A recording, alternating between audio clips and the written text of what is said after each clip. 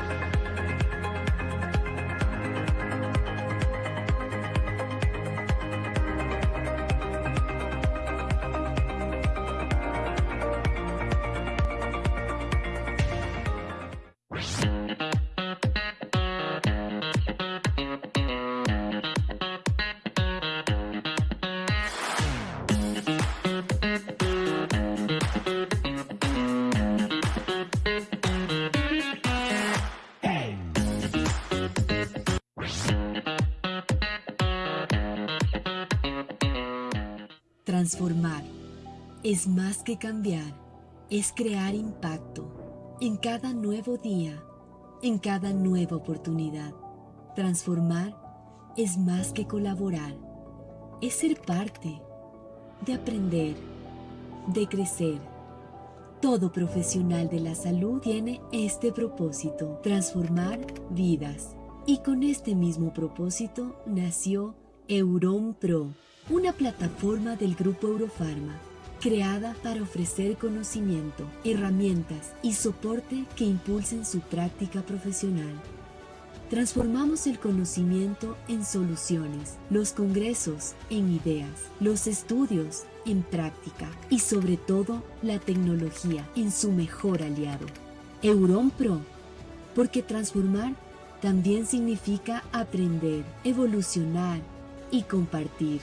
Le damos la bienvenida a la transformación del conocimiento en su práctica en salud. Le damos la bienvenida a Euron Pro.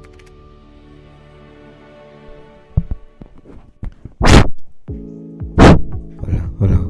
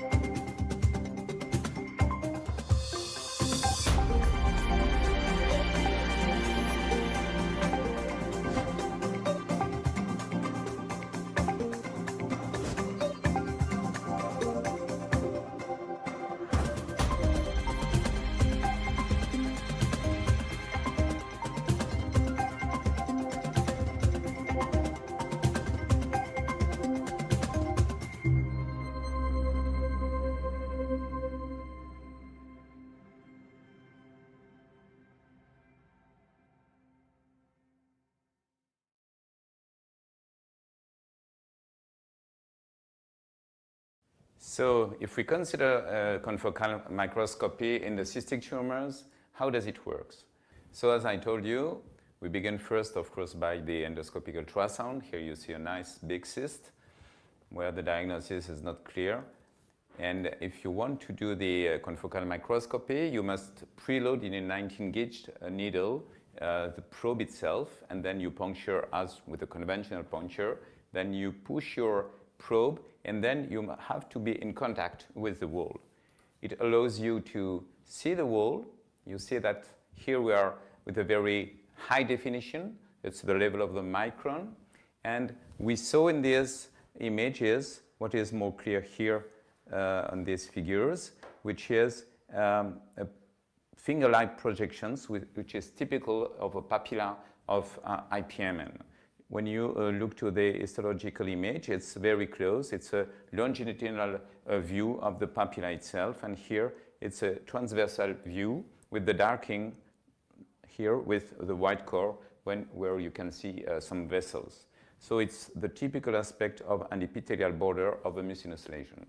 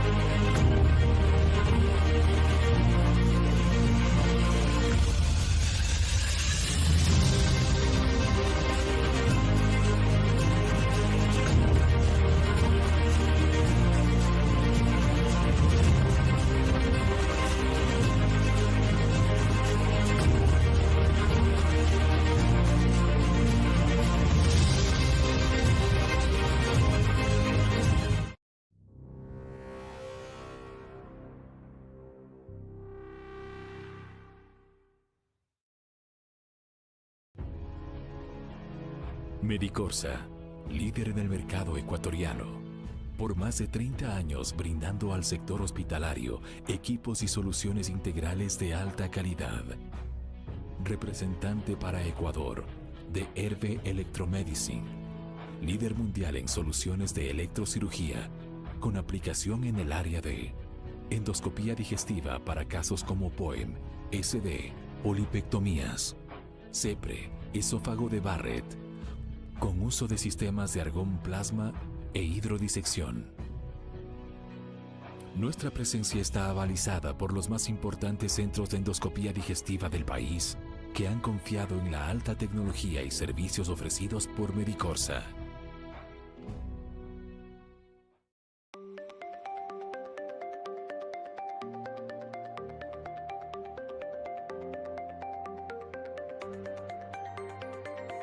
At Creo Medical, we believe energy has the power to transform lives. In the field of therapeutic endoscopy, no other company is doing what we are with energy. Our innovative Comaptive technology combines different energy sources within our Chroma Energy platform.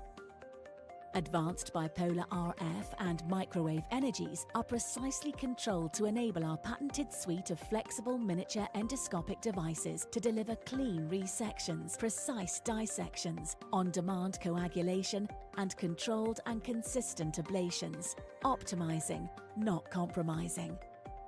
With our platform, we are reimagining therapeutic endoscopy, delivering the option to deal with an issue immediately rather than refer. Endoview Compañía Limitada. Somos una empresa ecuatoriana especializada en la comercialización de dispositivos, equipos y accesorios médicos en la línea de endoscopía, con soporte técnico profesional para realizar mantenimientos preventivos y correctivos.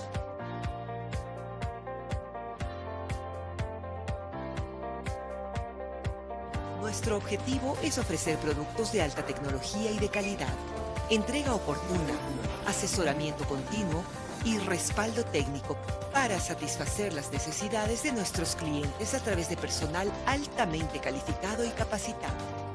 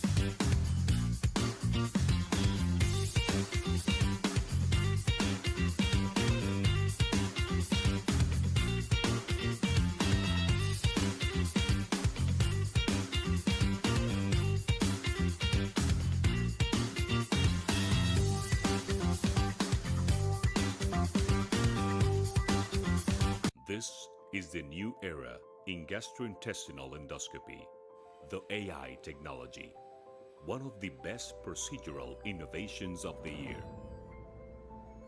My name is Mário Diniz Ribeiro. I'm currently the president of the European Society of Gastrointestinal Endoscopy, and it's my pleasure, together with Pradeep Bandari, to present you the winners of this year's Innovations of the Year. The new invention that we bring to the market and to the world now.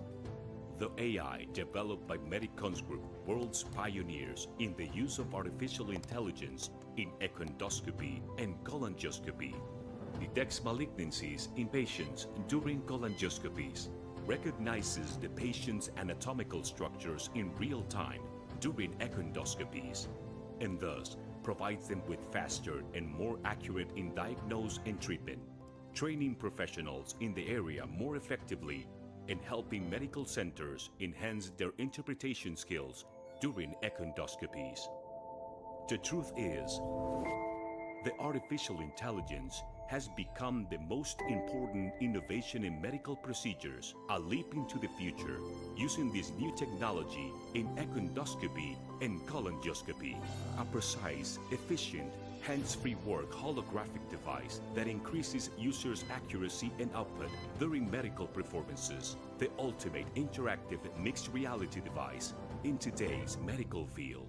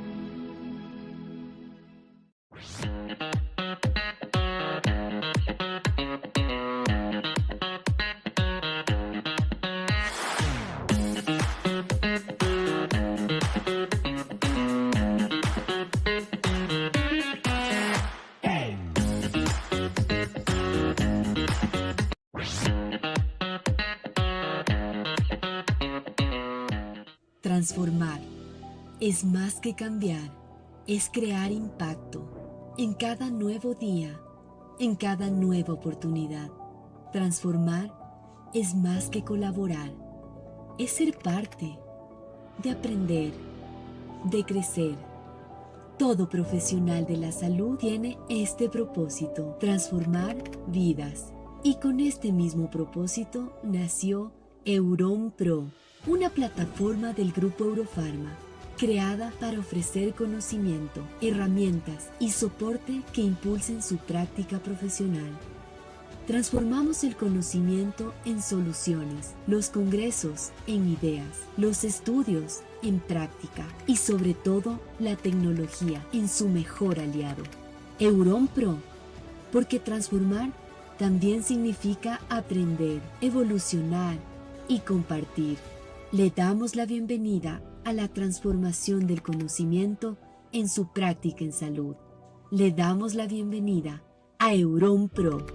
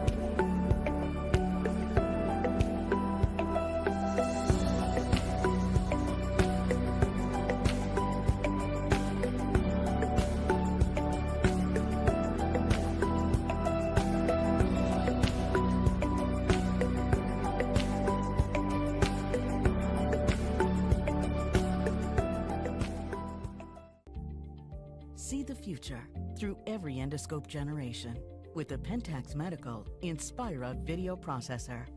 With its smartphone-like customizable touchscreen, you can configure the functionalities for your procedures and save them as user profiles. Its advantage is its broad compatibility. It makes Inspira the bridge for legacy endoscopes to next-level image quality. And it's the gateway to tomorrow's cutting-edge technology in diagnosis and therapy. With Inspira, legacy endoscopes benefit from richly detailed images with resolutions up to 4K. They take full advantage of Inspira's new LED light source and latest image enhancement technology. This can improve exams and clinical outcomes.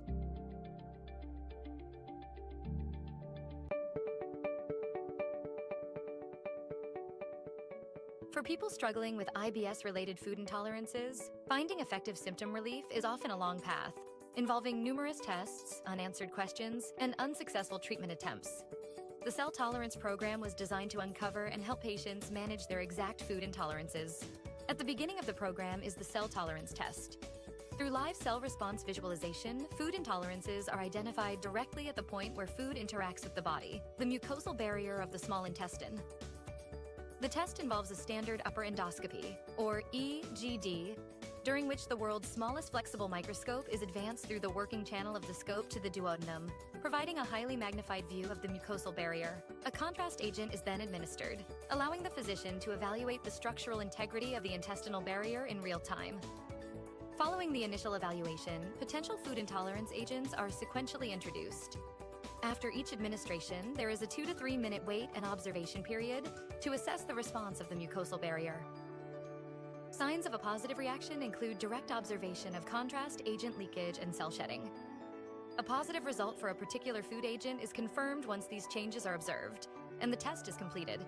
Up to 5 agents are tested in a single session.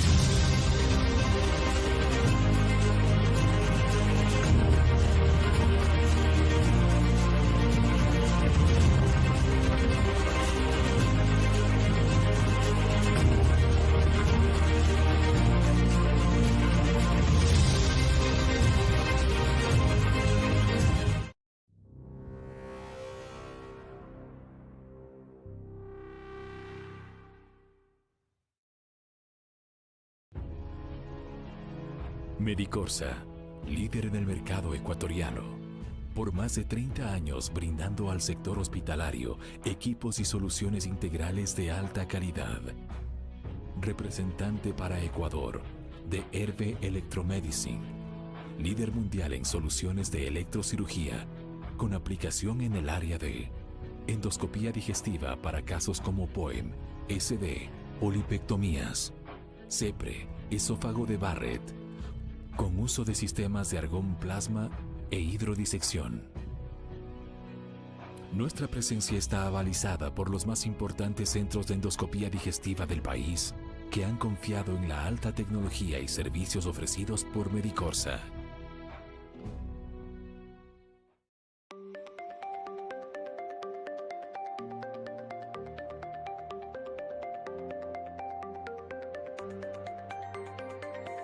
At Creo Medical, we believe energy has the power to transform lives. In the field of therapeutic endoscopy, no other company is doing what we are with energy. Our innovative Comaptive technology combines different energy sources within our Chroma Energy platform. Advanced bipolar RF and microwave energies are precisely controlled to enable our patented suite of flexible miniature endoscopic devices to deliver clean resections, precise dissections, on-demand coagulation, and controlled and consistent ablations, optimizing, not compromising. With our platform, we are reimagining therapeutic endoscopy, delivering the option to deal with an issue immediately rather than refer. IECED Compañía Limitada. Somos una empresa ecuatoriana especializada en la comercialización de dispositivos, equipos y accesorios médicos en la línea de endoscopía, con soporte técnico profesional para realizar mantenimientos preventivos y correctivos.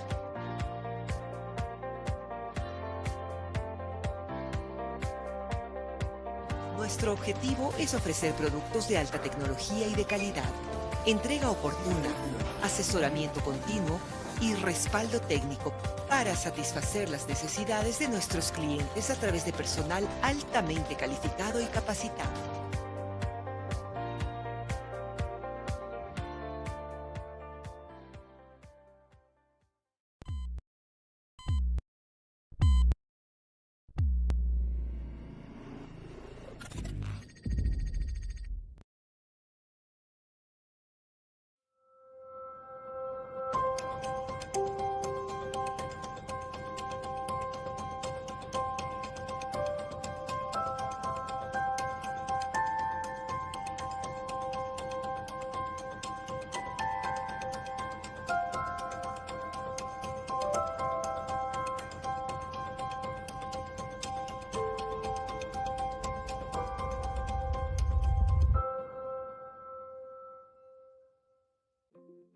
El mundo avanza rápido, y para seguir el ritmo, la innovación debe ser aún más veloz. En Microtech, siempre vamos adelante, buscando ideas innovadoras que nos mantengan a la vanguardia. Con esta mentalidad, desarrollamos los dispositivos endoscópicos de mayor calidad en la industria. Dispositivos que ayudan a los médicos a brindar las mejores experiencias a sus pacientes. Trabajando con médicos expertos, nuestro diseño prioriza simplicidad, intuición y arte. Porque el detalle más pequeño puede marcar la mayor diferencia. Para seguir avanzando, desafiamos las prácticas que no tienen sentido. Cuando las prácticas actuales obstaculizan, tomamos una posición firme. Ofrecemos una colaboración sin complicaciones, centrada en el paciente. Sabemos que al hacer lo correcto para proveedores, lo hacemos para pacientes. Desde pedidos hasta soporte, todos contribuyen a mejorar la atención al paciente.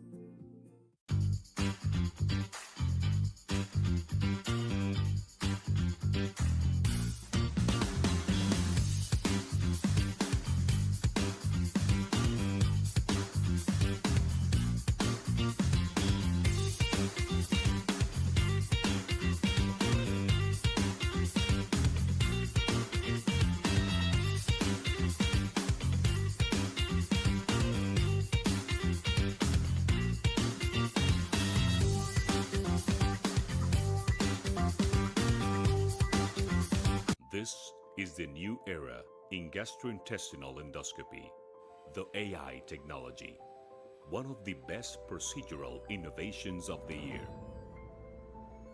My name is Mário Diniz Ribeiro. I'm currently the president of the European Society of Gastrointestinal Endoscopy, and it's my pleasure, together with Pradeep Bandari, to present you the winners of this year's Innovations of the Year. The new invention that we bring to the market and to the world now. The AI developed by Medicons Group, world's pioneers in the use of artificial intelligence in endoscopy and cholangioscopy, detects malignancies in patients during cholangioscopies, recognizes the patient's anatomical structures in real time during endoscopies, and thus provides them with faster and more accurate in diagnosis and treatment, training professionals in the area more effectively and helping medical centers enhance their interpretation skills during endoscopies. The truth is, the artificial intelligence has become the most important innovation in medical procedures, a leap into the future, using this new technology in endoscopy and cholangioscopy, a precise, efficient, hands-free work holographic device that increases users' accuracy and output during medical performances, the ultimate interactive mixed reality device in today's medical field.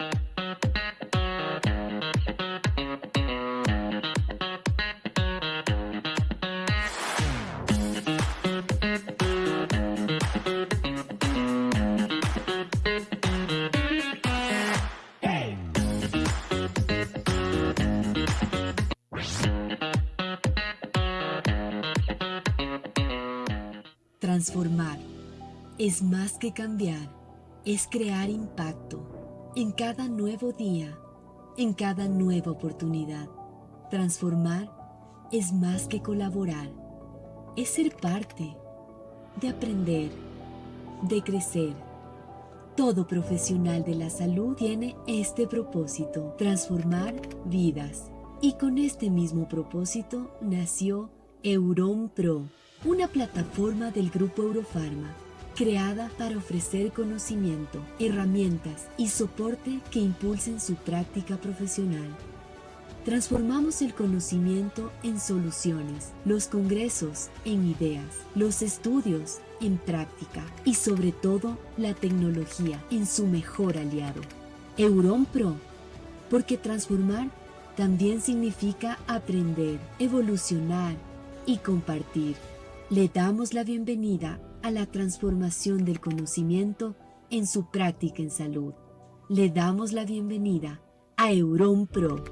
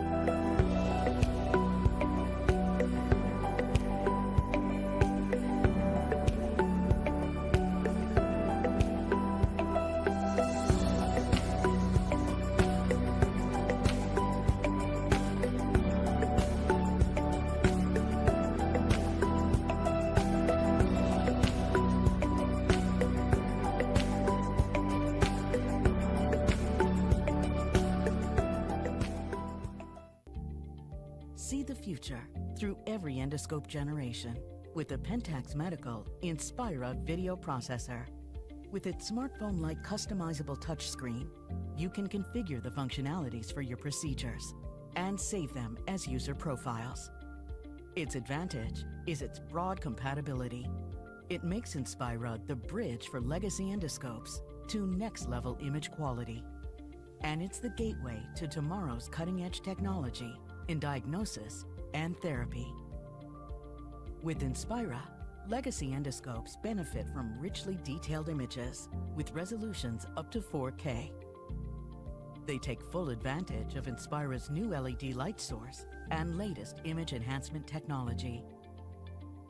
This can improve exams and clinical outcomes.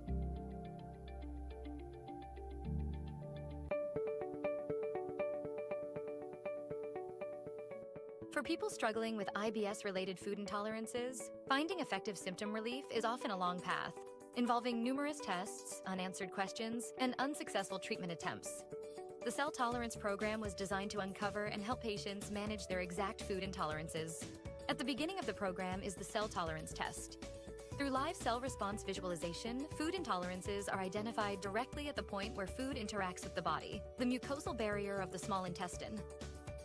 The test involves a standard upper endoscopy, or EGD, during which the world's smallest flexible microscope is advanced through the working channel of the scope to the duodenum, providing a highly magnified view of the mucosal barrier. A contrast agent is then administered, allowing the physician to evaluate the structural integrity of the intestinal barrier in real time. Following the initial evaluation, potential food intolerance agents are sequentially introduced. After each administration, there is a 2 to 3 minute wait and observation period to assess the response of the mucosal barrier. Signs of a positive reaction include direct observation of contrast agent leakage and cell shedding. A positive result for a particular food agent is confirmed once these changes are observed, and the test is completed. Up to 5 agents are tested in a single session.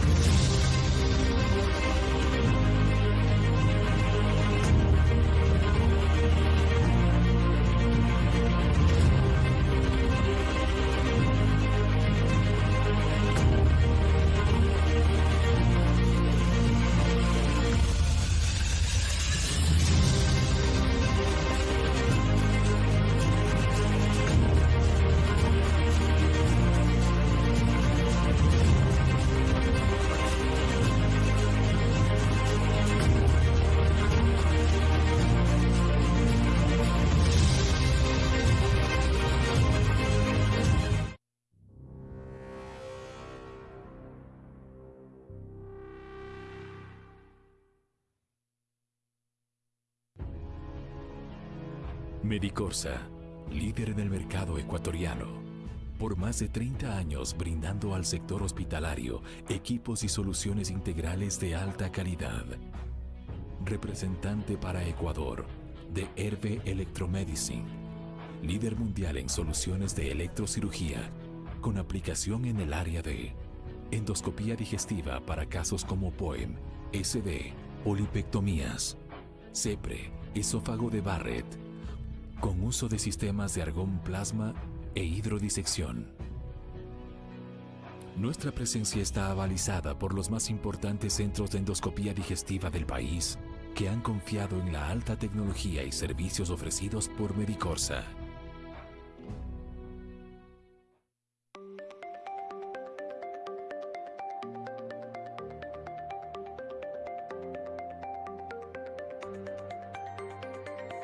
At Creo Medical, we believe energy has the power to transform lives.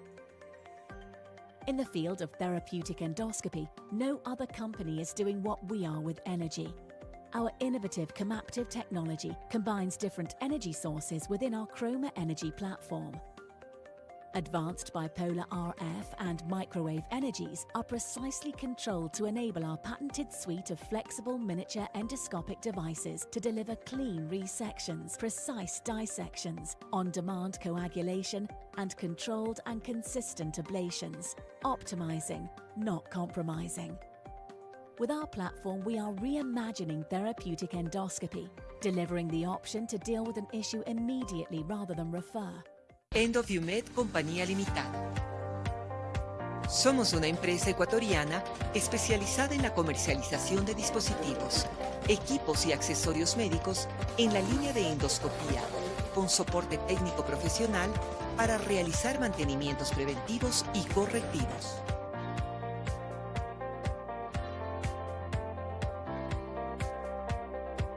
Nuestro objetivo es ofrecer productos de alta tecnología y de calidad, entrega oportuna, asesoramiento continuo y respaldo técnico para satisfacer las necesidades de nuestros clientes a través de personal altamente calificado y capacitado.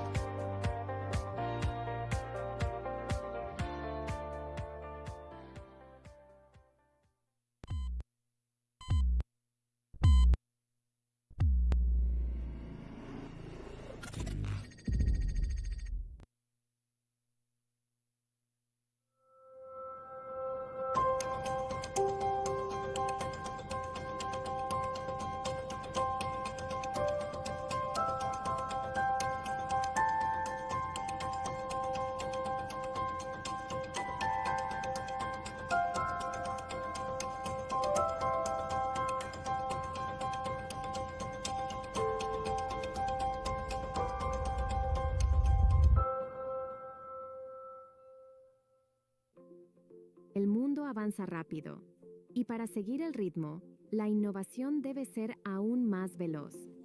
En Microtech, siempre vamos adelante, buscando ideas innovadoras que nos mantengan a la vanguardia. Con esta mentalidad, desarrollamos los dispositivos endoscópicos de mayor calidad en la industria. Dispositivos que ayudan a los médicos a brindar las mejores experiencias a sus pacientes. Trabajando con médicos expertos, nuestro diseño prioriza simplicidad, intuición y arte.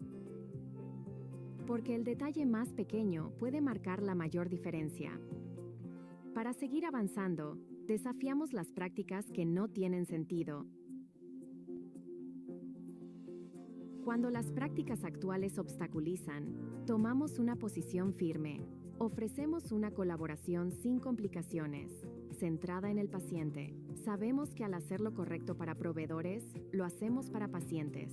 Desde pedidos hasta soporte, todos contribuyen a mejorar la atención al paciente.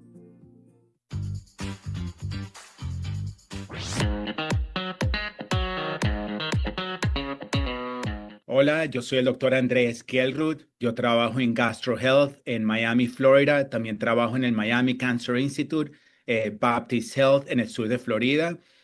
Yo soy venezolano, terapéutico endoscópico de páncreas y clínico de páncreas. Quiero agradecerle al doctor Carlos Robles y al doctor Juan Manuel Alcivar por la invitación. De verdad que es un placer estar con ustedes en esta novena online course de Therapeutic Endoscopy. Ha sido un día fenomenal y bueno, y nos queda todavía otro día de unos casos bien bonitos. Estoy súper contento y emocionado de estar aquí con ustedes. El tema que voy a estar hablando hoy es el rol de ERCP en el tratamiento de la pancreatitis crónica. Estos son mis conflicts of interest. Brevemente voy a estar hablando de la definición, las etiologías, el diagnóstico, el tratamiento endoscópico, que es donde voy a hacer la mayor énfasis, y en conclusiones. Acuérdense las definiciones de pancreatitis. Pancreatitis viene en tres diferentes tipos. Aguda, que es el paciente que le da una pancreatitis una vez y más nunca le vuelve a dar, ya sea que pasó una piedra, por ejemplo. Está la pancreatitis aguda recurrente, que es el paciente que se cura de la pancreatitis aguda y después le vuelve a dar otra pancreatitis. Dos o más episodios de pancreatitis aguda documentada es pancreatitis aguda recurrente. Y en tercero, que es lo que vamos a estar hablando hoy, es pancreatitis crónica. Estos pacientes son los que generalmente presentan con dolor o con insuficiencia pancreática exocrina y o diabetes. Para llamar a alguien que tiene pancreatitis aguda, tiene que cumplir dos de los tres criterios. Dolor abdominal, y esto es un dolor súper fuerte, como que una bomba se explotó dentro de la barriga del paciente, y por eso que lo estamos viendo.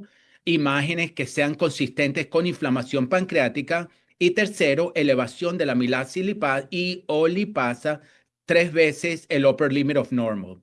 Dos de esas tres es considerado pancreatitis aguda. De nuevo, pancreatitis aguda, un solo episodio, se queda así. Cuando son dos o más episodios de pancreatitis aguda, se llama recurrente. Y pancreatitis crónica es el paciente que viene con dolor fuerte, insuficiencia exocrina y o endocrina. Y eso es lo que vamos a estar hablando el día de hoy.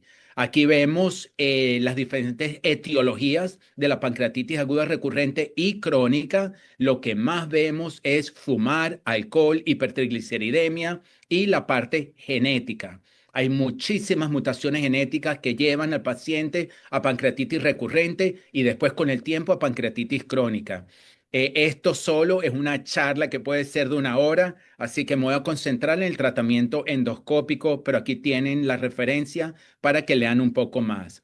De nuevo, sin caer en muchos detalles, ya hace como 16 años, nuestro grupo de Pittsburgh en el NAPS2 conglomerado, que tenemos más de 500 pacientes con pancreatitis crónica, comenzamos a publicar de la importancia que era parar de consumir alcohol y parar de fumar, porque son agentes independientes de pancreatitis aguda recurrente y pancreatitis crónica. Sumamente importante. Entonces, ¿qué hay de la pancreatitis crónica?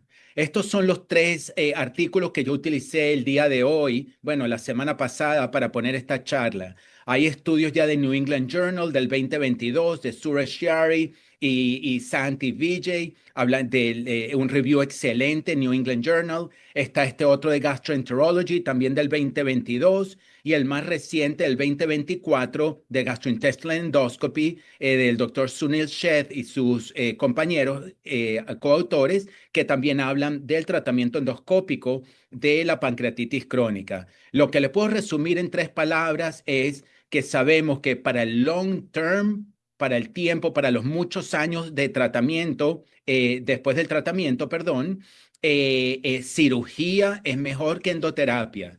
El problema es que la mayoría de estos pacientes no son buenos candidatos quirúrgicos y por lo menos en mi caso, que yo hago mucha terapéutica de pancreatitis crónica, la gran mayoría de estos pacientes me vienen a mí referidos por los cirujanos. Lo otro es la importancia del tratamiento del dolor y las diferentes modalidades, que ya vamos a hablar de eso. Y lo otro es la importancia de recordarse que hay que dar multivitamínicos, hay que estar seguro que el paciente no tenga insuficiencia exocrina y hay que estar pendiente que el paciente no tenga problemas metabólicos de los huesos. Entonces, esos son los puntos más importantes y que tienen en común estas 3 publicaciones que son bien recientes. Entonces, pancreatitis crónica, puedes tener un paciente que el páncreas se ve completamente normal y eso es lo que se llama en inglés minimal change. El otro grupo son los pacientes que tienen large duct disease, que vemos el conducto pancreático dilatado, con estrecheces, con piedras. Y lo que tiene que recordarse es que hay muchísimas etiologías que llevan a la expresión fenotípica de esta enfermedad, que es lo que vemos con el CT scan, con los ultrasonidos, con el ERCP. Entonces, es sumamente importante tratar de determinar por qué el paciente le dio pancreatitis para poder parar la injuria, el daño y parar la progresión de la enfermedad. Estos son diferentes pacientes con pancreatitis. Como pueden ver aquí en la parte superior, un paciente que tiene unas piedras bien grandes en la cabeza del páncreas. En el centro pueden ver uno que tiene piedras en todo el páncreas, ductal y parenquimal. Yo lo veo como que más en el parénquima. Se podrán imaginar que esto es un paciente que haciendo el IRCP, los chances que se respondan son muy bajos. Y en la parte inferior izquierda tienen un paciente con un montón de piedras, calcificaciones en el parénquima y en el pancreatic duct, que es una glándula también bastante atrófica. Este es otro paciente, como pueden ver en la parte superior derecha, un páncreas que está lleno de quistes, tiene dolor. Este es un paciente con von Hippel-Lindau, y abajo ven otro paciente con pancreatitis crónica que resultó ser que tiene main duct IPMN. Sumamente importante descartar una malignidad, un cáncer en todos estos pacientes. Esto es un CT scan de un paciente que voy a mostrar más adelante de nuevo, con una piedra en la cabeza del páncreas. De hecho, esto es un paciente que me refirieron porque le consiguieron diabetes, le sacan un CT scan y ven estas tremendas piedras en el conducto pancreático. Este paciente no tiene dolor y pueden ver estas piedras gigantes en la parte inferior izquierda, perdón. Ven esa piedra tan larga que está ocupando todo el conducto pancreático. Ven una atrofia tan grande que en la parte inferior derecha prácticamente que ya no le queda parénquima del páncreas. Esto es un paciente sin dolor. Este es un paciente que no se le hace ningún tipo de terapéutica endoscópica. Y de nuevo, este paciente presentó con diabetes. Pancreatitis crónica, ¿cómo tratamos el dolor? Siempre comenzamos con analgésicos. Los analgésicos van desde los NSAIDs hasta los narcóticos, pasando por los neuromoduladores. Al tratamiento endoscópico, obviamente, que es lo que más hacemos y es lo que voy a hablar hoy. Shockwave lithotripsy, pancreatoscopía, que nos metemos con un endoscopio dentro del conducto pancreático y hacemos shockwave lithotripsy o láser. Yo láser nunca he hecho, pero está muy descrito. Cirugía, y lo tengo bien marcado porque si es un paciente quirúrgico, considere mandar al paciente directamente al quirófano. Les repito, la mayoría de estos pacientes me lo mandan los cirujanos para que yo los trate porque son más los candidatos quirúrgicos. Antioxidantes y el nerve block es muy controversial. Hay estudios que muestran que sí, otros que no. En el nerve block, por ejemplo, los que muestran que sí es por un periodo corto de tiempo, el dolor tiende a volver. Y antes se pensaban que las enzimas pancreáticas funcionaban. Hoy en día sabemos que ya no tienen ningún rol para el tratamiento del dolor. Estos es algunos de los estudios que nosotros publicamos también cuando estaba en la Universidad de Pittsburgh con el NAPS2 Study, 500 pacientes y más. Por cuestiones de tiempo les voy a dar el resultado, y lo que vimos fue que lo que más hacíamos era tratamiento endoscópico en los pacientes con dolor y pancreatitis crónica. Pero cuando veíamos la data y hacíamos los estudios estadísticos, veíamos que los pacientes que iban al quirófano eran los pacientes que se mantenían con menos dolor por mucho más tiempo. El mismo mensaje que les comenté antes de los 3 estudios recientes que estoy basando esta presentación. ¿Qué es lo que buscamos cuando hacemos endoterapia de comprimir el pancreatic duct? ¿Qué es lo que estamos haciendo? Quitando piedras y tratando las estrecheces. Una vez que se abre el conducto y que hay un drenaje fácil de los líquidos pancreáticos, en muchos casos el dolor significativamente se mejora. También usamos la endoterapia para manejar otras complicaciones como pancreatic cirrhosis, Waldorf necrosis, pancreatic ductal disruption, biliary strictures, que el páncreas está tan fibrosado que comprime la parte distal del conducto biliar y vienen con jaundice, etcétera. Y ya voy a mostrar unos ejemplos. Splenic vein thrombosis y gastric variceal bleed. Antes se pensaba que esto era interventional endoscopy. Hoy en día, como lo han visto en publicaciones del doctor Robles, esto se hace muy fácilmente endoscópicamente vía IUS. ¿Cuáles son las opciones que tenemos? ERCP, sacamos piedras, ponemos stents en las estrecheces, pueden ser stents de plástico o pueden ser fully cover metal stents. Hacemos shockwave lithotripsy, particularmente para piedras grandes que sean mayores o iguales de 5 milímetros. Hay algunas excepciones y ya voy a mostrar varios casos. Pancreatoscopía, que es la visualización directa de la piedra, y hacemos electrohydraulic shockwave o hacemos láser. Como dije antes, yo láser nunca he hecho, pero electrohydraulic he hecho muchísimas veces con una success que es bastante bueno. depende de donde uno vea, va a ser también los números que vamos a ver de resolución del dolor y de éxito. Y también me parece a mí que lo que más depende es la etiología que llevó al dolor. El mensaje que quiero que sepan es que es una técnica válida, que funciona y en muchos casos funciona bien. Y si ustedes tienen el lujo de tener un grupo multidisciplinario para presentar a estos pacientes y escuchar la opinión del cirujano, la opinión del radiólogo, la opinión del interventional radiology, les recomiendo altamente que lo hagan, no solo para distribuir un poco la responsabilidad, sino para ayudar a hacer el tratamiento que de verdad mejor va a ayudar al paciente, escuchando otras opiniones de nuestros colegas. Voy a presentar algunos casos diferentes de endoterapia. Este es un paciente con pancreatitis crónica que tiene el conducto pancreático un poco dilatado, pero no muy dilatado, y tiene una piedrita pequeña. Recuérdense que la mayoría de los endoscopios son de 11 milímetros o 9 milímetros. Todo lo que sea menos de la mitad del endoscopio, inclusive la mitad del endoscopio, los chances que lo vamos a sacar y que va a ser un procedimiento relativamente fácil son bien altos. Cuando veo un paciente así, yo en mi cabeza estoy contento porque sé que lo voy a poder ayudar. Hacemos una esfinterotomía pancreática, nos metemos con un basket metálico y como pueden ver a la derecha, sacamos la piedrita. Hay gente que utiliza balones, no me importa usar balones, pero mi experiencia, los balones se pinchan con muchísima facilidad. Estos son piedras duras y muchas veces son piedras puntiagudas. Así que los balones no se los recomiendo, les recomiendo más que usen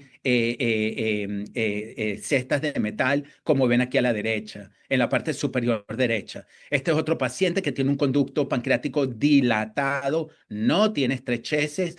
Estos son otros pacientes que sacar las piedras son relativamente fáciles. Pueden ver estas piedras bien grandes en este caso, lo pueden ver en la parte superior derecha, que las sacamos sin ningún problema con una canasta y después les estoy dejando 2 stents de 10 French para garantizar drenaje, poderme meter en 1 o 2 meses, sacarlo y terminar de limpiar el conducto. Esto es un paciente que es un poquito más tricky, como decimos en inglés, que tiene una estrechez pancreática y después tiene un conducto bastante dilatado con piedras. Primero tienes que rule out que este paciente tenga un cáncer, porque en ocasiones estos pacientes tienen cáncer.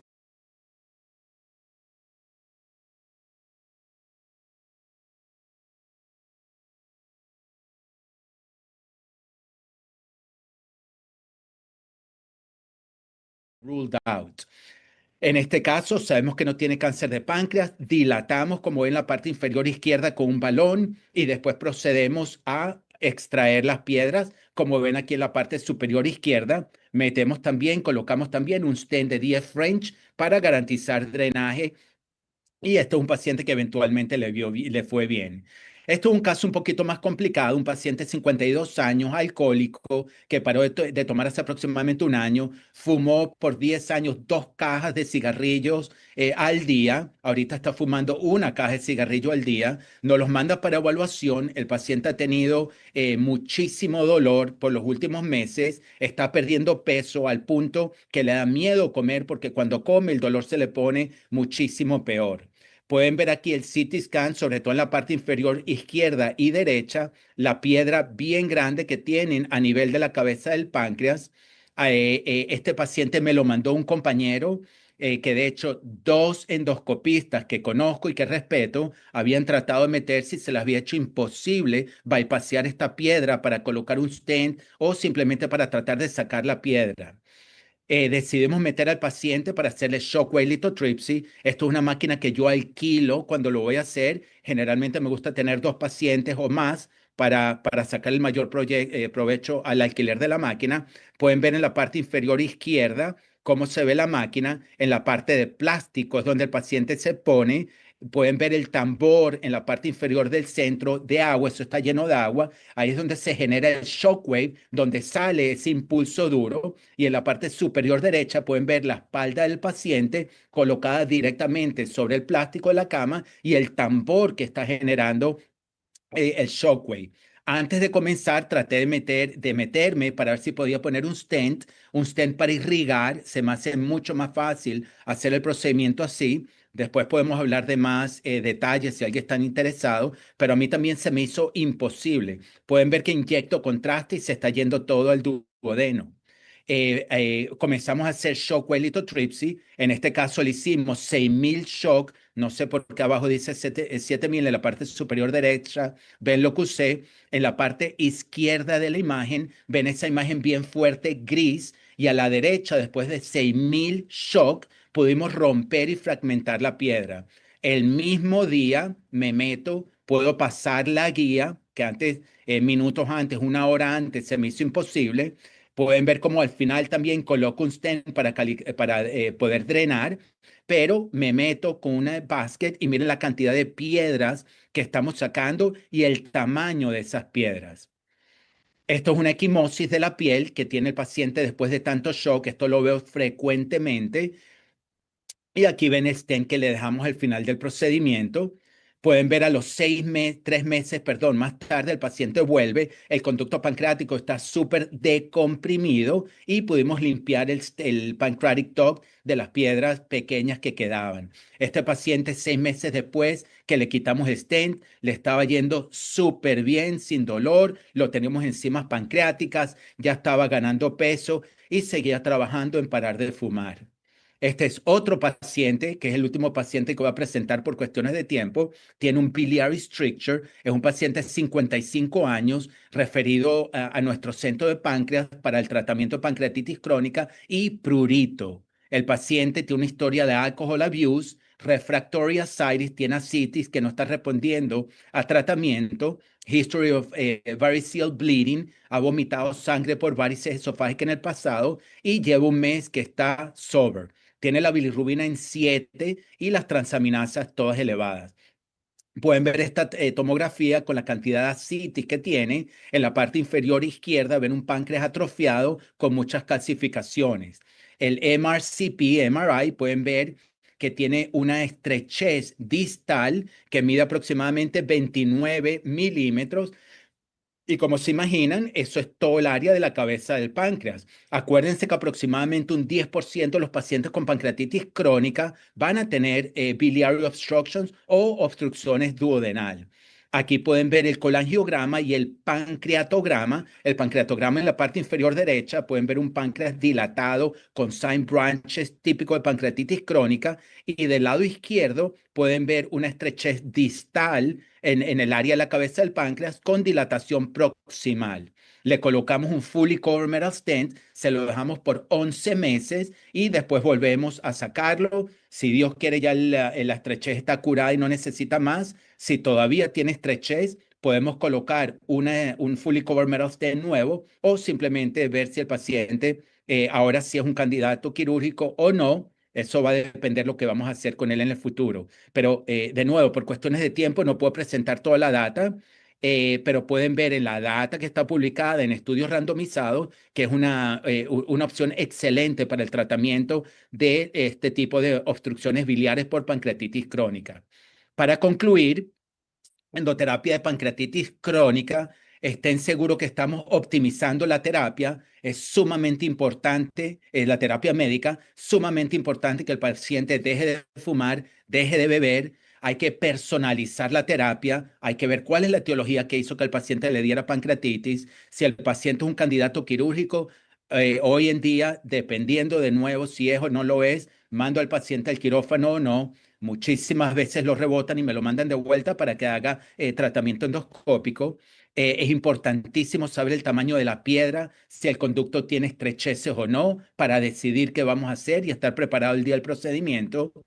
ESWOLD para piedras grandes, solamente cuando están en la cabeza del páncreas. Sumamente importante tener esa idea presente. Y pancreatoscopía con shockwave directo es algo que seguimos haciendo y se está haciendo más y más. En los últimos años hay varios papers que han mostrado la efectividad. Chronic pancreatitis strictures, acuérdense siempre, hay que estar seguro que el paciente no tenga un cáncer. Y de último, quiero mencionar que obviamente no lo hablé antes, hay un grupo de pacientes que tienen enfermedades genéticas con dolor debilitante y estos pacientes son excelentes candidatos para hacer una pancreatectomía total con trasplantes autólogos de islotes pancreáticos. Eso sería también otra charla que con mucho gusto hacemos en otro momento o se pueden meter a leer un poco más. Con esto voy a terminar. Los voy a referir al pancreasanimado.com, un website completamente gratis sobre enfermedades pancreáticas que pueden ver en el internet. De nuevo, muchísimas gracias por la invitación y con mucho gusto respondo cualquier pregunta. Hasta luego. Gracias.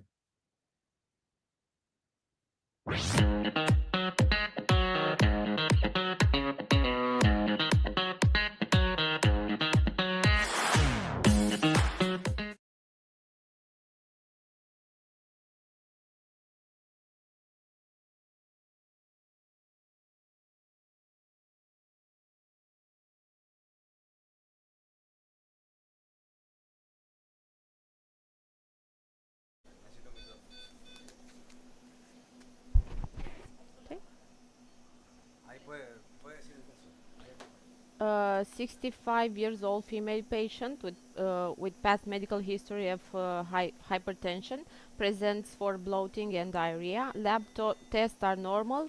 Colonoscopy also no lesion, and in upper endoscopy it was identified a duodenal polyp, pedunculated duodenal polyp. Procedure today, duodenal polypectomy. So hello, good morning. Good morning. Good Sunday. So we're still working. So Daniela have a good case today. The idea is to show a little bit some kind of alternative to. Yo tengo prendido el televisor. Una más. Hello. ¿Me escuchan o no? Well. So we have this beautiful polyp in the bulb that has a very big stalk. You can see it. Just a second, I'll show it to you. And we have we are discussing here about some strategies to see what kind of to remove it. Yeah, what is the best strategy to be removed? But I believe this was a big polyp and maybe falling down. That's why I see this part. So even that we need to recover it and send this to pathologists. So we will try to introduce a new technique to evaluate if this is feasible or possible to do it.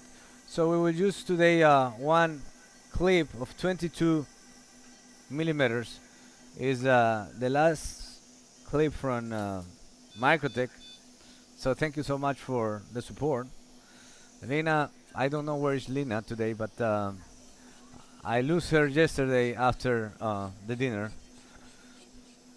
The last time she was with another woman that worked for Gastritech company. So that was the last time that we saw her. So thank you so much for the support. So today we want to see if we can try to make a open. Abre. Okay. I just wanted to see how it opens. We can rotate a little bit here. Que lo rotes. Sí. Lo puedes cerrar. I think you are fine. Huh? Do you think so? I think you're fine. I think you need to put your clip inside and open. Oh yeah, now. Okay, open. Abre. Gíralo. No, I can do it. I can go like this. A bit more outside. No, you were fantastic there. Cierra. Okay. Let me see. We are going expose. to I want that you expose. Libera. What? Expose what? The polyp? Yeah. It looks fine. Let me see now. So, yeah, I think it's perfect. You see? So this is a 22 clip, which may easier, to make this treatment, at least to avoid the bleeding, because these lesions in the bulb and the duodenal part are very, high risk. And today Daniela will use, she decided to use the spy blader, that is a scissor, right? Spider blade. Sí, 3.2, sí pasa. Okay, Yes, I do. yeah, Yo this dije- is a Caesar. I don't know if you can see it. From Creo Medical. Here. It's okay. It's okay. Lo mostramos abajo. Yeah, you funcionando. can see it here better. So, so the scissors can cut and can make a coagulation using microwave technology and bipolar technology. So the thing is, we want to make a clean procedure, and it's a very good alternative for certain kind of cases when it's. There are some other polyps that is very complicated, like to put envelope. So I believe the 22 clip will be a nice option for Okay. this kind of application. Abre So para ver. abre. Solo para ver cómo se abre. Okay. So. Necesitas girarlo. Yeah, we need to rotate a little bit. Rótalo. So you can see the scissors there. That is the position, and you are perfect there. So the areas that doesn't have the electricity is that one that is just touching that area, which is good. So basically, I need to open to get the polyp inside closed and then cut. Cut, yes. Okay, and for coagulation, I need to To close put- the scissor. For everything, if you want. Okay. Or you can have open it. I mean, you can work. Yes, but I believe you need to cut. You cut close. Okay. Cierra. So she will start to cut. Cut.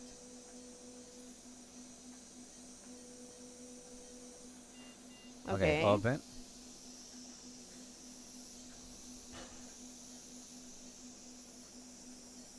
Close. Cierra. No, abre. Abre, abre. I need to push it. Yeah. I think it's better. There. Yeah. Close, close. Cierra. Cierra, cierra, cierra, cierra. Corta. Okay, open.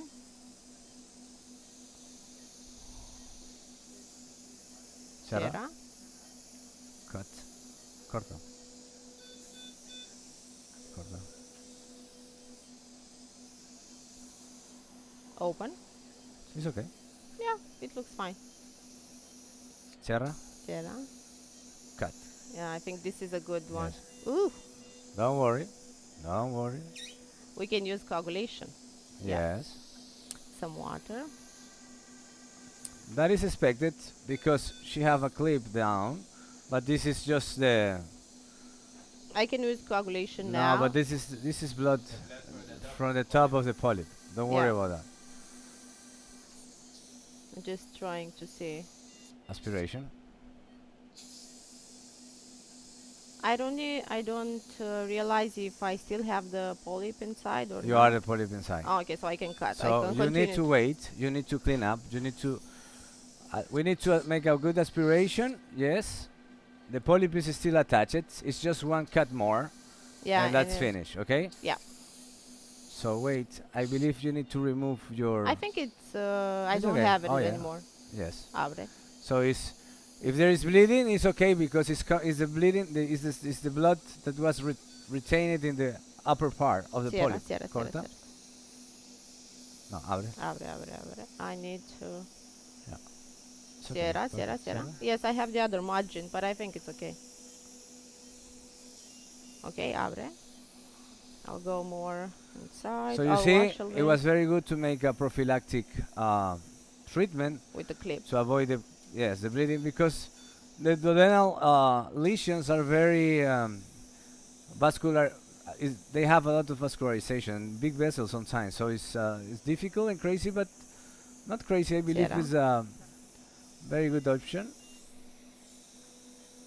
Even for certain kind of cases, for example, Abre. bipolar technology is much better, in terms that for certain kind of patients, with the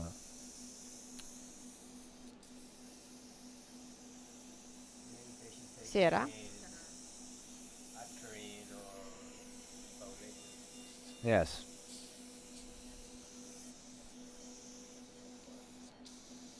Y ahora hacia ti, hacia adentro. Sí. Okay. Abre. I think we're almost close. Maybe. Cierra. Okay, it's a good one. So this is an important tool when you have a polyp with a huge head that Yeah. you cannot pass with a snare. Yeah. So I think it is that way right we need to Abre. go. Cierra. Corta. I think I saw Alberto Abre. once making a complete dissection of the polyp and then cutting in the middle. Or somebody else, I don't remember who was. Just a second, I need to cierra. Abre. There is a question. Cierra, cierra, cierra, cierra. Do you prefer a forward viewing or side viewing scope for duodenal polyps? It will depend. It will depend on the position of the lesion. Wait, espera. So we never know. It's if it's a lateral lesion for sure, or it's in a difficult position, I will for sure change my scope. I will use another one, or maybe try to make a rotation, which is a little bit difficult, but it's not impossible. But if it's after the second portion, if the lesion is there, probably it's a little bit difficult. So it will depend on the lesion and where is the position located. Abre, abre.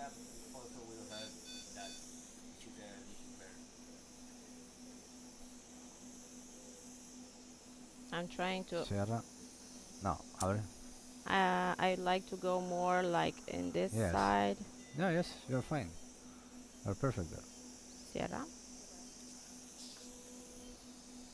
Just trying to get more abre, more of the polyp. Which mode of energy is used in this type of scissor? This is bipolar technology. So we have an microwave technology. So you use bipolar for cutting.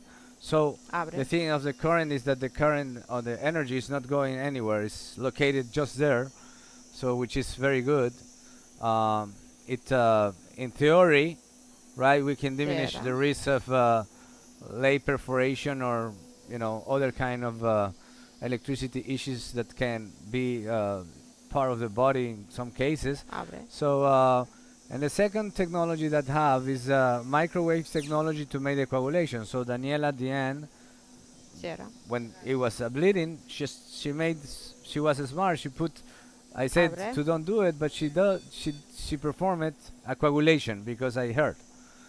So the machine make a beep.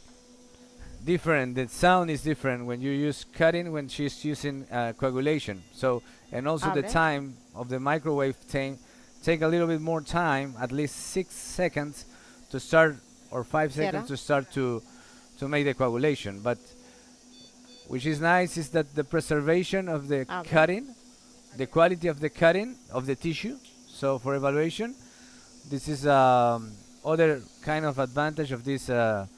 Technology coming from Cryomedical. Cierra. Está bien, está bien. Yeah.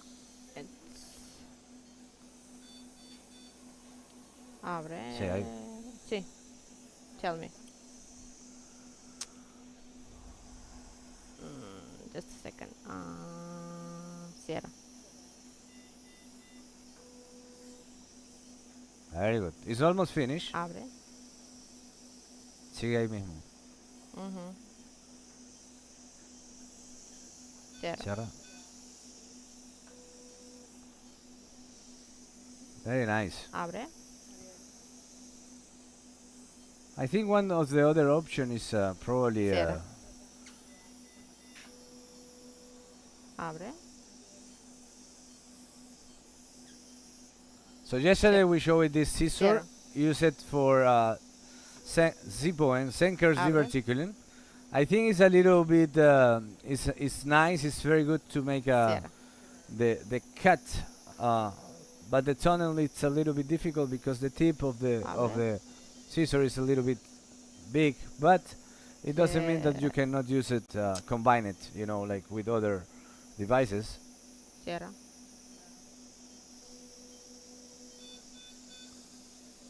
I was thinking if I can. Otra pregunta. Acá a la derecha. Abre. Yeah, it's a cryomedical device. It's a UK company No, that make this technology. Ahí está aquí. Sí, no me gusta. Abre.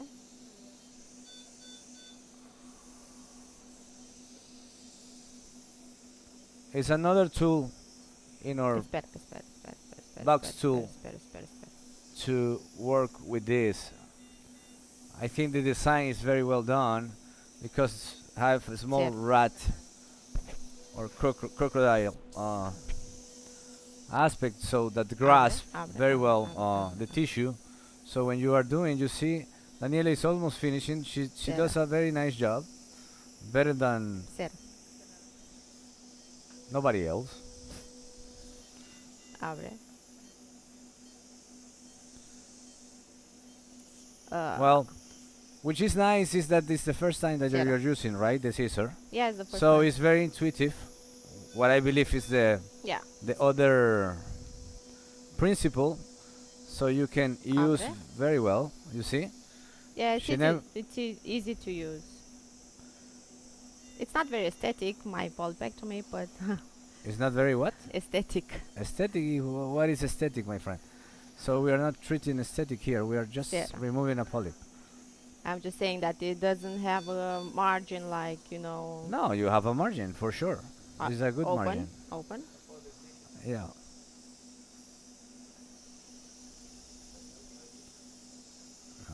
Ok, cógela, tráela para acá porque si no se te va a ir para atrás. Trae con tu endoscopio, ¿sí? Sí, sí, sí. And then you cut. Okay, now cut. Yeah, you cut.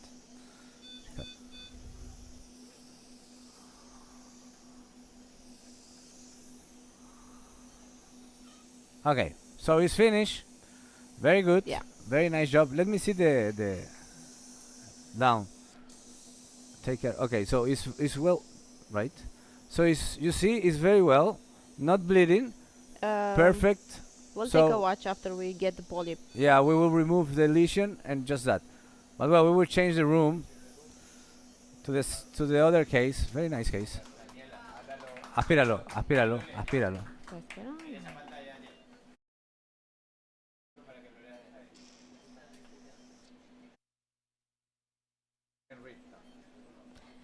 Aspiration, the whole. I am.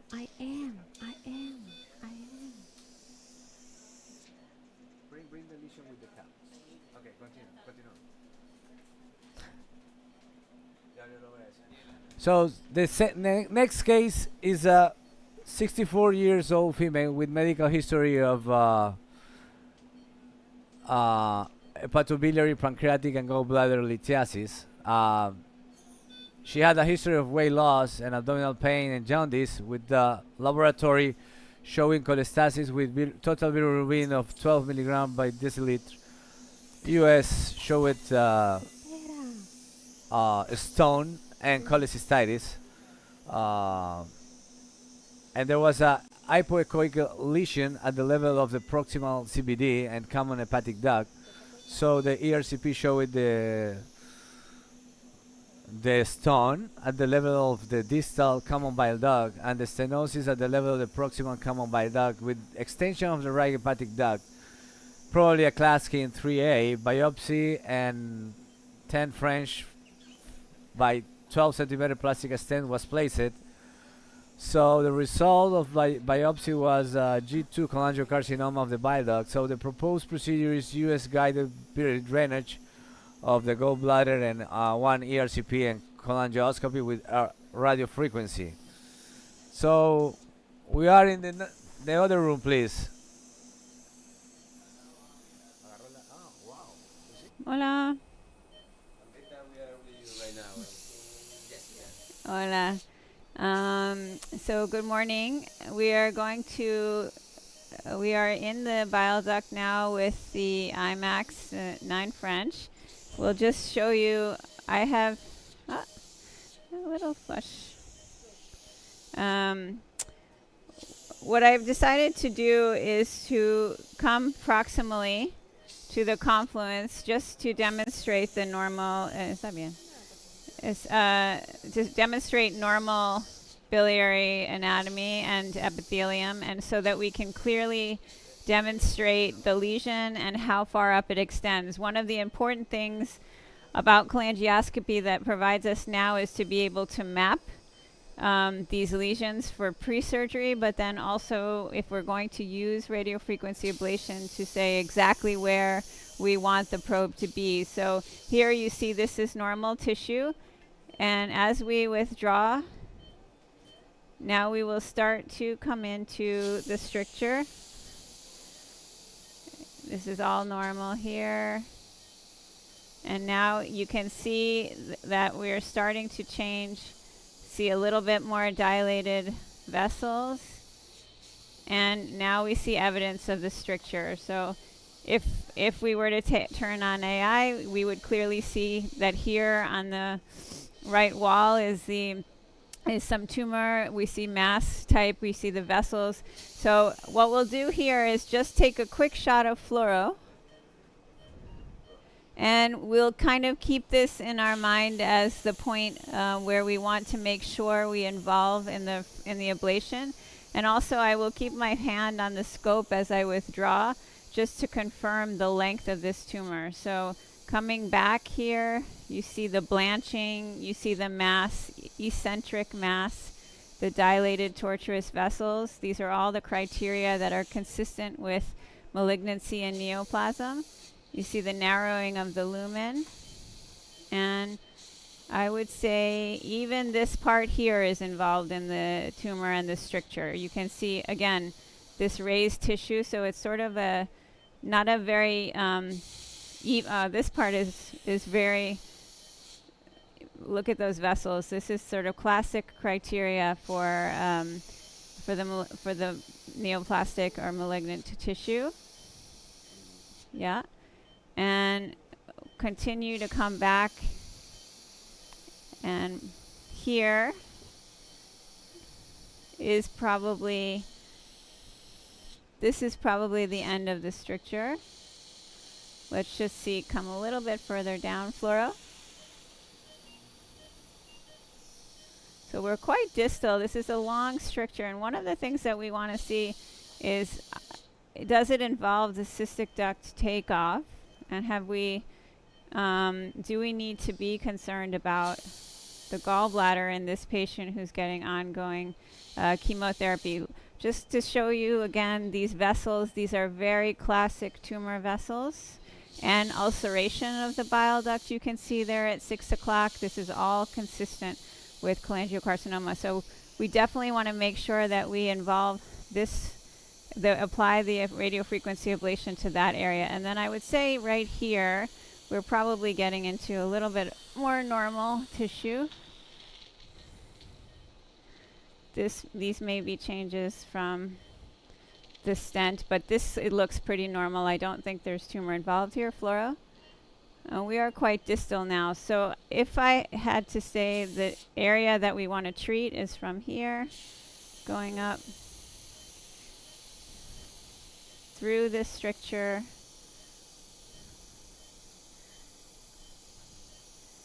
and I'm just trying to manipulate the scope. Oh, yeah. Thank you. Just need to make sure we maintain the position here.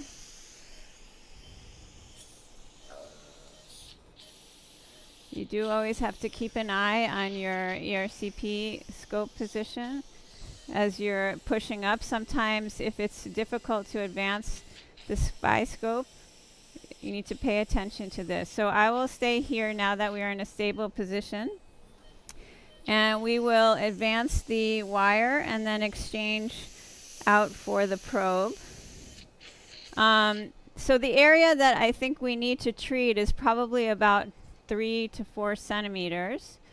The radiofrequency probe that we have is 2.2 in total area between the two electrodes. we'll show you that catheter in just a moment. So basically it means that we will have sort of 2 overlapping treatments as we come out. Fluoro. Okay, we exchange out now. Nice careful exchange. And we will, you can see distally, probably a little bit of hyperplasia there from stenting. So we will come out and then we will advance the probe over the wire.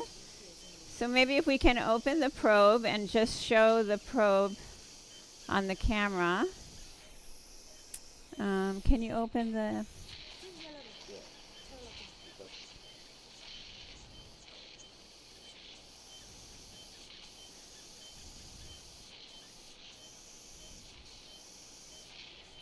So radiofrequency ablation, as was discussed yesterday, has really become quite a useful and effective method of treating these patients with cholangiocarcinoma, and especially when we don't necessarily replace with metal stents, but actually bring these patients back for repeat treatments in about 3 to 4 months.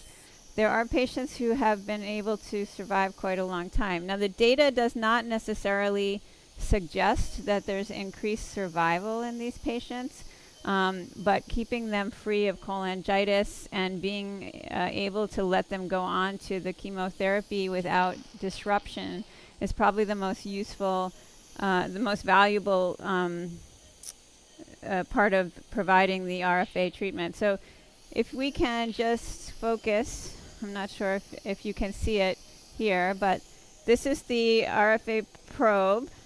There's 2 electrodes at the end of the probe. Can you see that? No. I don't know if you can focus in on that, but there's...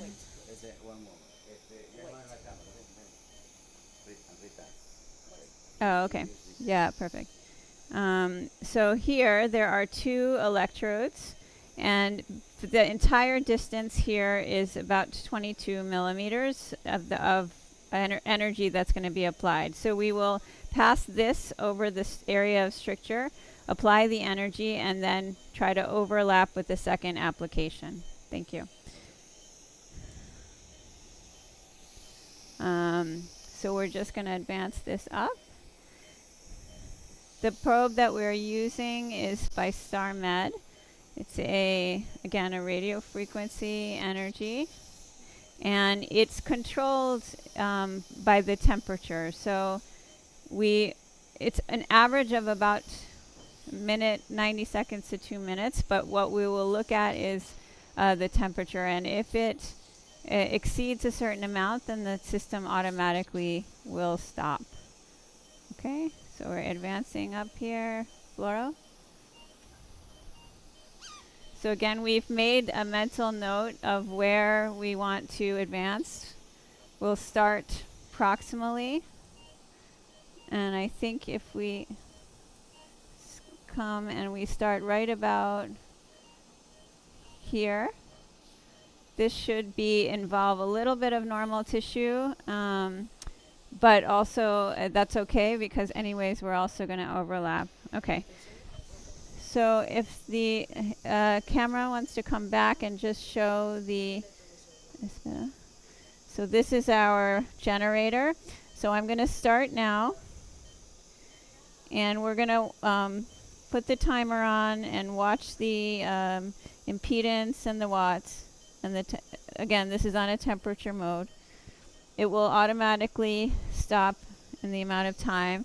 On fluoroscopy and endoscopically, I'm not moving anything. We're just leaving this in place.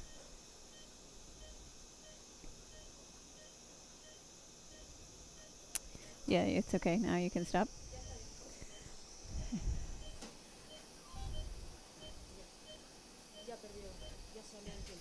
And then, yeah, okay. So now it's stopped. So we will now come down a little bit, fluoro. Whoops, yikes. A little fluoro, a little more. So I'm going to overlap and bring it down here. And we'll go again. You can stop fluoro. Okay, and we restarted. So we may even do a third application a little bit more distal just to make sure we've completely covered the entire area.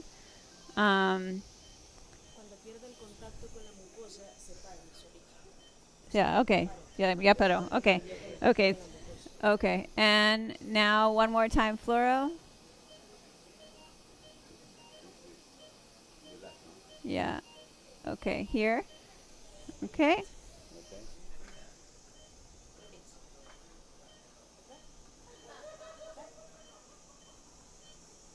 Okay, yeah. El segundo fue, se fue. Ah, okay. Okay. Okay, so if it's not making contact. So I think there's a question. Do you use antibiotics directly in the contrast used in the ERCP during cholangioscopy and RFA treatment? Is that? Okay. So no, we don't. Yes, okay. Okay, so we should go back and do one above, no? This segundo se fue? The second. Okay. Flora?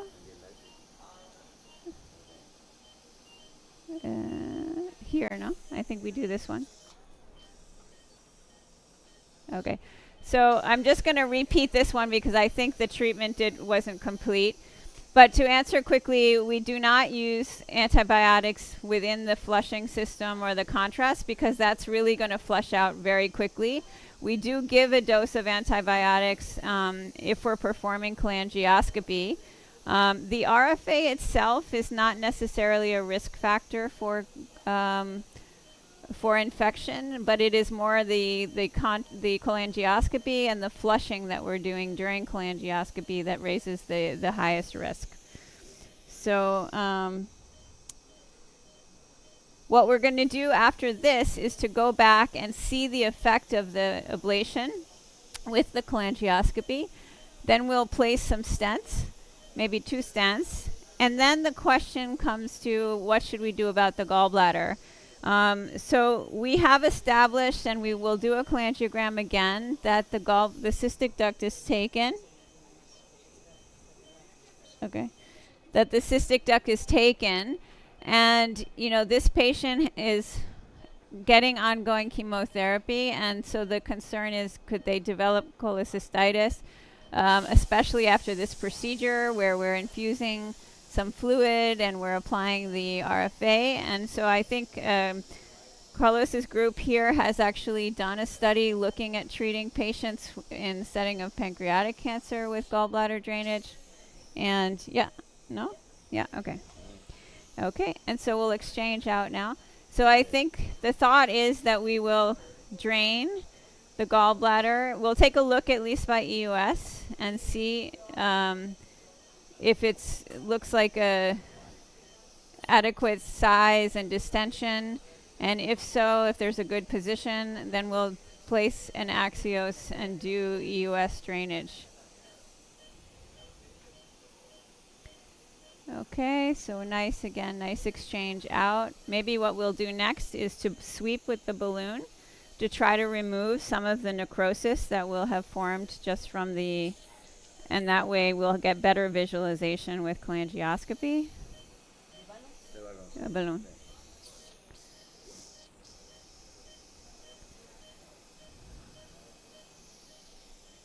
And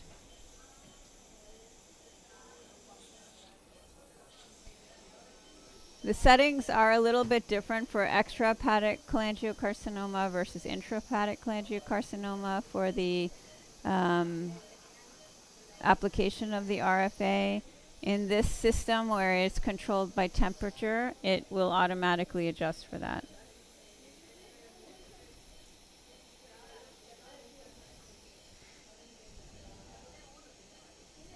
Okay, so advancing the balloon up over the wire.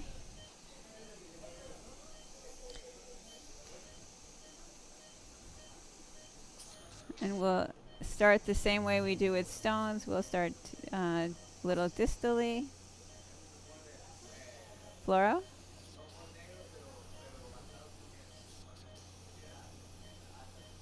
Fluoro? Okay, we'll start here. Let's go balloon up to 12. Okay, and first we'll just sweep out, and you can hopefully we'll get some necrotic tissue, balloon down. Fluoro? Okay, go a little higher, balloon up to 12. Okay. It's a little tight because we do still have the stricture that we're dealing with.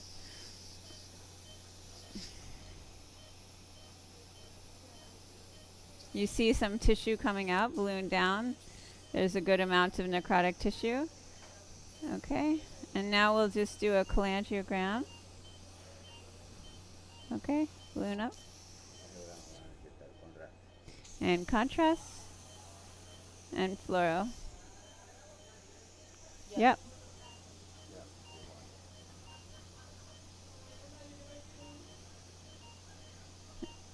Okay. No fluoro? Okay, so you can see there the stricture. It's probably a little higher than we gave some treatment a little bit more distally than maybe necessary, but that's okay. I think I'm just going to advance the balloon again. Wire fluoro. Yeah. Let's just go up to 9 this time. And we'll inject one more time. I did see takeoff of a duct, but I think it was the left. And injection, fluoro. Stop. Just come down to 9. Yeah? Okay. Fluoro. Contrast. Yeah, I don't see, I think the cystic duct is taken here. And that would be consistent what we saw under cholangiogram. So let's just switch over to back to the cholangioscopy really quickly just to see the effect. And then we'll place some stents. One could argue if we are about to place, drain the gallbladder is to place a fully covered stent. It doesn't look like, we showed or we demonstrated by cholangioscopy that we do not have involvement of the confluence, so we would not be jailing off the right or the left, so placing a fully covered metal stent would be an option here, and then be able to drain the gallbladder. So let me just ask, in terms of stent, should we do a fully covered metal, or you want plastic stent? Plastics? Okay. And then we do the... Okay, and then we will do the drainage of the gallbladder? Okay, so let's also prepare some stents, maybe... So you will go inside with the... Just to look at the effect of the ablation? Yeah.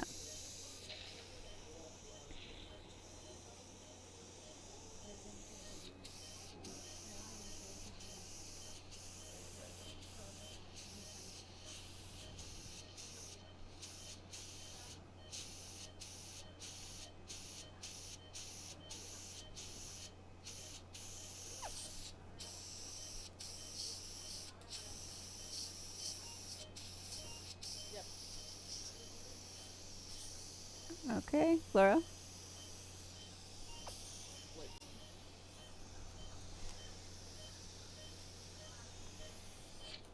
Yeah.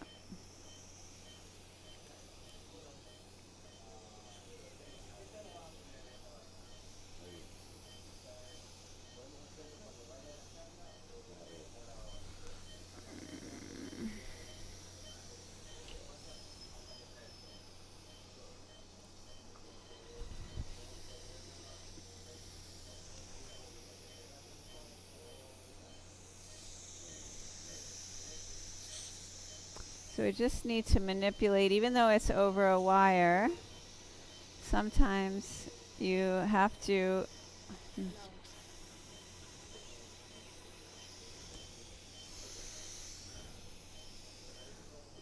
manipulate the end of the cholangioscope to get in. Okay, there we'll see the lumen here and advance. There we go. Good. Okay, so you can see here, we don't need fluoros, okay? You can see here the effect of the ablation in this area. We'll continue to go a little bit more proximally. And yep, good. So I think this is a nice effect that we're seeing. You see a little bit of normal tissue involved here, may have received it. And we see the necrotic area here on the side.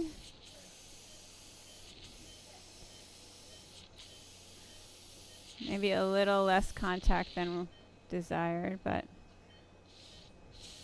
So in this case, that's, I believe some areas are not. They're not treated. Do you believe that it's necessary to go inside? I think it would be best to do that. We were having a little difficulty with it maintaining the energy. I'm not sure exactly why that was the case, but a little bit more distally. So I can reapply tissue, fluoro? Or no, you're leaded? Yeah, we can reapply here. It was in this case where it stopped early and it was kind of reapplying, so I don't know what the problem was. No, you can do it. Yeah, do it again. All right, so we'll do it again. So let's keep the wire in place. So there is no data about. Here there is the treatment. Yes, I believe there is no data about the second look after radiofrequency also. So that will be very nice and interesting to evaluate. You know, if we can do a second look and decide if it was well applied the radiofrequency or not, right? Yes. But well, there is still no data. That may also, I think, help us understand our energy levels a little bit, and if we need to adjust the settings. And can you discuss, Carlos, a little bit about how the temperature control works? Oh, yeah. So yes, so the system of this technology, the way that it works is that it use water to cool down.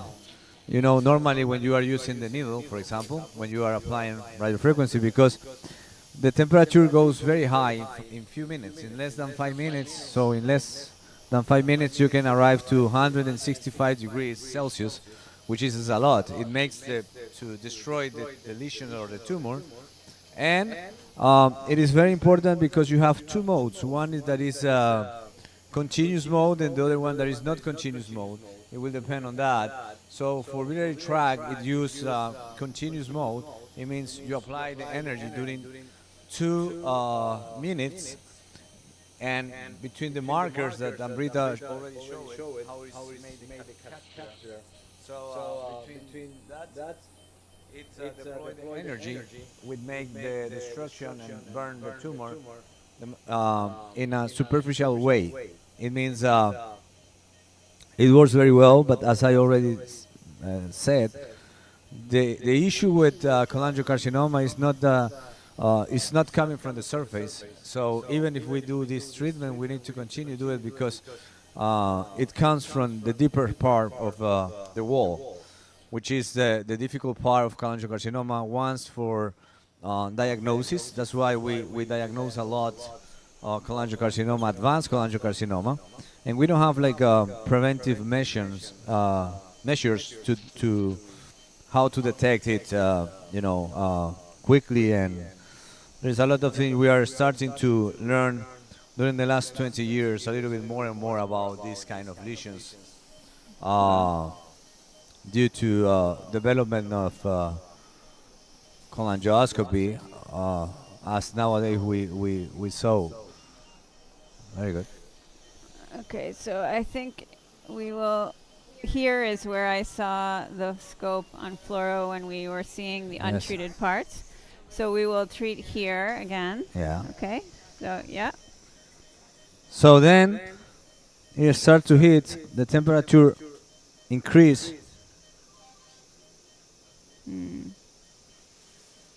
Wait.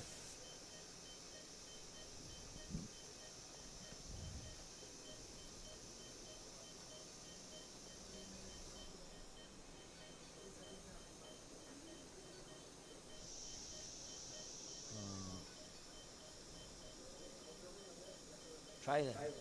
Yep.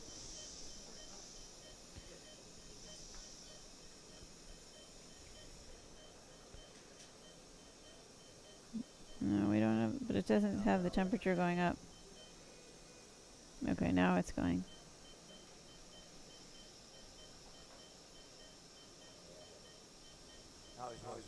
Yeah. So it's 2 minutes, and after 2 minutes, it's finished. So I don't believe we have reports about perforation or things like that with this kind of technology. We have? Not perforation. There has been some questions about whether it affects underlying vessels, like crossing hepatic artery, for example, and resulting in issues with that, but not perforation. Yeah. So I don't believe it's like a big issue. I just once one case that yesterday it was a question about some kind of deeper vessels that you can reach with this kind of things, but this is very superficial, to be honest. Second, when you have normally a fistula, is because of the tumor and not because of the radio frequency. So normally you will see it before, or you have some clinical data that is coming, that the patient is bleeding, has been bleeding just before.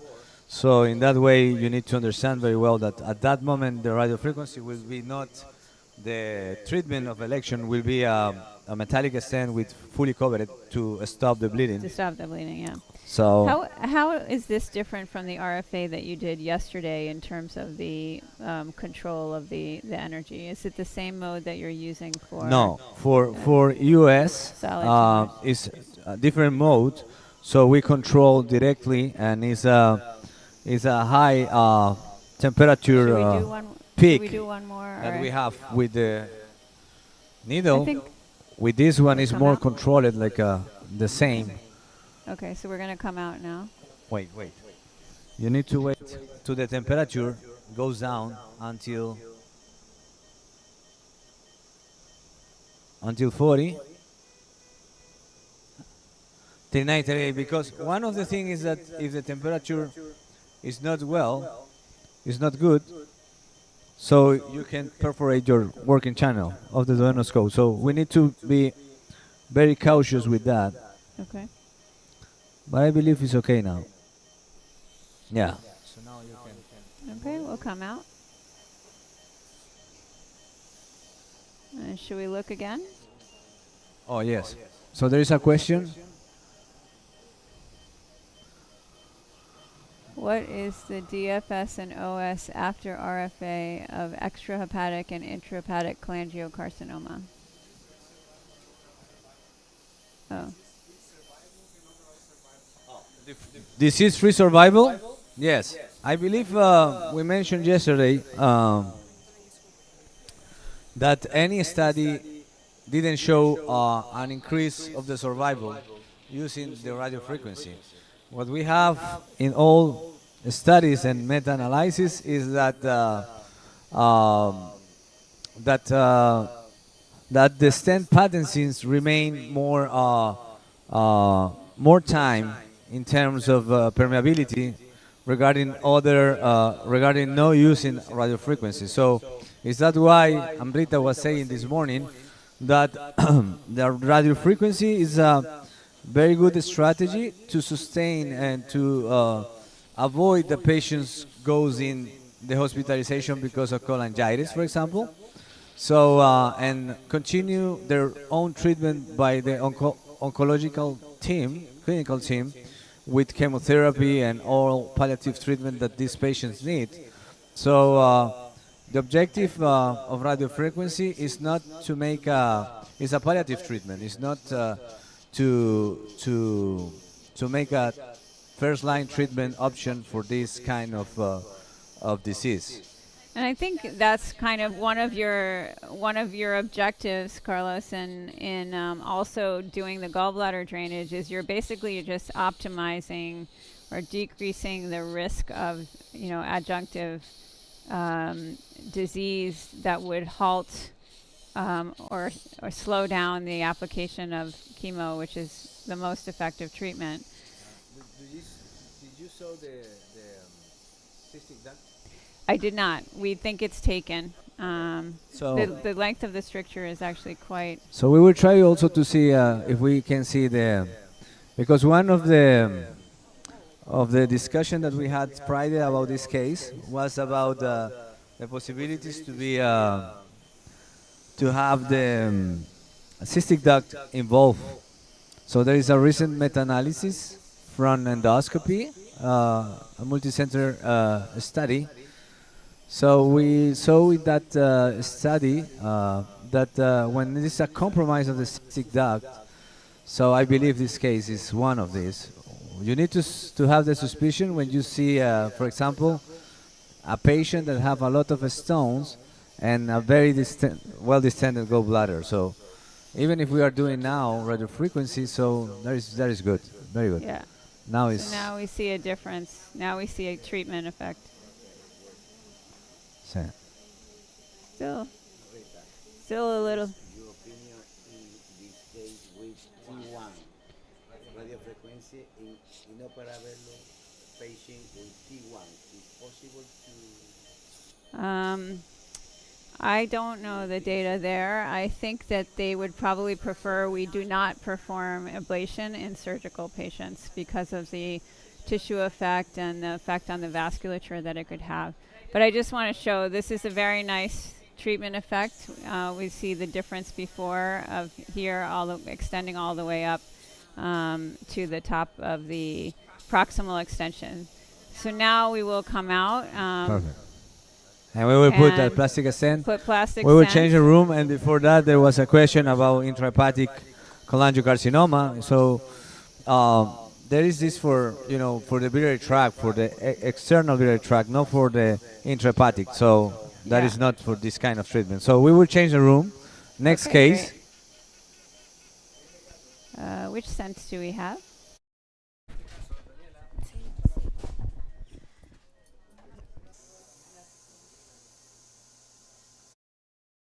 Years old female patient with past medical history of hypertension and cholecystectomy with normal laboratory test. The upper endoscopy showed atrophic gastritis and a subepithelial lesion at the level of the gastric fundus. EUS was performed and a 12 millimeter hypoechoic lesion was observed arising from the submucosal layer. Histopathologic results showed neuroendocrine G1 tumor, and we are going to perform today full thickness resection of the gastric lesion.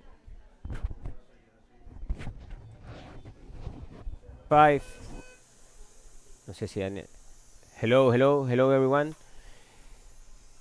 Did you read the slide? This is a 65 years old female with a subepithelium or a lesion a net lesion in the fundus of the stomach of the gastric wall. So I already marked the lesion, the edge of the lesion, as you can see here. Here's the lesion. I have an overscope clip attached at the tip of my gastroscope. Did you see here? So the idea is to perform a full thickness resection. So the advantage of this device is that we can cap or we can get the whole lesion inside the cap, deploy a clip, and cut at the same time. So we can, in that line, we can do a full thickness resection without any problem and without any complications. So as you can see here, there is the lesion in the middle of my cup. So what we're gonna do is to use a grasper to catch it. Abre.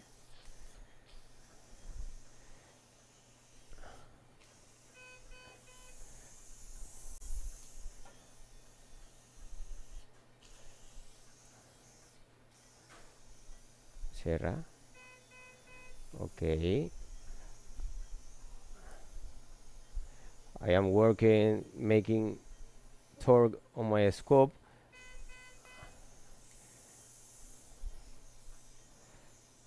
There you are. I have a little suction here. And the idea is to get all the marks inside my cup. So that's the way I am really sure that all my lesion is inside. So let's see.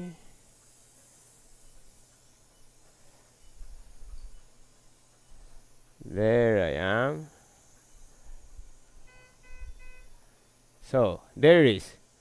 All the lesion is inside. So now I will deploy my clip just like a band ligation clip.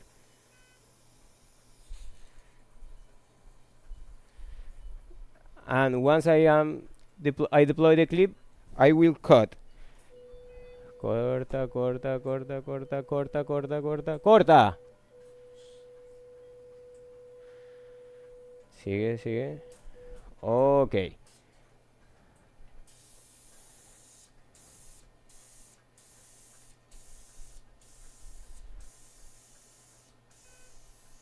So I will remove the lesion.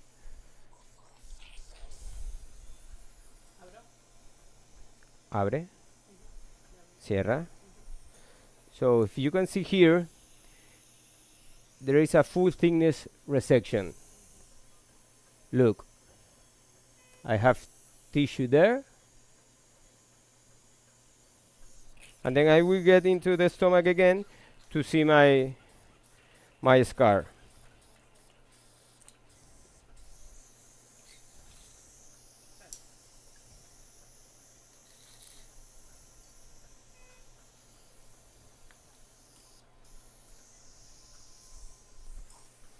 This is a very, it's an easy procedure. Yeah, yeah. Look, there it is.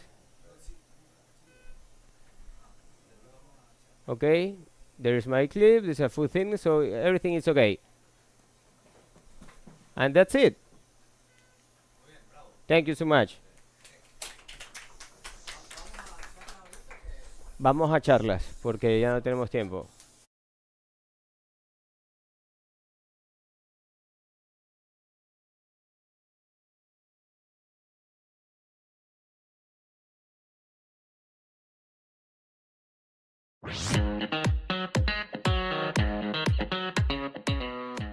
Transformar es más que cambiar, es crear impacto en cada nuevo día, en cada nueva oportunidad. Transformar es más que colaborar, es ser parte, de aprender, de crecer. Todo profesional de la salud tiene este propósito, transformar vidas.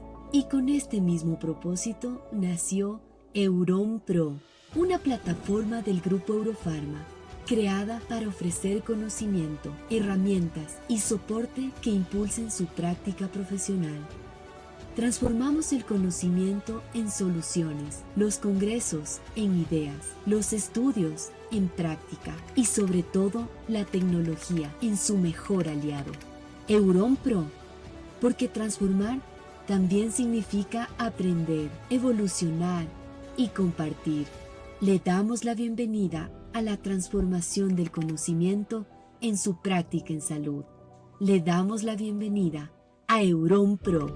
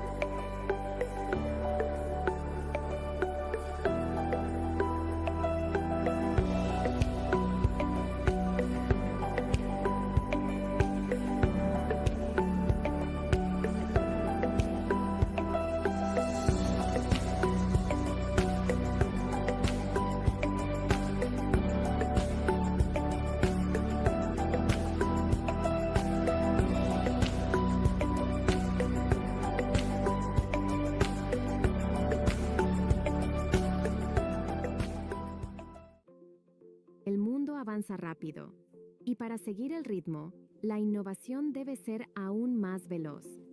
En Microtech, siempre vamos adelante, buscando ideas innovadoras que nos mantengan a la vanguardia. Con esta mentalidad, desarrollamos los dispositivos endoscópicos de mayor calidad en la industria. Dispositivos que ayudan a los médicos a brindar las mejores experiencias a sus pacientes. Trabajando con médicos expertos, nuestro diseño prioriza simplicidad, intuición y arte.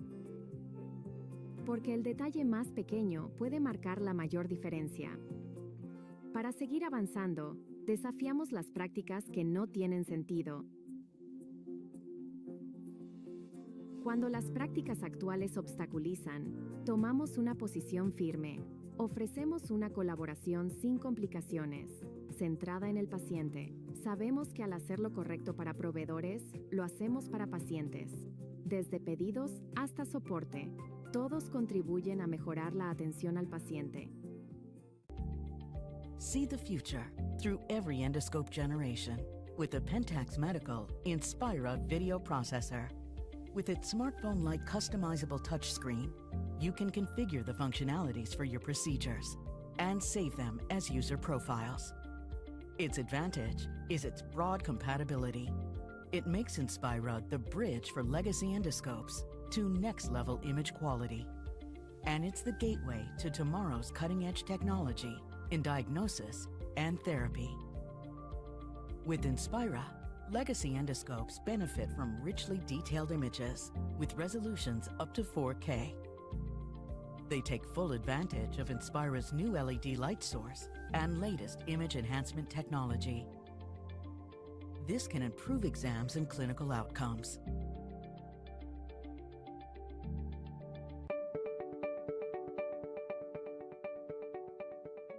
For people struggling with IBS-related food intolerances, finding effective symptom relief is often a long path, involving numerous tests, unanswered questions, and unsuccessful treatment attempts. The Cell Tolerance Program was designed to uncover and help patients manage their exact food intolerances. At the beginning of the program is the cell tolerance test. Through live cell response visualization, food intolerances are identified directly at the point where food interacts with the body, the mucosal barrier of the small intestine.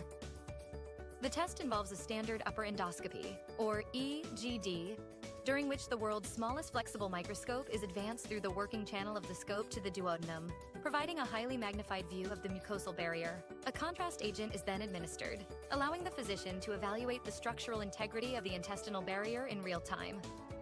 Following the initial evaluation, potential food intolerance agents are sequentially introduced.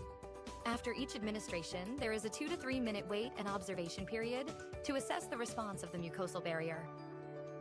Signs of a positive reaction include direct observation of contrast agent leakage and cell shedding.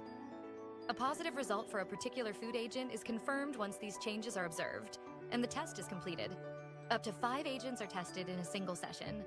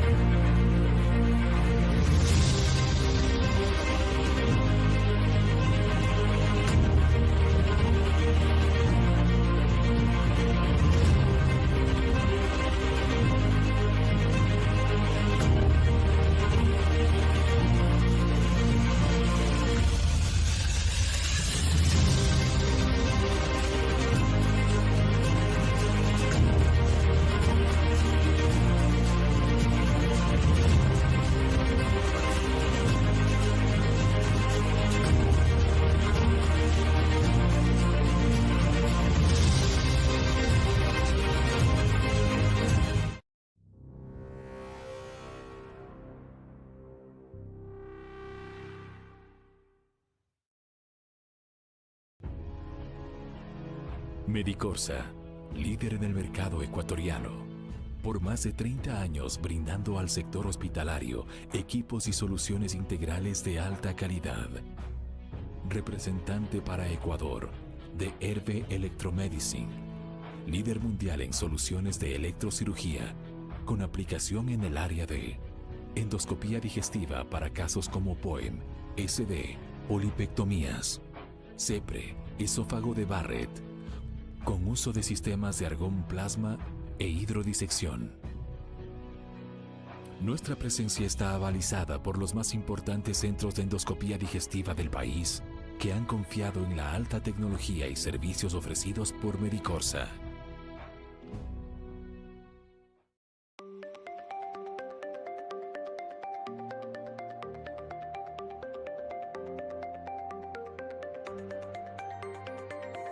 At Creo Medical, we believe energy has the power to transform lives.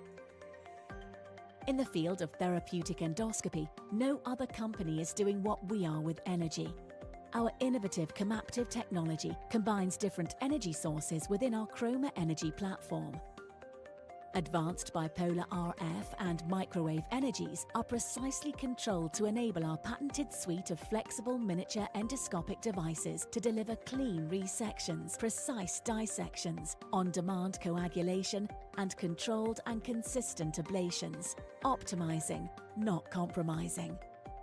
With our platform, we are reimagining therapeutic endoscopy, delivering the option to deal with an issue immediately rather than refer. Endoview Compañía Limitada. Somos una empresa ecuatoriana especializada en la comercialización de dispositivos, equipos y accesorios médicos en la línea de endoscopía, con soporte técnico profesional para realizar mantenimientos preventivos y correctivos.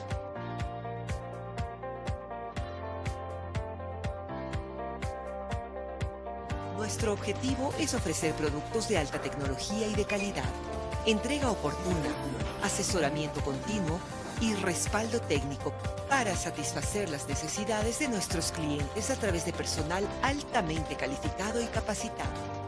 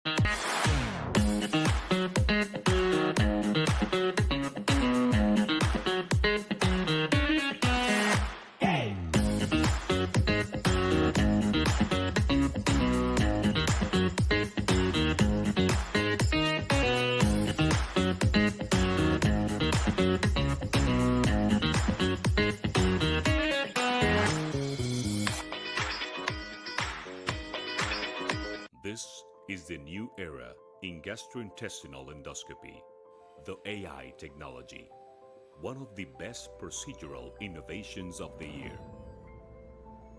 My name is Mário Diniz Ribeiro. I'm currently the president of the European Society of Gastrointestinal Endoscopy, and it's my pleasure, together with Pradeep Bandari, to present you the winners of this year's Innovations of the Year.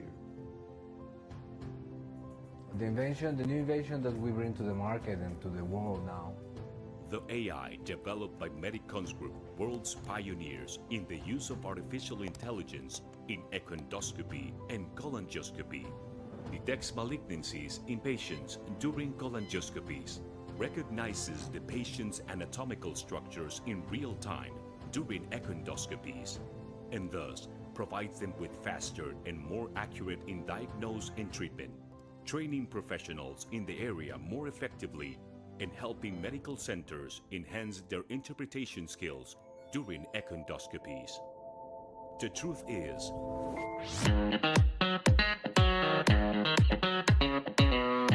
hello, good afternoon or good morning here from Spain. I am Dr. Julio Iglesias Garcia. I'm the head of endoscopy at the University Hospital of Santiago de Compostela, an associate professor of the University of Santiago. And first of all, I would like to thank Juan Carlos, Christian, that is helping me with this presentation, for this kind invitation to be again part of this outstanding event that you host in Guayaquil, in Ecuador, from Carlos Robles. So thank you very much for the invitation, and also to let me talk about one of my favorite topics, which is endoscopic ultrasound and chronic pancreatitis, and what do we really have for the future. So I think it is time to start to share my presentation in this moment. So I think you have the presentation now online, and let's start to talk about this very nice topic, which is, as commented, enhanced AUS and chronic pancreatitis. What do we have apart from Rosemont criteria, from the old Rosemont criteria that they're coming from 2009? So I think it's very important to take into account that whenever we start to talk about how to diagnose chronic pancreatitis, we always have on mind different techniques, from abdominal ultrasound to CT scan to MRI, MRCP, and finally to AUS. And I show you this line because, to be honest, according to all of the studies that have been published over the years, what is considered to be the best technique to diagnose chronic pancreatitis by far is endoscopic ultrasound. And maybe this is why we're talking about this topic in this event.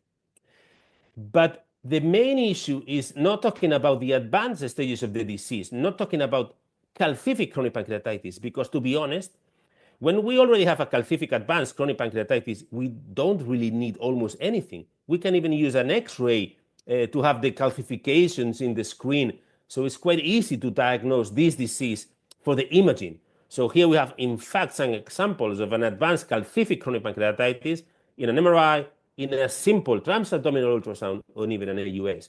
So maybe the key when we start to talk about chronic pancreatitis is how can we increase our diagnostic capabilities in non-calcific chronic pancreatitis. So this is the mild and moderate phases of the disease. It is the moment in which we should diagnose the disease to try to change the clinical history of our patient.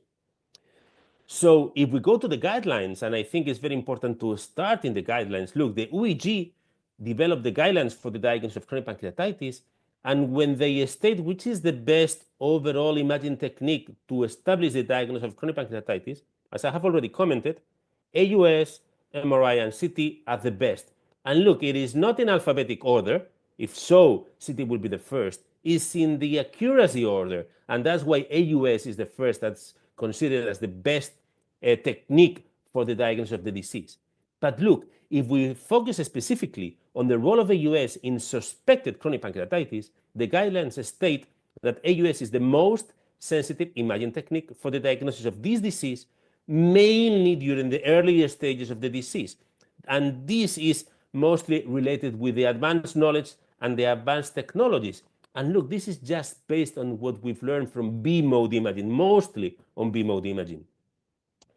And that's why in early and mild stage of the disease, AUS is critical, is fantastic. So here we can see very mild changes because we can very nicely depict the main pancreatic duct, we can see the collaterals, we can see the lobularity, we can see the side branches dilated. So we can have very, very nice detail on the different criteria, on the different evaluation of both pancreatic parenchyma, but also the ductal changes.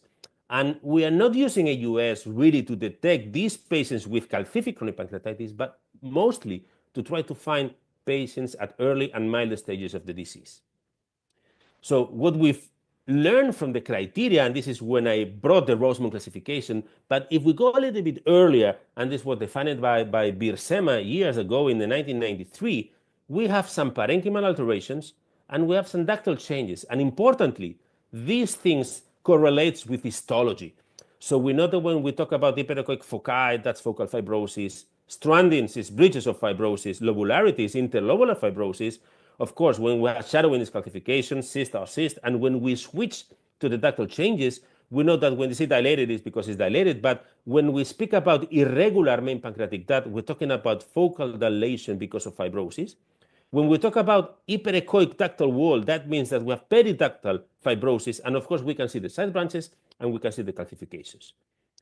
And what's important, this was updated in 2009 by Catalano and the Rosman classification that tries to ponder, give different weights of importance to these different criteria. And that's why they established major A, which is the calcifications, major B, that is the honeycombing, and then the minor criteria, that is the rest of the criteria that have been previously been defined by Moritz in 1993. And then they state 4 different degrees of the disease, from consistent to suggestive to indeterminate to normal. And my concern is that for consistent with chronic pancreatitis, to really establish based on this criteria chronic pancreatitis, I just need X-ray, because consistent is mainly related to calcifications. But in my belief, and in the belief of many of the sonographers and pancreatologists, probably this suggestive and indeterminate is more meaning on mild disease or very early stages of the disease. And this is what is a little bit confounding, although it's true that Rosman really provide the best definition for the different criteria. So, and this is based also because we know, as we have just previously commented, there is a correlation between the number of these criteria of the Rosman classification with the histological findings when we have the surgical specimen of the pancreas. And we know that when we have around 4 criteria, this is when we establish the diagnosis of chronic pancreatitis, even in these early or mild stages of the disease. So if we talk about what is the role or what is the position of Rosman classification, because this is the main part of the topic, what is beyond Rosman classification, the good thing of this classification is really weighting the criteria, because not all of them have the same value to diagnose the disease, and they give more value to the major criteria, which is logical. The best thing, as I have already commented, is a great definition on how the criteria are or how we have to see these criteria. But I think it's a little bit of suboptimal, because it probably fits more closely with the severity of chronic pancreatitis than really with just indeterminate or suggestive changes of chronic pancreatitis. It's true that it has not been shown to be better than the classification by the number of criteria.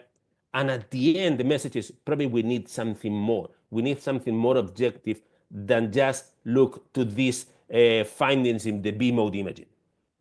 In fact, when we go to the consensus, and this was published in Pancreatology in 2020, when we can really diagnose the disease based on AUS, they state that the ideal number of AUS criteria to diagnose the disease is more than 5, and when we have less than 2, we can exclude the diagnosis. The good thing of Rosman, as I commented, and is highlighted in this guideline, is that really Rosman classification is standardized, findings, but not really improves the diagnostic capabilities. And of course, we are doctors. We are not only managing images. It's extremely important to evaluate the clinical scenario. But what strategies based on AUS do we have to try to improve? What is beyond the Rosman classification? And I think now we have 4 different pillars. One is the evaluation of fibrosis. We can do it by strain elastography or the new shear wave elastography. We can evaluate the vascularization. It is not so common to have been working contrast, but we will talk about our latest publication in DFI, in detective flow imaging. Of course, we can do the evaluation of pancreatic function by the secreting endoscopic pancreatic function test, that we can do it under AUS guidance. And of course, I will give an insight on the probability of doing an AUS-guided biopsy of these patients with suspected chronic pancreatitis. About the endoscopic pancreatic function test, this is coming from the old nasotube test. So we scope to the second portion of the duodenum, we provide secretin, and we are going to collect the duodenal juice at 15, 30, and 45 minutes. And we know that if we have an output of bicarbonate below 75 to 80 millimoles, this is very much related to a pancreatic dysfunction and probably related to chronic pancreatitis. And this is considered to be the most sensitive method for the detection of chronic pancreatitis, with a very high sensitivity, but not so high specificity for early changes. What is important is why, instead of using a gastroscope, we can use an AUS scope, so we can have the AUS-guided pancreatic function testing. So we can have the concordance or the combination of the peak of bicarbonate with the number of criteria, and Stephen showed us that this correlation is quite nice. But we can also use demographic risk factors and AUS findings, and Lee published that there is a very nice correlation between the lowest peak of bicarbonate and the more findings related to chronic pancreatitis, mostly based on AUS. And also, importantly, like when we do a secretin MRCP, we can evaluate the pancreatic duct and we can see the behavior of the duct. So we can see if the duct increases and then comes again to the same size, or it just cannot be increased in size, or it remains in the same size dilated. And this is the absence of distensibility that is very much related to fibrosis and providing information in favor of having a chronic pancreatitis. But then we have the advanced imaging, and the most studied technique for the evaluation of fibrosis in chronic pancreatitis is AUS-guided elastography. We have two ways of doing elastography. The standard, which is the strain elasto, that it's based in the compression, a little bit of compression of the scope, but mostly with the big vessels. So we will have a color pattern that can also be translated into a quantification, that we can have a strain histogram or a strain ratio. But we can also start to perform, and we start to have data on the acoustic radiation force impulse excitation. That is the shear wave, very similar to the FibroScan that we are mostly using when we evaluate liver fibrosis, but based on AUS. So we have two ways to do it. The most known, that is the point shear wave speed measurement, that we can calculate in kilopascals the pressure. But we can also have the 2D shear wave speed imaging, that is a new technique, not even yet tested, really tested for the evaluation of chronic pancreatitis AUS-guided, but I will show you a couple of images. So if we, based on AUS-guided elastography, strain elasto, we published in 2013 our experience, and we found a very nice correlation between the evaluation of the strain ratio and the Rosman classification, but also in the number of criteria. So we can really provide a number of, according to the degree of fibrosis of our patients, trying to state better the diagnosis of the disease. And importantly, in a different study published by Ito in 2014, they evaluated and they analyzed the strain histogram versus the histological score in patients that underwent surgery. And amazingly, the degree of fibrosis correlated excellent with the 4 quantification parameters that were evaluated. So the message is AUS-guided strain elasto is very useful to detect fibrosis, leading to the diagnosis of chronic pancreatitis. We've just have almost been accepted this study that we try to see whether a strain histogram is better or worse than a strain ratio, because a strain histogram is easier to perform, more reproducible, and we found that the accuracy of these two techniques are equal to detect fibrosis in suspected chronic pancreatitis. So both techniques are equal in terms of accuracy, and probably a strain histogram is much easier to use, as I've commented, and more reproducible. So probably after our study is being published, probably we can try to use more the strain elasto to try to increase our capability to diagnose chronic pancreatitis. But we've also checked, and we presented our data in the European Pancreatic Club in 2023 about what is the role of shear wave elastography. And although it is not as good as a strain elasto, it can be also considered to be a nice technique providing information in the velocity and the kilopascals, the pressure, in patients with different degrees of chronic pancreatitis, with not as a good sensitivity and specificity as compared to a strain elasto, but providing levels around 80% of accuracy in this setting of chronic pancreatitis. But it is not only in these phases, because we published in GI Endoscopy in 2015 that strain ratio can also lead us to detect the presence of exocrine pancreatic insufficiency. That means as a higher fibrosis, and higher the probability to be an advanced disease, and higher the probability of our patients to suffer an exocrine pancreatic insufficiency. So beyond just the AUS criteria, based on elasto, we can even state if the patient may have developed an exocrine pancreatic insufficiency or not. But this is the standard strain elasto. Now we also have the new methodology that is we've just been checking, which is the 2D shear wave elasto. And this is some of the images that we are trying to establish the best methodology and the best protocol to establish the degree of fibrosis based in this new technique. And I hope that we can bring you some new information in the upcoming months, because we're just drafting a protocol to try to check the role of this technique in the evaluation of patients with suspected chronic pancreatitis based on AUS information. And what is important is that what we also have developed in Santiago is the multimodal AUS-based approach, in which we use the B mode, we use elasto, but we do also the pancreatic function by providing secretin, and we measure the DAC. So at the end, with this multimodal approach in suspected cases, we can have the fibrosis, the criteria, distensibility, but also the function based on the output of bicarbonate, the bicarbonate secretion. So we published these results with the journal in 2020, and even more importantly, we published in American Journal in 2022 that there is a correlation between the strain ratio based on the strain elastography and the output of bicarbonate. That look, that the correlation was as high as 0.715, with a very significant. So again, if pancreatic function is the most sensitive method, look that elasto really correlates with these findings, stating and highlighting the presence of a chronic pancreatitis in patients with suspected early stages of the disease. But again, this is very new, and we just published our study on DFI in chronic pancreatitis because we've been talking about fibrosis, but we have never talked about inflammation. And the importance of this method, which is detective flow imaging, that is going to allow us to have the visualization of low velocity blood flow, the microvascularization, with this unique algorithm. We know that this is based on inflammation. We know that in chronic pancreatitis, acute inflammation leads to fibrosis, but leads to angiogenesis. And since if we have an inflammatory process, chronic inflammatory process that leads to angiogenesis, can we detect this angiogenesis based on AUS-guided DFI? So this was the rationale of our study. And although the pictures are not as good looking as I expected, we found 3 different degrees of the patterns, the reticular patterns of DFI that we obtain. And we saw that in normal patients, we have no vascularization.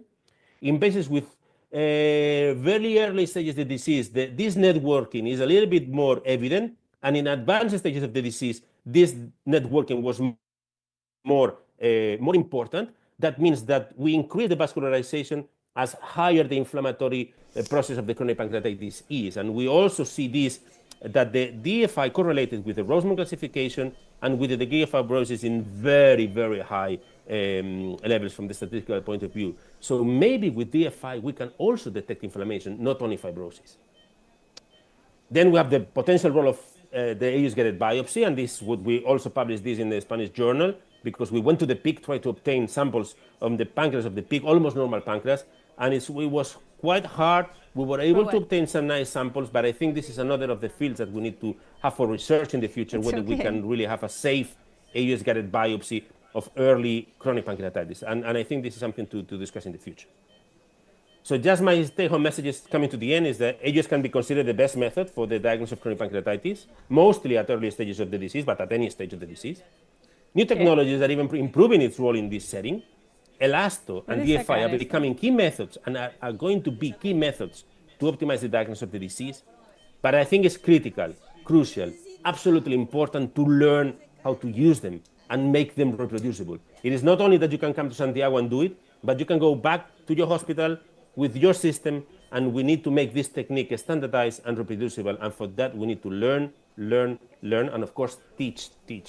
And this is why these meetings are so important, because it provides that insight to have the possibility and the probability to teach and the people to learn. And for sure, I'm absolutely sure that seeing these technologies, we will have more in the near future. So we need to keep learning, and I will try to keep learning until I get retired, I hope in more years coming from now. So nothing more. Thank you very much for your attention. I hope you enjoy the talk and open to the discussion and any comment. And of course, invite you to come to Santiago whenever you want, to this beautiful city in the north of Spain. Thank you very much.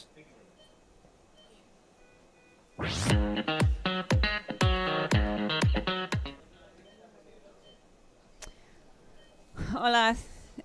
So we're back. We just want to discuss what's going on. So we switched to echo the EUS, and what we see is it's not very, very visible, but this is a gallbladder full of stones. We actually did a puncture with a 19 gauge needle and aspirated some pus. What is interesting is we also injected contrast and saline, and you can see on the image from fluoro, if we can show them this saved image, it shows a gallbladder full of stones, but it also fills the intrahepatics, which does suggest there's some patency to the cystic duct, but given the fact that we have pus, it is going to be important to drain. So we tried first to pass a guide wire down, but had a lot of difficulty. I think that it was hitting the stones. So instead, we are going to go with the freehand technique, which can allow us to enter without having to place the guide wire. So let's go ahead and connect. So we want to make sure we have optimal position. So I'm going to have Daniela hold like this. So you see the hyperechoic calcifications there of the wall and also the stones. I'm just going to advance. We're using a 10 by 10 Axios. I'm going to advance slowly, try to optimize the angle here. Now what's a little difficult is it's sort of black space we're going into. But I think this is a good position. I've taken the safety lock off already, and we've half loaded a guide wire. So here we're going to go in. Okay, I think we are in.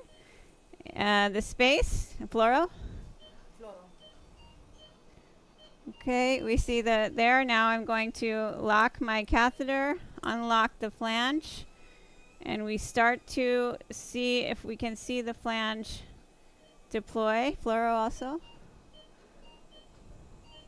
One of the things we have to be careful about here is that it has enough, if the flanges have enough space to deploy amongst all the stones. So, does anybody see? We might be a little bit deep. I'm going to start to fluoro. Let me see if it's opened. No, you see that it's not quite open. You think we're in deep enough? You think we're and it's just not opening. So I'm just going to maybe try to push the catheter in a little bit.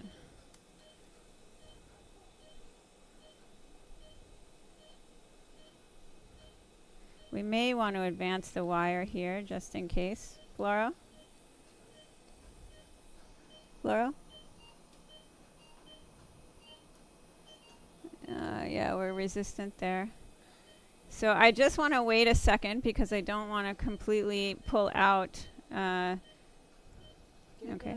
Está bien. Just trying to see if I can advance a little bit. Because once I pull back on this, if that flange is not open, then it's not going to be holding the gallbladder in place. Any thoughts here? Yeah, no, don't push anymore. What do you think? Just if it jiggle, it's not really opening. Fluoro?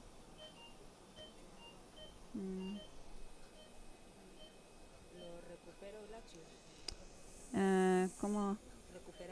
No. If the flange is not opening. Fluoro? Fluoro? It's here. Don't worry. So. Try to push and like that. Yes. Will open. Do you feel it? That it open? I think it's here. Fluoro?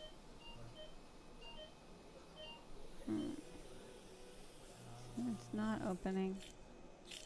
The other thing that you can do it is to try to recover it. Trata de recuperarlo. So you will recover it, and Okay. then you can try to go in not too straightforward. Maybe it's you are maybe in the cystic duct problem, or you are I'm not sure. in the last part of the. That's why it's not opening. I think it's because of the stones that it's not opening. Yeah, maybe. The other thing is pass the guide wire and put just a metallic stem. Yeah, the guide wire is not going. It's not going. Usa una 0.25. one 0.25, maybe. It will help you.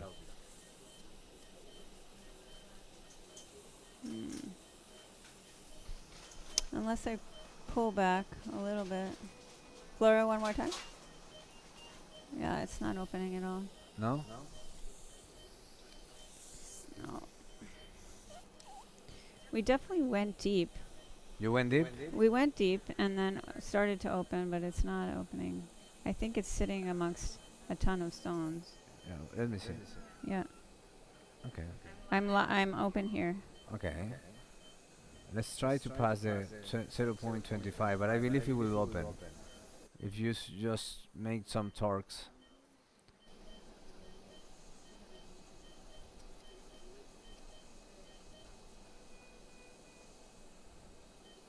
¿Es así va o no?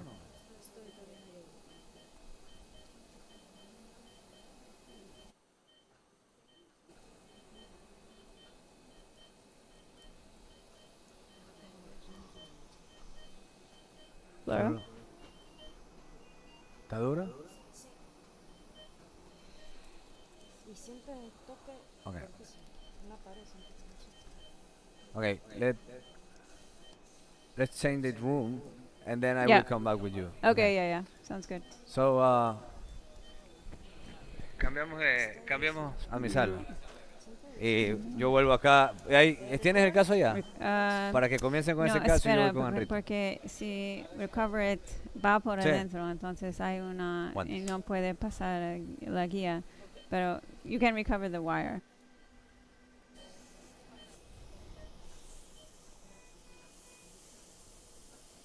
Cálculo. Entonces le estoy diciendo, dile que recupere la prótesis. Trata de recuperar el axios.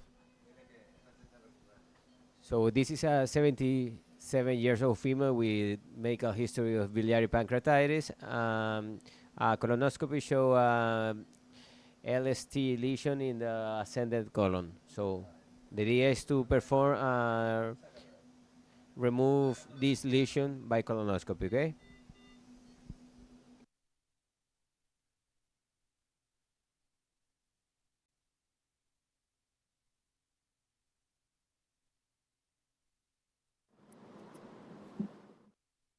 Michelle in New York. Nice, I like it. Yes. I love it. Yeah. Just finished playing tennis. Perfect. So we have now a very interesting case, and that's why I want to show you. So we are using now our AI. So this is a small lesion that is a nice one. We need to remember that we classify just because of the nice classification based on strictures and vascularity. Okay. So it was training on this, and also to give you a measure, a mean measure of the lesions. So we have different patterns here in this lesion that I believe is very interesting. How when we teach AI, it can show you different, types. So this is a mixed type. So we have a type 2, nice, from the nice classification, Right, and I there are don't some see- areas that it has been showing me like a nice tree over all this area here. Okay, So, but I don't see the screen. I don't see the endoscopy So it's a very picture. good case to show you, and we are in the second now. Puedes poner off la AI. So I will try now today to make a resection. So I am doing underwater resection technique, very well developed by my good friend Ken B. Muller. Abre. So Yes. puedes parar la inteligencia. Gracias. So so the thing is, when you are using underwater resection, you need to put a lot of water first, and we don't need to inject, right? Which is very it's a little bit like make us to have some fear. Intenta cerrar despacio, despacio. ¿Tienes algo? Okay. So in theory we have something. Let's see. Let me see. We need to really see if we have the good area. Ok, abre despacito. Momento. Momento.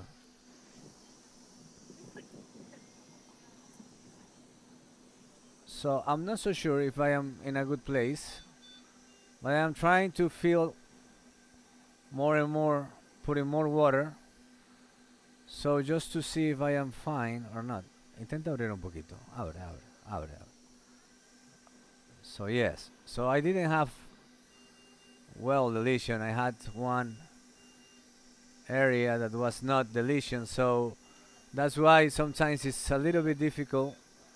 And also I am using the series snare. So I will try to change the position of my snare. No, no, no.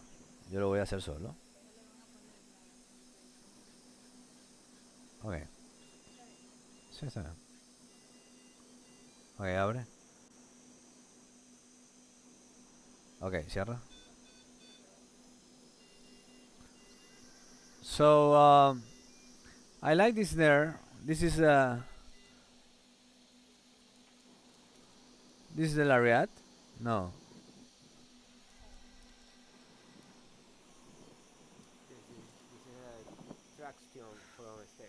The traction snare. So I will try to see if my snare goes well. Abre. Yes, it's not much better, but well, I believe I can try to make something here. Let's see if I can change. Oh, it's not bad.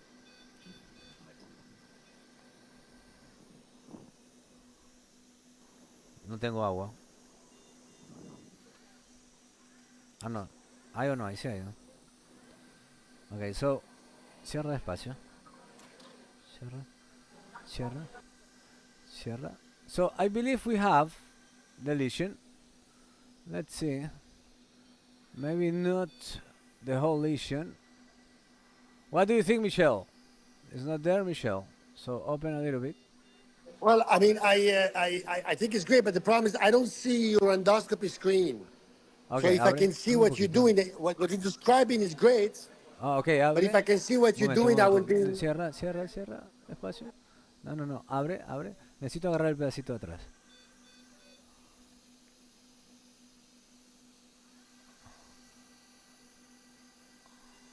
Abre, abre todo.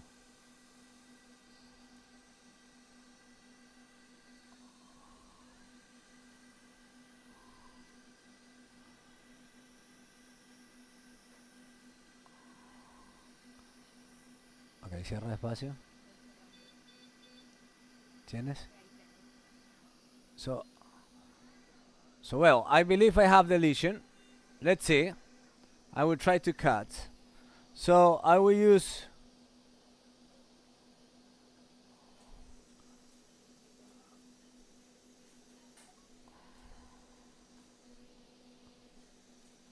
espacio.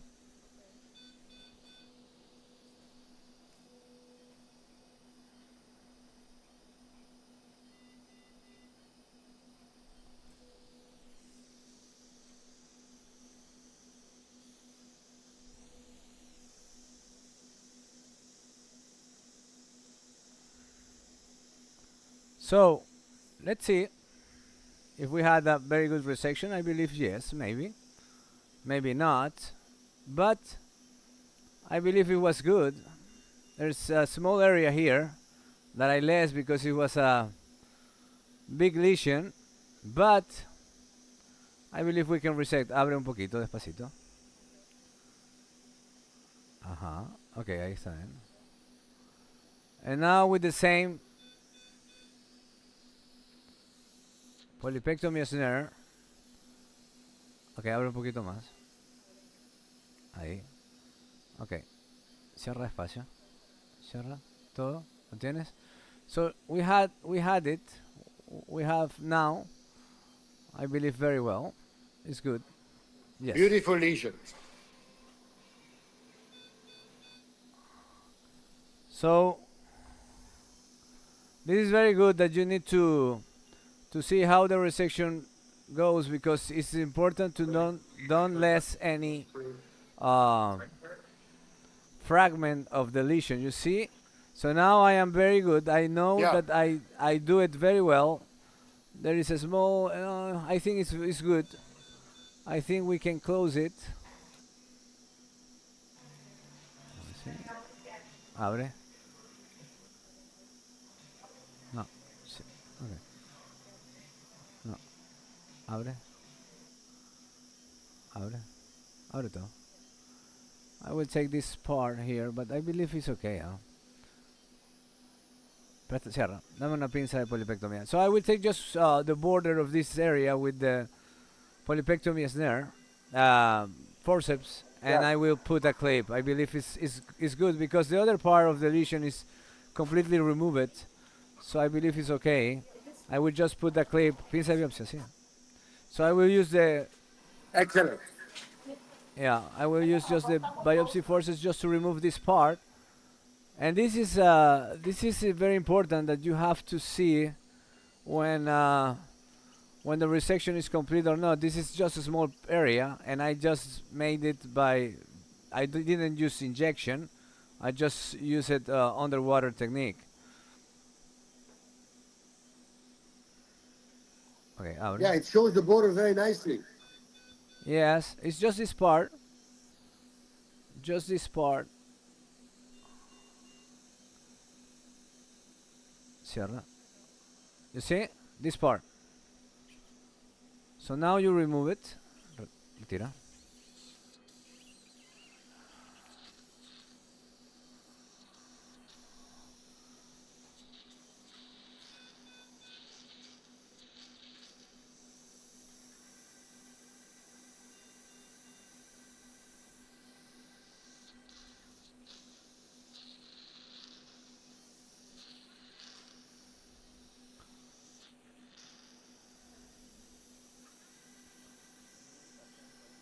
Otra vez.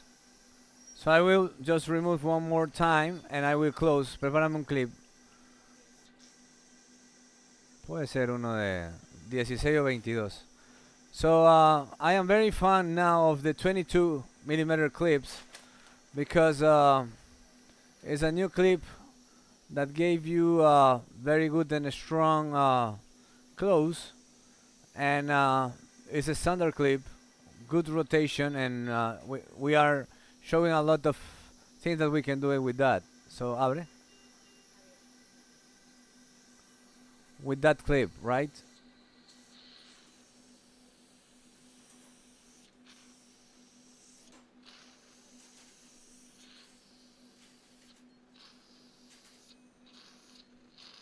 Cierra. Okay. No.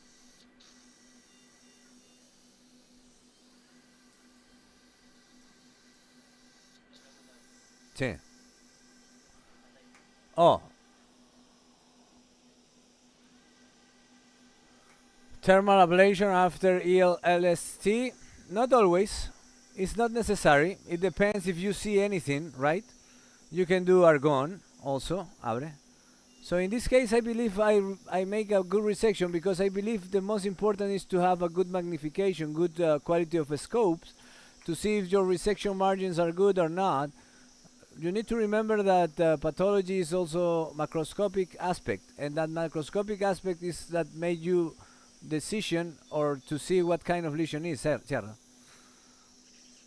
So I don't use too much. Sí.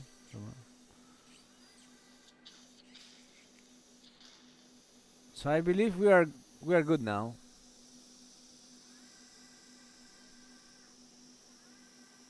Okay, dame el clip. Préstame la... ¿Esta cuál es? 16. Oh, let's see.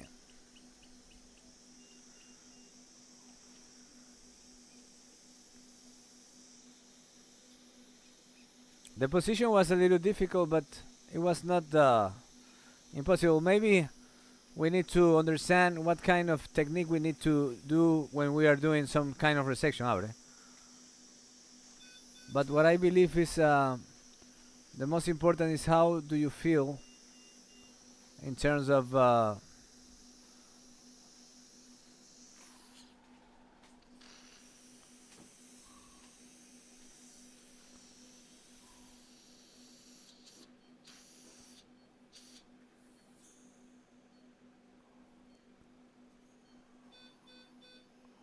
Okay, cierra despacio. Cierra. Okay. So now I am closing. Cierra todo. So I used one 16mm clip.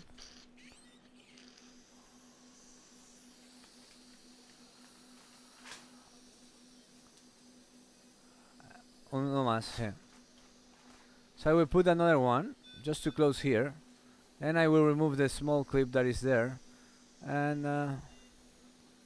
what is this? This is lesion, huh? Préstame el asa. So there is this part that I don't know if part of the lesion, but it's exposed now, and I need to make a resection. I believe it's better. So there was another part of the lesion that was in the other area, but it was just because of the clip. I believe we saw it, or maybe this is another part of it, but I didn't saw it. It's rare. Let's see. Okay, abre. Abre, abre. Abre. Abre. Okay, let's see.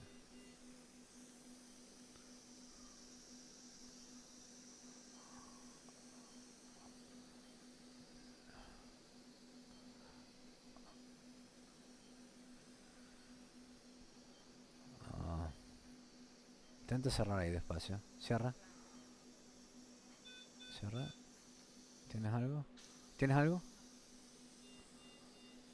A ver si no. Abre. Dame. Abre. Abre más. Todo. Okay. I'm trying to see better.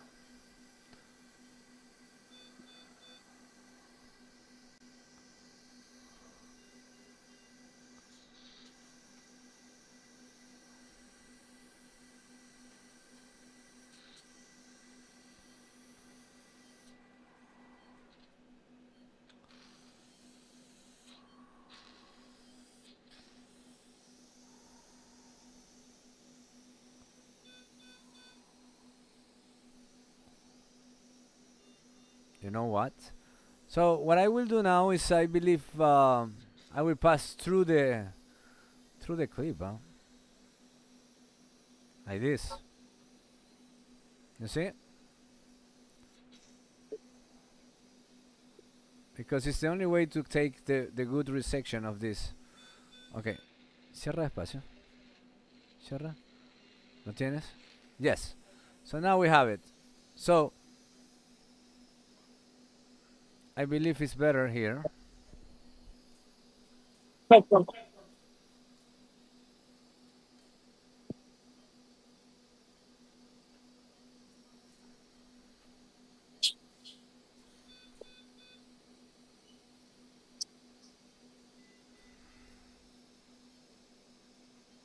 ¿Está cerrando?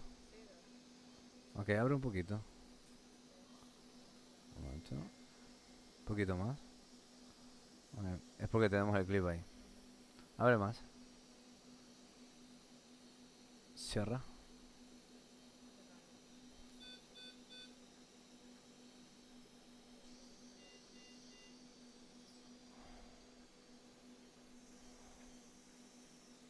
Abre.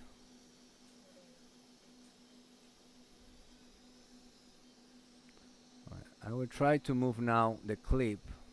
Cierra. No, no, no. Abre. Abre todo. Todo, todo, todo.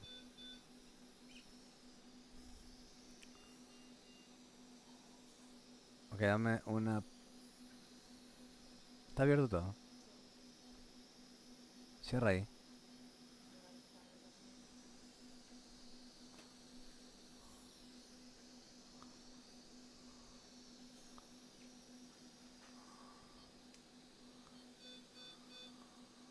Oh. Ok. Cierra. Cierra. Okay. No, it's good. I think it's good. Okay, abre.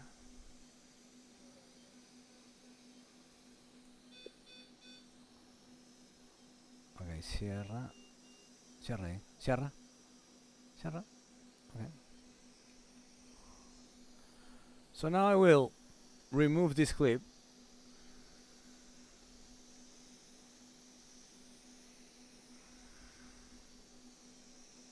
Oh, I will try it. Okay, I think abre. Oh, it's a good clip, huh? What is this clip? Is cryomedical? Okay, so dame un cuerpo extraño. So I will try to remove the clip now. I didn't do it with the forceps, with the snare. So I will use now grasping forceps. This is from Microtech.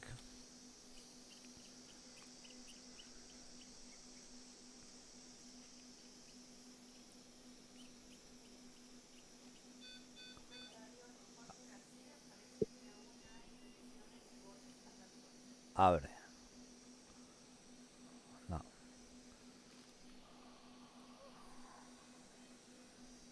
Cierra.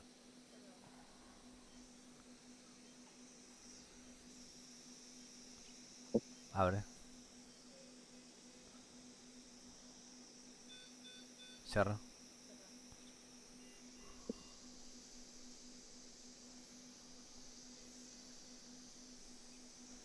Okay. So now, let's see.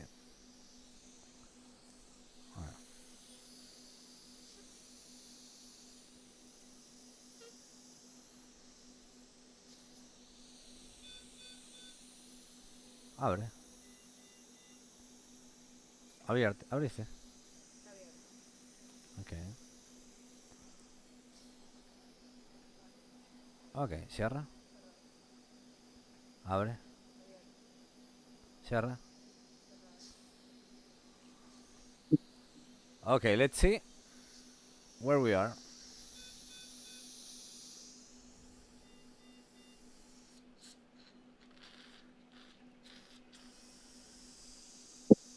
We need to come back to see the lesion.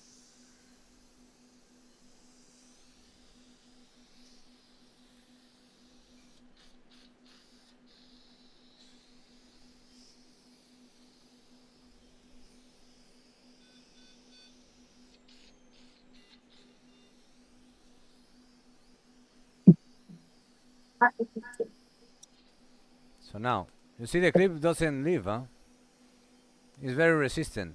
But I believe it's okay, huh? We cut the lesion.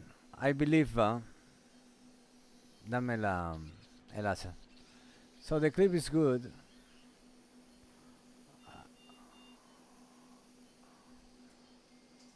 I will try just to remove this part that I needed to remove it.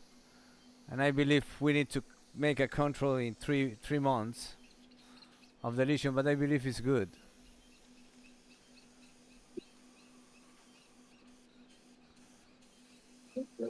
Very interesting. Abre.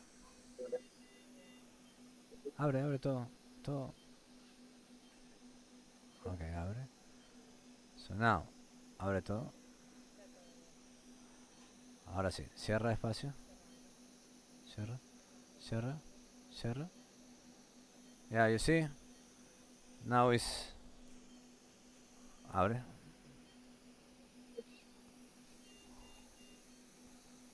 So... I believe it's okay now. Abre. I believe now it's complete resected the lesion. Cierra. Espacio. No, abre. Eso. Cierra espacio. Cierra. Okay. I think it's okay. I think we made a good job now. So now I will just close, because even if you see these small things, it's already born, everything. So I believe it's good. So I will just put a clip here.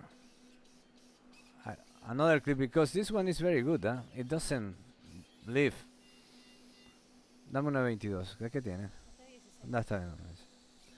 So I have one 16 clip now. So I will put another clip now. But I believe it's okay. It's a good resection. So we just need to follow up in 3 months. Abre.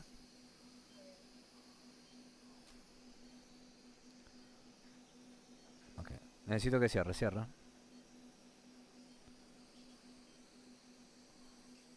Abre. Gíralo. Gira. Gira. Así, mira. Abre. No. Lo necesito así. ¿Sabes girar o no? ¿Por qué lo giras hacia allá? Necesitamos girarlo al revés. Gira.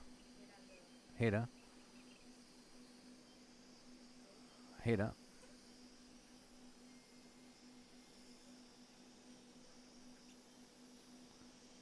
¿Está girando?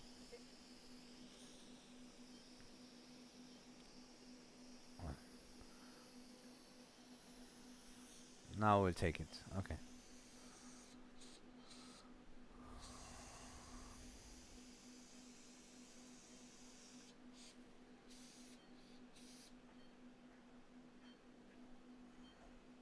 Okay, cierra. So now cierra todo. Yeah. Okay. So I think I will just close here.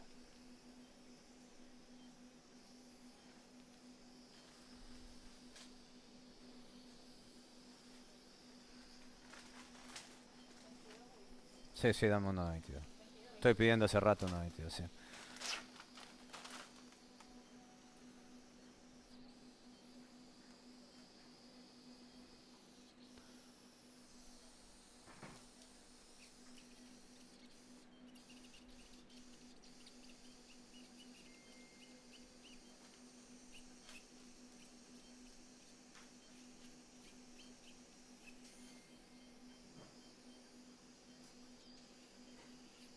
Abre. Ok, tenlo así.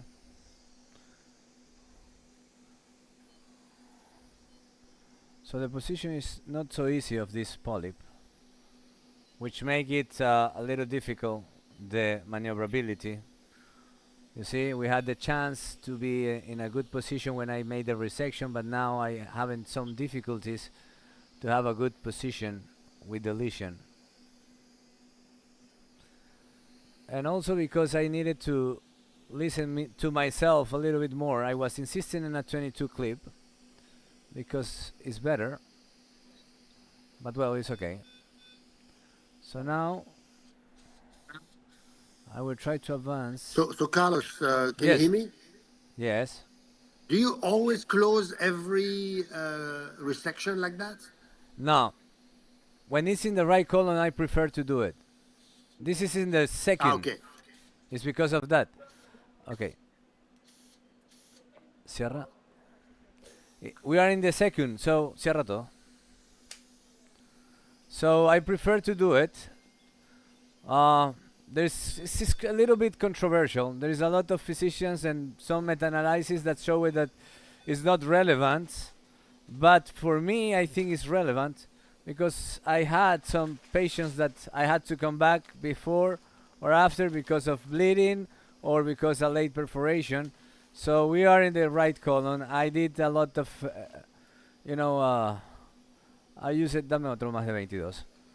I used electrocautery, so there is always a risk of bleeding or late perforation. So I prefer to use this. I sleep better. I don't know how about you, but from my side, I prefer to close when it's in the right colon. You know, I agree. I mean, sleeping is very important post-resection. Oh yeah, for sure. At our age, it's very important, Michelle. Huh? Sleeping well. Yes, a good night's sleep. Yes. Ya te aviso. Okay, abre. Abre. Okay. So you see with the 22 clips, you go a little bit better in terms of maneuverability when you have other clips which is nice. That is what I like it from this. So now I will try to make an approximation from this area.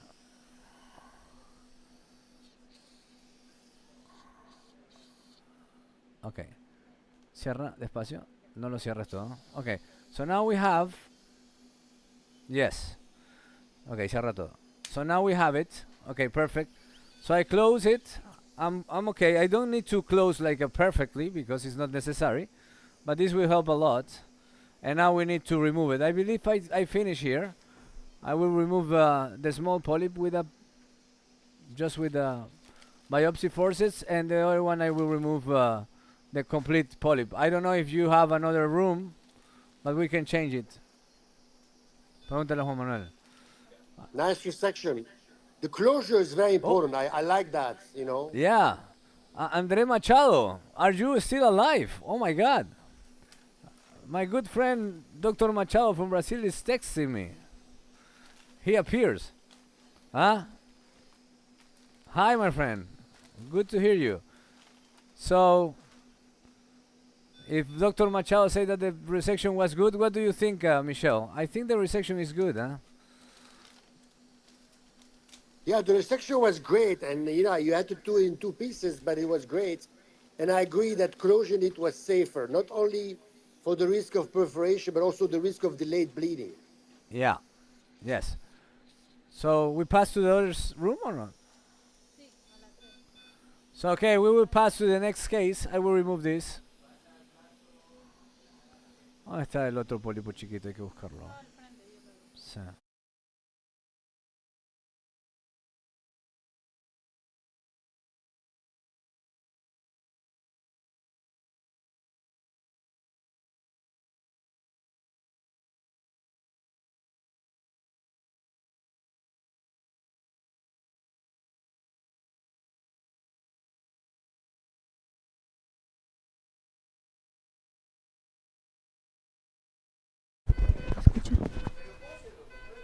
¿Puedo hablar?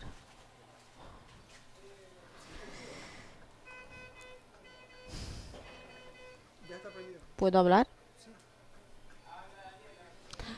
The next case, 61 years old male patient with family medical history of gastric cancer that presents at the hospital with upper digestive bleeding.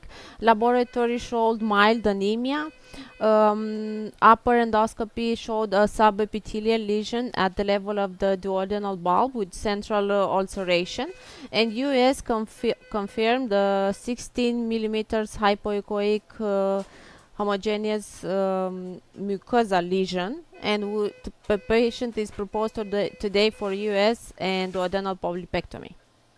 So at the beginning we performed an upper endoscopy in this patient, but when we saw the endoscopy, it looks like more an subepithelial lesion. So we decided to perform a new US and show the image that Daniela is showing you, okay? So Daniela, can you tell us more about this lesion?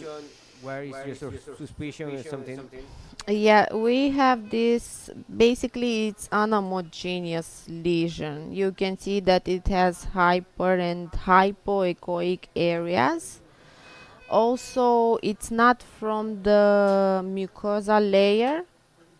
It's obvious because you can see, yeah, and you also can see when I move the scope that here, for example, the arrow here is the muscularis propria, muscularis mucosa. Entonces, and then you have mucosa, muscularis mucosa, and then you have submucosal layer that surrounds this lesion. Also, you can see it here, very nice.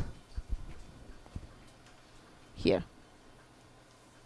This is the muscular layer. So, in my opinion, this is a submucosal lesion. So it measures like, I'm sorry. 16.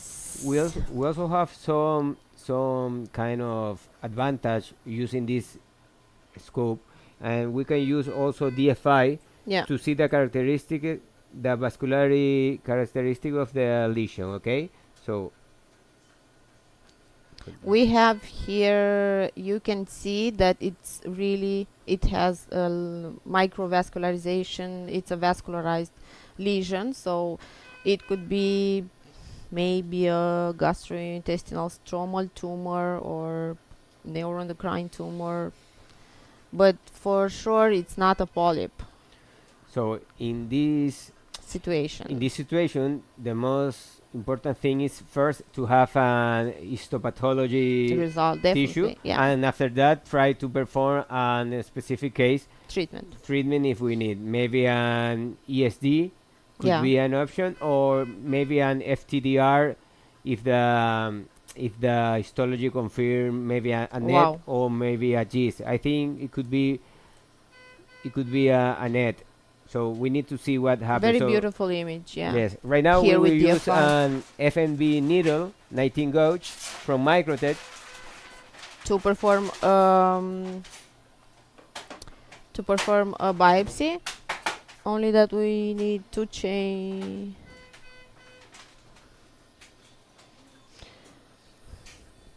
So this is important thing because we need to evaluate all the case. Yeah, definitely, and you always have to reevaluate the case. So, Daniela, where exactly it is in the GI tract? We cannot I hear can't quite see you, endoscopically. Michelle. Where is it? I don't hear you. Can you talk again, Michelle? Okay, what about now? Yeah, exactly is it located? I want to see if this is something easy to resect or not. Is in the bulb, just passing the pylori. The pylori. So as you see, this would be a great case for EFTRD. Yeah. Yes. I think the we same. we were discussed early this with Daniela, and the idea is to. But first, I completely agree with you. But first, we need to have an histopathology result to see what is the best way to treat the patient. Okay. Yeah, sure, but you can have the histopathologic result after the FTRG, right? Yeah. Also. Yes, one of the advantage of the FTDR is that we can resect lesions until 25 millimeters. Yeah, so it's a good case. That's why. That's what I'm saying. So the idea to use a 19 gauge needle is because we need a good specimen. Okay. Yeah, we need a good specimen and we need immunohistochemistry, and that's why we decided for this dimension of the needle. You can easily puncture it from seeing it directly. I'm not decided how to do it yet. See, we can see it here.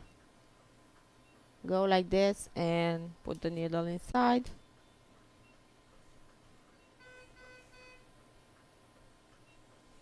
There you are. Yeah, it's ooh.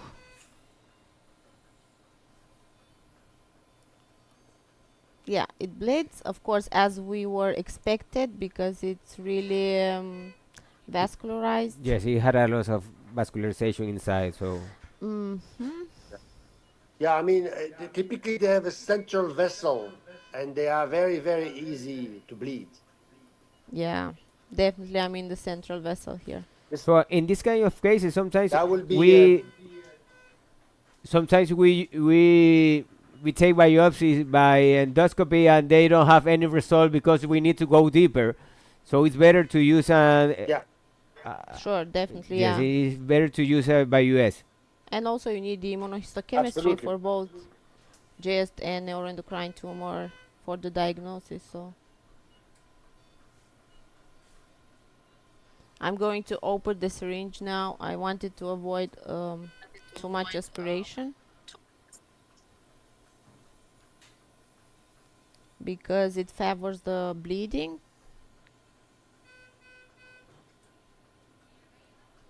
Eh, do you puncture these lesions with FNA or FNB? Michelle, you I actually like FNB. You need pathology. Yeah, sure. So I will do FNB. Yeah, we are doing FNB also.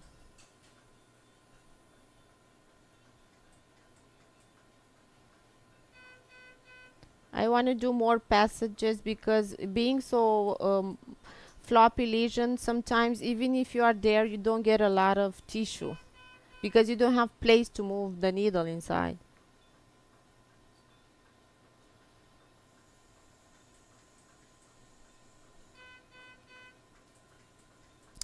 And you can see very nice by US how it bleeds.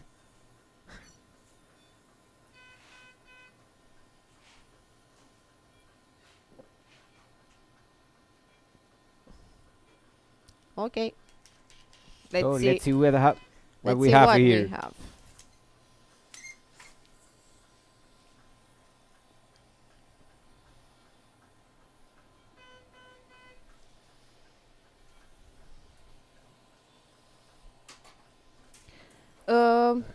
Primero, Independent aire, of the aire. results, we need to Saca un poco el take it agua. out, the lesion, for sure.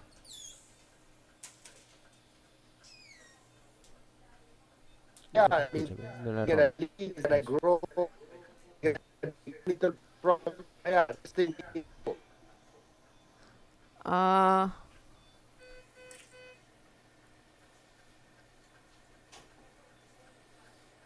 Yeah. You asked something because I didn't hear you. Do you have I question? said they need to be dissected. Yeah, Tenme. No la boto. it needs to be resected, yeah. We have it? Yeah, we have it. A little bit. Nah, let me see it. I'll take another one, no problem. Yeah, we have there. Yeah. So it's a tiny lesion. So Yeah. we have a result, but we will pass another Sure. patient. We'll take another. So I think we can switch to other case right now.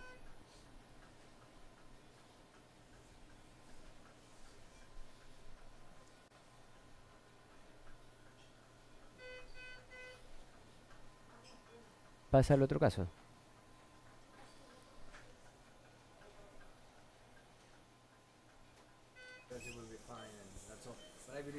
Yeah, maybe.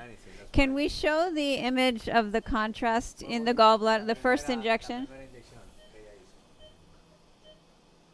So, ¿podemos mostrar la imagen de rayos X en grande, por favor?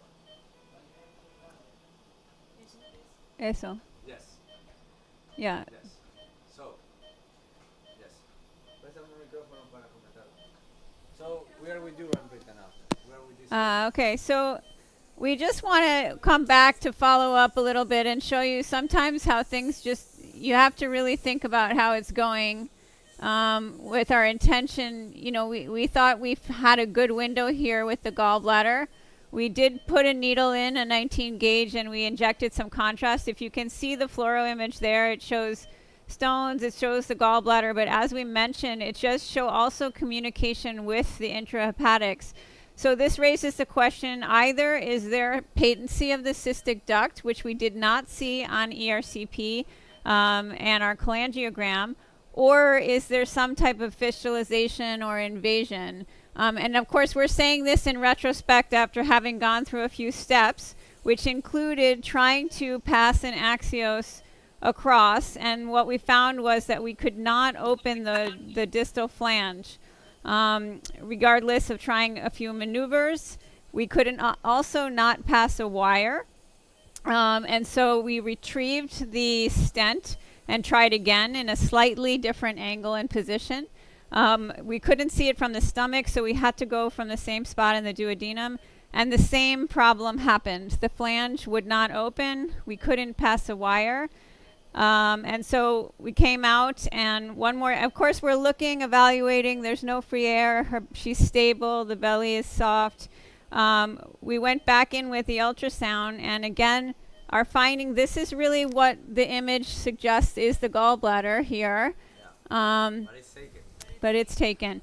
So the thing is, the conclusion is that for us, this is the gallbladder, but this is not just a cholangiocarcinoma. This is a gallbladder cancer also. So it's taken. That's why we cannot open the axios, even trying to pass the guide wire. So it's not just a stone there. There is a stone, but there is also cancer.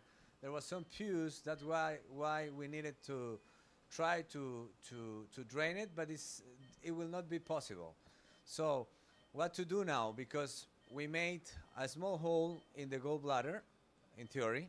So this will not happen anything, to be honest. So we need just to follow up antibiotics.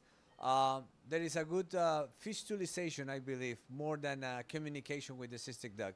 Because when she moves a little bit, we see the stent here in this area, yes? And it's really close to the wall. So it means it's one mass, one complete mass. So what we saw with the cholangiogram through the US, and it's one of my lectures that I have to give to Dr. Batista in Caracas, but one of the things is, yes, you see the stent here. You see, right? Very well the stent. And then when you turn a little bit more, then you see the gallbladder. So that's why I believe there is a fistulization more than, that's why the cystic duct is taken. Everything is taken. So this is a complete mass. So don't worry about that. Just antibiotic and then follow up the patient, but she will be fine because the thing that we have a stent inside that we made the radiofrequency, it will make the first one diminish the tumor, probably give us more space to that fistula goes inside the biliary tract, so gallbladder will be fine, and I don't believe that we need to do anything. Just control, 48 hours of antibiotic and looking for, and then send home to see if everything is well. But she's not resectable. She's not. We don't have any other option, I believe, to this patient, and I believe just that will be fine for this case. You have to really think. I mean, we don't want to push too hard. We're realizing that this is not the picture that we initially thought it would be. And as she said, she's stable. We'll monitor her, of course, and if she shows signs of peritonitis, then send her for a scan and possible drain. Okay. Perfect. Thank you. Great. Thank you.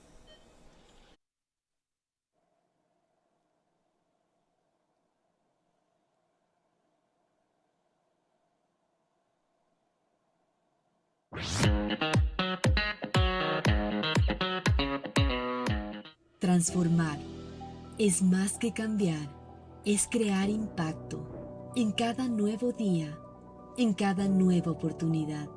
Transformar es más que colaborar, es ser parte, de aprender, de crecer. Todo profesional de la salud tiene este propósito, transformar vidas. Y con este mismo propósito nació Euron Pro, una plataforma del Grupo Eurofarma, creada para ofrecer conocimiento, herramientas y soporte que impulsen su práctica profesional. Transformamos el conocimiento en soluciones, los congresos en ideas, los estudios en práctica y sobre todo la tecnología en su mejor aliado. Euron Pro, porque transformar también significa aprender, evolucionar y compartir. Le damos la bienvenida a la transformación del conocimiento en su práctica en salud. Le damos la bienvenida a Euron Pro.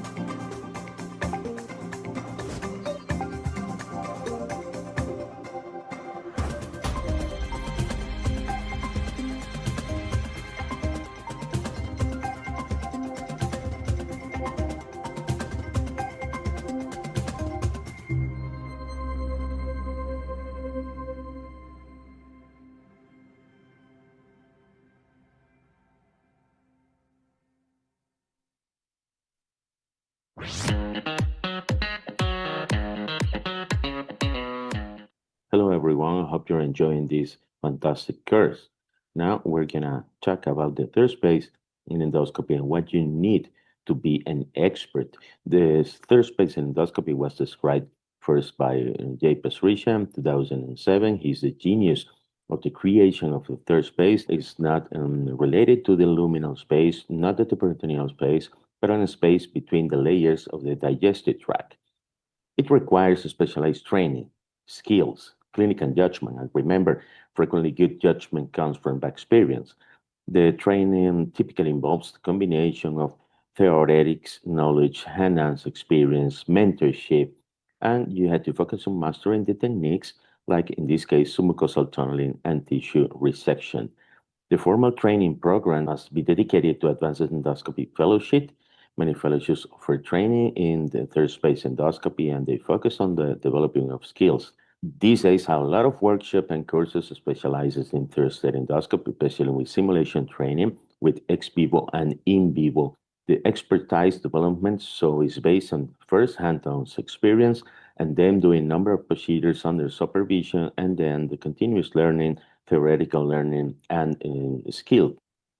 This is a paper published in 2024 about navigating the learning landscape, a comprehensive training in third space endoscopy for about techniques and practical recommendations. They require precise endoscopic control and tissue recognition. This is paramount. The tissue recognition, the new anatomy recognition.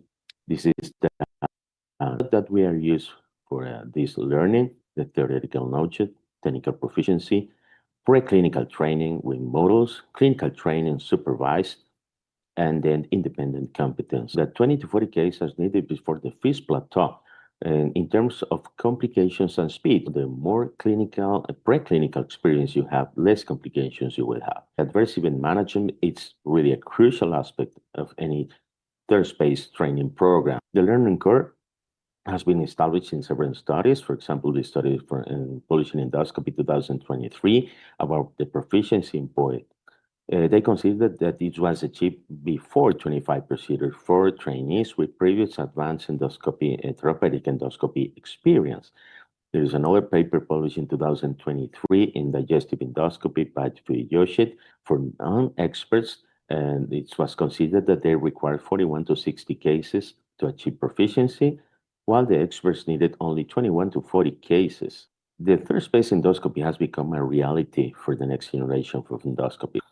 This is a prospective study published in 2013 involving 3 operators that demonstrated a layering plateau after 20-point procedures with improvements in the length of the procedure and reduced adverse events.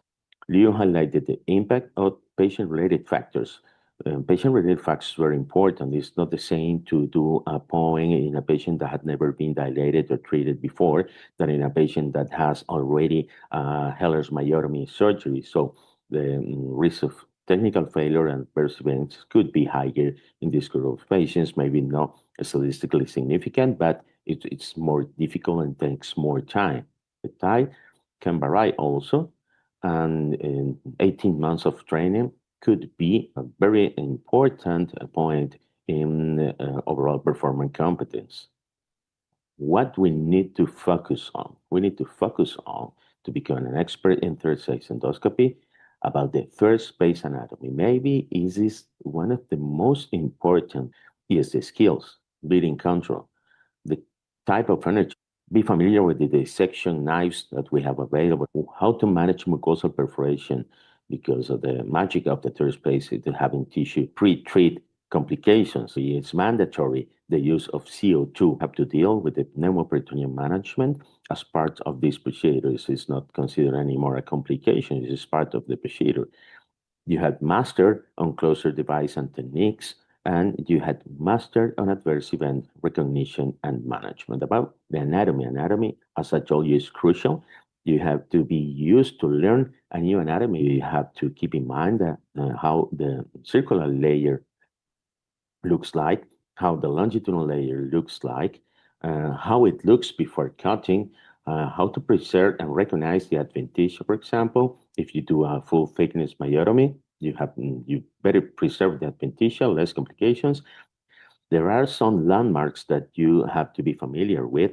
This is a publication by our friend Dr. Uchima about the identification of the slim fibers, la cincha, fibras en cincha, slim fibers, and there are two penetrating vessels that you have to take care of it. These are the cinch fibers, so you know you are already in the stomach. This is a good landmark, but are there some very wide penetrating vessels that you have to take care of them. And in this case, we cut it out inadvertently, and then you have to deal with the bleeding of the penetrating vessels. Papillary loops that are very characteristic, but also a lot of fibrosis in the patients that had been dilated several times. In this case, you also could achieve that you are already in the stomach. The other thing, getting to the GE junction, is there is a narrowing, then you pass through, and it's an opening of the field. In this case, you're gonna see some fibers becoming oblique fibers in the muscle. That's another sign that you're right in the right place. If you are gonna choose a posterior tunnel or an anterior tunnel, how to know what is posterior and what is anterior? The patient is facing up, lying on the bed, and you make falls on drops of water. When the water falls, this is posterior wall, and also you can identify in a dilated esophagus the spine. The other thing you have to take in mind is, are you using an Olympus Pentax for your other brand? The Olympus have the channel going out at 8, so it's easier to go to the anterior wall into the poem channel. The Pentax has about 5 to 6, so it's easier posterior wall, and Fuji it's about 6 to 7, and also easier the posterior wall. Recognizing the anatomy again is paramount. This is a G point. Once you finish your dissection, you're gonna find the ring, the pyloric ring. Then you're gonna see this tissue, the submucosal tissue, duodenal bulb. So now you're ready to cut. Boys and esophagus, the corkscrew tunnel. If you are not aware of it, you're going straight ahead. Maybe you can lose yourself inside the tunnel and do a corkscrew tunnel. And sometimes you advance, and you still into the esophagus, not get into the stomach. That's why it's very important to know the anatomy of the gastroesophageal junction. But a trick to go straight is to keep the circular layers very perpendicular to the axis of the dissection. In this case, you know you're going straight ahead, and you're not going to get lost in the tunnel. If circular layer becomes, the circular fibers become this oblique fashion, you're going too much to the right side, so you stop going dissected to the right side and start to dissect to the left side, just to make the fibers perpendicular. It's the same on the other side. If the fibers started to being oblique to the left side, that means you're dissecting too much of the left side. Now you keep going to the right to correct the direction. This is a very good way not to be lost in the space tunnel. Some of you, the older, can remember this TV series in the 70s called Lost in Space. This family was traveling around the space, and they couldn't find their way back home. Lost in the third space, it's easier to find yourself. And especially this technique that is called the two endoscopes technique. If you have any doubt, especially in patients who have been gone to surgery before, the anatomy, it's not that easy to achieve. You have to use a thinner scope.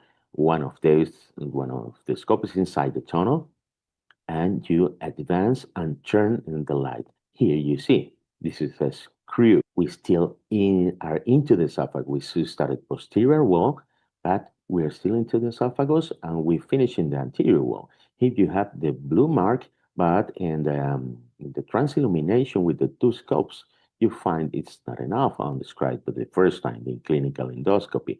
Here is another case with an endoscope inside the tunnel. We had got lost. We didn't know if we had gone enough into the stomach because it hasn't altered an anatomy because of a previous surgery. Here you see one endoscope entering the tunnel. You go ahead very carefully, not to break the mucosa, go to the stomach, mirror retroflex, and turn on the light. Here you see the blue mark, but let's see where is the endoscope. Yes, it's already not so much, but maybe you have to go dissecting a little more forward. About the tunnel length, it's also very important in point cases. And sometimes you use the blue mark in the retroflex view. Sometimes you use the distance, or always you use the distance from the incisors to the gastroesophageal junctions. You measure first, before beginning the dissection, the distance from the gastroesophageal junction to the incisors. But this is not reliable. I'm going to show you. When you are in the middle of the light and you rectify the endoscope to measure the gastroesophageal junction to the incisors, it's not the same distance when you are laying down over one side of a dilated esophagus. I'm going to show you here. This is a straight endoscope measuring the distance, but when you are lying on the lateral wall or posterior wall, is going to be longer. So there is more distance inside the tunnel. It's not a reliable measure. The most dilated is esophagus, the most distance you're gonna have to dissect inside the tunnel. And in this animation, I'm gonna show you better. Here is the measure of the incisors of the gastroesophageal junction, but it's a dilated esophagus. So this line is the incisors, and see, there's still a space. So you have to go more ahead with the endoscope when you're in the tunnel. So, for example, if you have in this measure 40 centimeters from the incisors, maybe to get to the gastroesophageal junction, you will have to dissect 42 or 43. So that must be keep in mind. How to control the bleeding? You're dissecting with a cap. So once you have a bleeding, please don't get back, don't run. Compress the tissue softly with the endoscope against the place that is bleeding. You do a progressive decompression, see the vessel where it is, capture with the coagulation forceps. Do an immersion confirmation and then use soft coag 80 watts effect 4 if you're using an RV device. I'm going to show you this an example.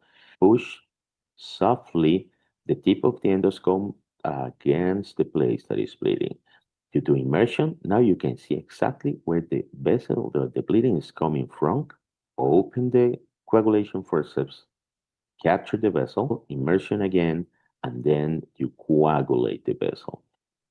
There are some other devices on the market these days, and you have to, if you are going to use them, you have to take care of the bleeding control is different, and you have to keep that in mind, especially with the new system of microwave coagulation with cryo speedboat. I'm going to show you a video here. Okay, you can turn it. It's rotatable. You have to face the conductive part of this device against the vessel, and this is micro. See, there is no carbonization. This is a whitening of the vessel. Mucosa perforation management. In this case, you can do clipping from outside the tunnel, and sometimes you can do clipping from inside. It has been described. I prefer outside the tunnel. Here is how the defect is closed inside the tunnel. If the defect is bigger and you can see it from the lumen of the stomach, you can close it with clips. You have to be very careful about closing everything that could be open to avoid a late complication.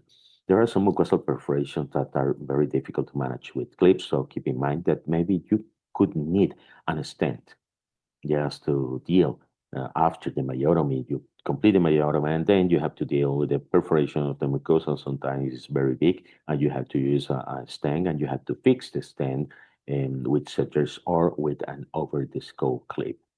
The electrosurgical energy, to understand how it works, it's very important. Most of us use the RV devices, could be the Bio 3, Bio 300, Bio 200 with different capabilities. The Bio 300 and the Bio 3 have spray coagulation that can be used to dissect. It's very fast and very nice. If you don't have spray quad, you have an RV 200, you can use 4 squad, 30 to 40 watts to dissect. To cut, use endocut, especially for the myotomy, and always, for bleeding control, use soft coag 80 watts effector. That's a mantra. like Dr. Karames and Dr. Michel Kehalik says. Soft watt, 80 watts, effect 4. This is the less lesive energy that you can use in the tissue for coagulation. Please don't use forced coagulations. Maybe you are going to have a late perforation because you burned the mucosa. The new kid in the blood with electrosurgical energy, cryospeed boat and spartan play. The dissection is with radio frequency and control bleeding is with microwave. It's a very interesting technology. There's a bipolar, so the damage to the tissue is less, maybe less pain using this new technology. It's a very, very nice device. Nowadays, we have a second generation with a notch here that can hook the tissue. The energy is only delivered in the flat part. This part doesn't deliver energy. And the bipolar, it goes here, only here, from the top to the bottom. It has an injection capability also, which works very well. You can rotate it to protect the mucosa. Doesn't matter if you burned a little bit in the tunnel. It's different in ESD. In ESD, you have to protect the muscle. And see how nice it can go from white cell to another, especially good in fibrotic areas. And also had the capability with the same device of doing coagulation with microwave. About the myotomy, is a very clean myotomy. Since you have a non-conductive back of the device, you can lay the non-conductive side of the device against the adventitia if you're going to do a full thickness, but you can preserve the adventitia. The Creo also had a spider blade device that is an opening and closing with two jaws, one fixed, the other one is not fixed. It's only conductive, so you can go with the tip with the closed device, and you can go with the open device. It's a very, very useful for a patient with a lot of fibrosis. As you can see, it has a rotation capability. The only disadvantage is it doesn't have an injection capability, but see how nicely you can dissect by closing the jaws or going ahead with the opening jaws. There are a lot of knives available in the market. A myotomy in the G-point, this is very useful. It protects this the duodenal bulb side. The hook knife is useful for fibrotic areas. It has these days only injection capability, as well as the triangle top knives, as well as the flush knife, as well as the golden knife from Microtech. The most used, I think, these days are the RB devices that you are familiar with. Well, the pneumoperitoneum management is part of the procedure. It's not a complication. You have to use CO2 for sure. There's no way to do third space without CO2. It's mandatory. And if the patient has a pneumoperitoneum, you have to be familiar with this rapid, fast maneuver and very useful maneuver of evacuating the pneumoperitoneum. And keep going. About closure. Closure is extremely important. It would allow you to make a safe third space endoscopy. So you have to get familiar with many of the devices that are used for closure. A lot of clips in market, very good ones, rotatable clips. These days, almost all of them rotate. You can close the mucosotomy, the opening of the tunnel, with a suturing device, with an over-the-scope clip, a Vesco, or a padlock, or more recently, the SAR clip from Microtech. And there is a new kit in the block from Microtech that is the DAT clip, dual action tissue clip, that has a fixed part and two jaws. These jaws opens independently. This is the mucosotomy. You open one jaw of the DAT clip, grasp it, open the other one, and fire. This is an approximation tissue device. It saves maybe many of the regular clips. Adverse events recognition. I'm going to be slower at this point. Here is a case of a patient who 3 days after the points started to have pain, vomiting, and here is what we saw at the endoscope. A very, very big hematoma intratunnel. So we have to move the clips, remove the clips, go in, control the bleeding, and then we have to deal with closure of the of the opening. This tissue was very necrotic, so we decided to place an stent over the clips, but this patient didn't well. It has a worsening, so we enter again, and we saw a necrosis. We removed the stent, we saw a necrosis of the mucosa and submucosal of the esophagus, so we got in immediately into the thorax, and we introduced, as you see, I'm going to show you again, we did a percutaneous endoscopic thoracostomy. Between the ribs, we advanced this catheter, advanced a guide wire, then advanced a balloon, so we dilated the tract. There we introduced this forceps. We grasped a snare, take the snare out to the skin, grasp a drainage tube, and then we move the drainage tube inside the thorax. So we started to use vacuum therapy in these patients for a couple of days. After 2 weeks, that's what we saw. We advanced a nasojejunal feeding tube. This is 4 weeks later. We get a complete close of the defect. The point was effective, and these patients could start to eat normally. So adverse event is a nightmare. The more cases you have, the more complications you will see, the statistics. In summary, the trainees to become an expert should have an extensive knowledge of the anatomy. You have to recognize structure in mediastinum, peritoneum, esophageal landmarks, and so trainees must be able to navigate safely through the various layers of the digestive wall. You have to recognize mucosa, submucosal, muscle layer, adventitia, serosa, and try to preserve some of them when it's indicated, depending on the first phase endoscopy that you are dealing with.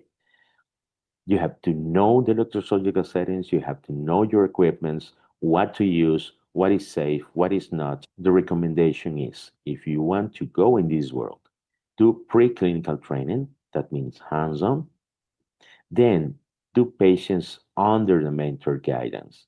It's considered that around 20 cases supervised could be enough to achieve proficiency. And then it's considered that when you get yourself with 60 patients, you can be confident, you will be able to manage all the situations that could present and solve them. Being an expert also requires permanent learning. It applies for simulation. You see one doing simulation, you do one simulation, then you go to the clinical phase.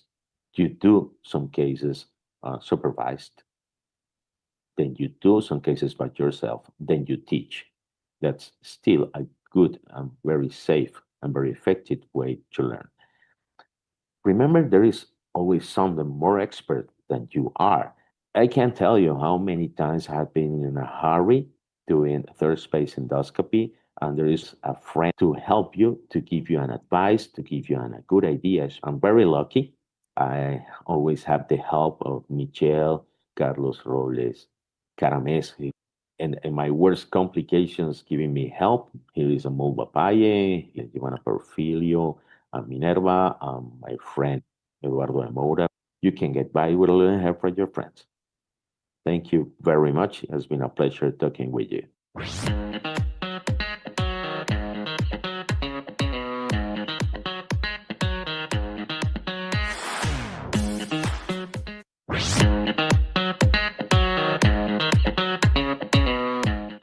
Good morning, everyone. This is Dr. Isaac Reichman from Houston, Texas.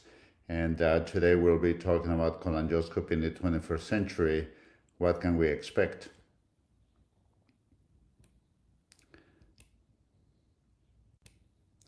The primary use of cholangioscopy thus far in the last couple of decades has been in the management of complex biliary stones, as seen on the left side, and indeterminate biliary strictures, as seen on the right image. But one wonders if that is it. Is there something else that we can do for the utilization of cholangioscopy and take advantage of it? There has been a plethora of publications in the last few decades, and there was a tremendous spike at some point in 2005, primarily from publications utilizing spyglass as in an image on the insert. And this was all mostly done within the United States. Over the years, there has been an expansion of cholangioscopes, some of them with a very similar image as seen this for IMAX, and this was created in China. Since then, there has been further increase in the utilization of other cholangioscopes, such as this called Dragonfly, which was also created in the United States. And now, from China, we are seeing a plethora of cholangioscopes of various sizes, various advantages, so some of them disadvantages, but there has been a tremendous increase in the type of cholangioscopes available now to endoscopists. So expectation number one for cholangioscopy in the 21st century is this availability of multiple new cholangioscopes, and this is probably going to increase the utilization, especially since some of them are more cost effective and dedicated for specific tasks. Now, what has triggered the increase in cholangioscopy in the last couple of decades? One, of course, has been the management of bile duct stones, as I mentioned before. And like in this case, we're utilizing laser for lithotripsy. Now we can use electrohydraulic lithotripsy as well. The second one is for the management of bile duct strictures, so visual recognition, targeted acquisition of tissue, etc., has been of significant value. However, there is also the utilization of direct visualization for the advancement of wires when fluoroscopy alone does not allow us to access the duct that we want, or for specific targeted therapies, including ablation therapies. But also, it's been utilized as a preoperative assessment for the extent of malignancy and detect whether the patient is resectable or not. But within the addition of all of this, another increase has been the fact that we can see what is not the unseen. That is, in patients that undergo ERCP for cholangioscopy for findings that are unexpected, like this one where the patient has papillomatosis of the bile duct. But it can also be used for the early detection of bile duct cancer, as seen in this patient that has a Panin type 2 with a cholangiocarcinoma in situ, and this could only be recognized by the use of direct visualization with cholangioscopy. Another trigger of this utilization of cholangioscopy has been the fact that we can now do cholangioscopy either via ERCP, a standard form, or through EUS-guided therapy, as well as percutaneously. So expectation number two is that there is an increase in the use of cholangioscope as we recognize that this is no longer just for stones or strictures. Now, we already know that the positive impact of cholangioscopy in the management of biliary strictures. The question is, why is it not used more? And especially in scenarios like this, where there are complex biliary strictures as seen on the extrahepatic bile duct, intrahepatic bile duct, or a complex at the level of the hilum as seen in these images. So currently, the management of this has included the performance of an ERCP and obtain, of course, a cholangiogram brushing biopsies, and this will give us a 50% chance of coming up with a diagnosis, specifically if malignant. There are expectations to the results of this, and these expectations come from patients, families, referring physician, other colleagues participating in the care of the patient. Let's just say that the ERCP1 is not diagnostic, then there is ERCP2, but the expectations are the same, but now we'll reduce further on that 50%, but it's on the second treatment. So if one persists in doing this, then there is going to be a multitude of procedures that are being done, And this leads to decreased efficacy and a longer period of time in managing this patient. With all of this, then there is less hope in coming up with a diagnosis and providing the expected therapy of this patient. So these unnecessarily repeat procedures and referred to somewhere else or perform unnecessary surgery, etc., can be avoided if we were to perform cholangioscopy sooner. In addition to that, we can see that cholangioscopy can be performed in the management of patients to detect the extent of the disease, as in this case, and we've shown the impact of this in reducing surgery in the bile duct, in this case, in 25% of the patients, in where a extension of the disease was not manifested by previous imaging, was detected by cholangioscopy. So this is of crucial importance, recognizing this utilization not just for tissue acquisition visualization, but to determine the extent of the disease. And it is very likely that now, with the availability of larger forceps with larger tissue, it is possible that we may see an increase in the use of cholangioscopy for biliary strictures, especially since we can get more tissue. Some of this remains to be seen. So expectation number 3 is that there will be a change in the algorithm for cholangioscopy and the management of indeterminate biliary strictures with early incorporation of cholangioscopes. There is also the addition of artificial intelligence, and I'm not going to get into significant detail, but this is being done at the same time as doing the cholangioscopy in a way that it does not interfere with the endoscopic image of the cholangioscope, as seen in this video. This is going to be of significant help in recognizing not only pathology where it is not seen, but also in allowing for specific targeted therapy in the area that is the most likely to provide a malignant diagnosis.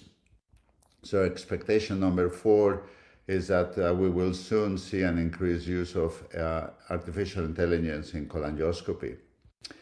Now, we recognize the value of cholangioscopy for the management of biliary stones, as previously mentioned. And so we now can do, like in this case, laser therapy for breaking difficult stones. Always remember that it's much easier to remove 4 5-millimeter fragments as opposed to 1 20-millimeter fragment. So in patients that have complex strictures in the bile duct or complex stones, then lithotripsy is certainly guaranteed to be extremely helpful. And on the left side, I'll show you a home laser, and now we can use electrohydraulic lithotripsy, as seen in this case. Now, the current management is is sort of like a pyramid, where initially there is a sphincterotomy and sphincteroplasty performed with the hope that the stones will be removed. And then there is a second procedure that is done if the first one failed, to perform either an extension of the sphincterotomy or sphincteroplasty with larger balloons, or using mechanical lithotripsy. By then, if there is no response, there is a third ERCP being performed, and someone may include at that time the use of cholangioscopy. But at this time, there's been 3 or 4 procedures that have increased the use of accessories, cost, and delay in the time of performance. But what if we were to invert this pyramid, where we incorporate cholangioscopy right from the beginning, and including the sphincterotomy and sphincteroplasties? So it is possible that maybe one more procedure will be done, and this is in about 95-97% of the patients. And with this approach, one expects to see less accessory use, less cost, and of course, improved time of the achieving complete clearance of the bile duct.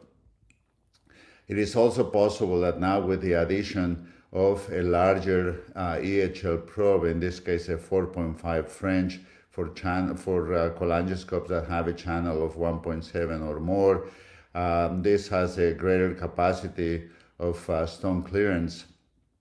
So this will facilitate the management of patients with these difficult scenarios.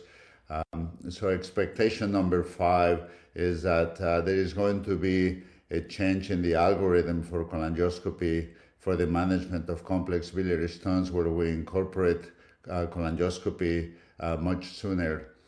And so that's a resume of what I think is going to be cholangioscopy in the 21st century and beyond.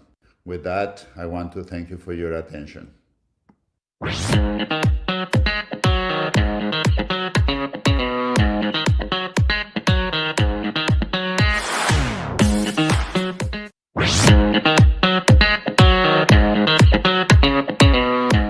Transformar es más que cambiar, es crear impacto en cada nuevo día, en cada nueva oportunidad. Transformar es más que colaborar, es ser parte, de aprender, de crecer.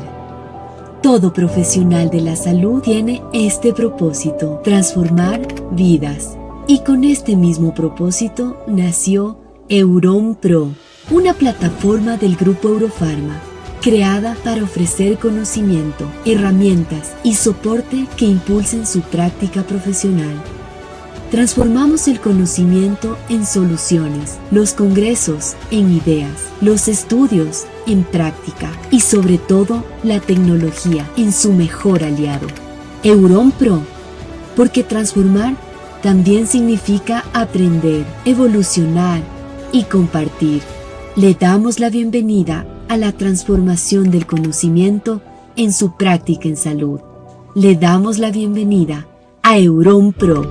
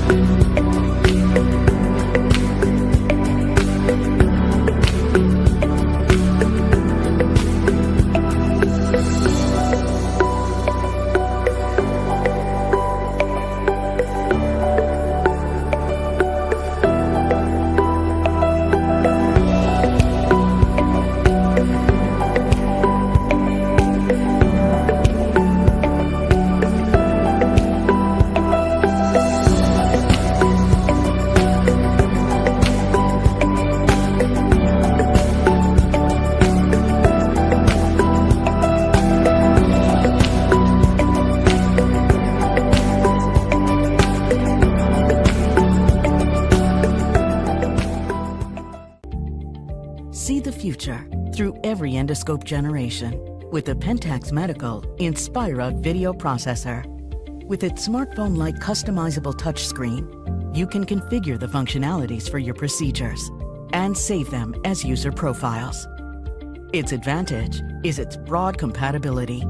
It makes Inspira the bridge for legacy endoscopes to next-level image quality. And it's the gateway to tomorrow's cutting-edge technology in diagnosis and therapy.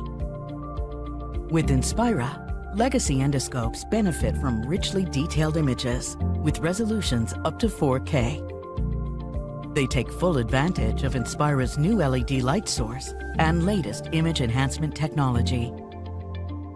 This can improve exams and clinical outcomes.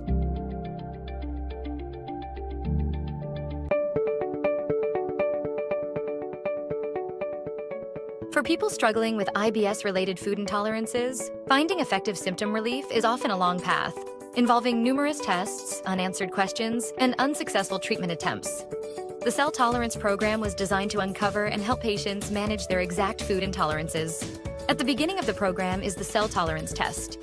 Through live cell response visualization, food intolerances are identified directly at the point where food interacts with the body, the mucosal barrier of the small intestine.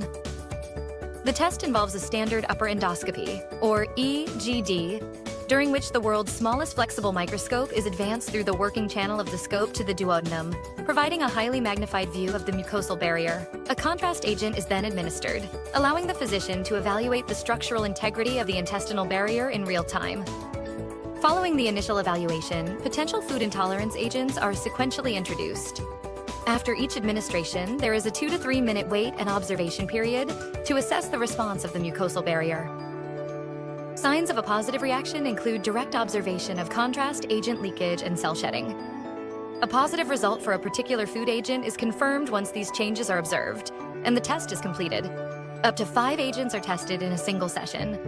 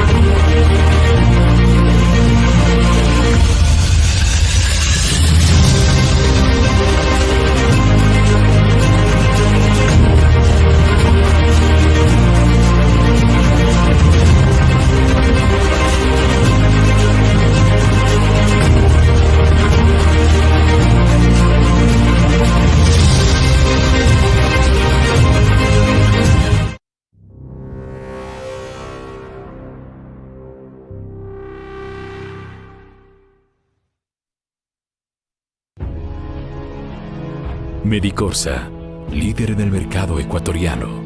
Por más de 30 años brindando al sector hospitalario equipos y soluciones integrales de alta calidad. Representante para Ecuador de Herve Electromedicine. Líder mundial en soluciones de electrocirugía, con aplicación en el área de endoscopía digestiva para casos como POEM, IECED, polipectomías, CEPRE, esófago de Barrett, con uso de sistemas de argón plasma e hidrodisección. Nuestra presencia está avalizada por los más importantes centros de endoscopía digestiva del país, que han confiado en la alta tecnología y servicios ofrecidos por Medicorsa.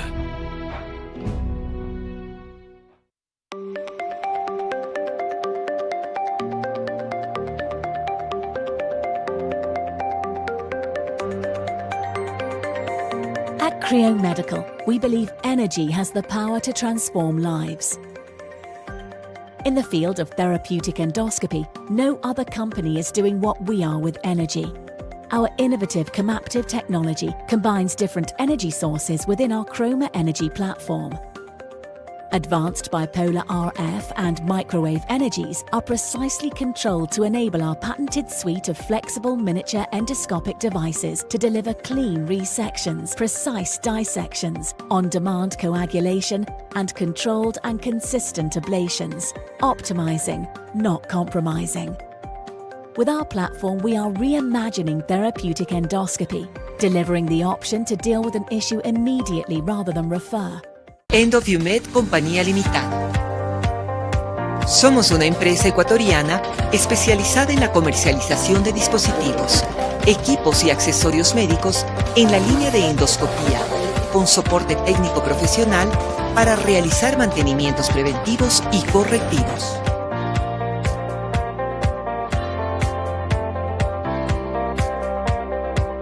Nuestro objetivo es ofrecer productos de alta tecnología y de calidad, entrega oportuna, asesoramiento continuo y respaldo técnico para satisfacer las necesidades de nuestros clientes a través de personal altamente calificado y capacitado.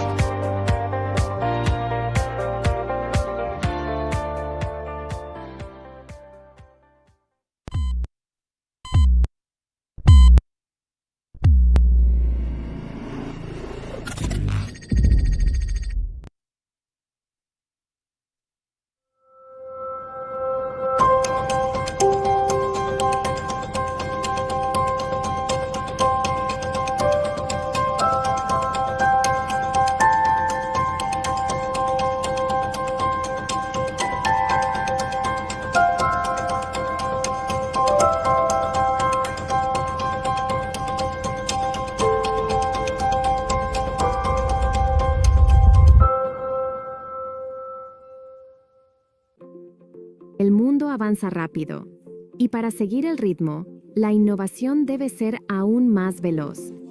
En Microtech, siempre vamos adelante, buscando ideas innovadoras que nos mantengan a la vanguardia. Con esta mentalidad, desarrollamos los dispositivos endoscópicos de mayor calidad en la industria. Dispositivos que ayudan a los médicos a brindar las mejores experiencias a sus pacientes. Trabajando con médicos expertos, nuestro diseño prioriza simplicidad, intuición y arte. Porque el detalle más pequeño puede marcar la mayor diferencia. Para seguir avanzando, desafiamos las prácticas que no tienen sentido. Cuando las prácticas actuales obstaculizan, tomamos una posición firme. Ofrecemos una colaboración sin complicaciones, centrada en el paciente. Sabemos que al hacer lo correcto para proveedores, lo hacemos para pacientes. Desde pedidos hasta soporte, todos contribuyen a mejorar la atención al paciente.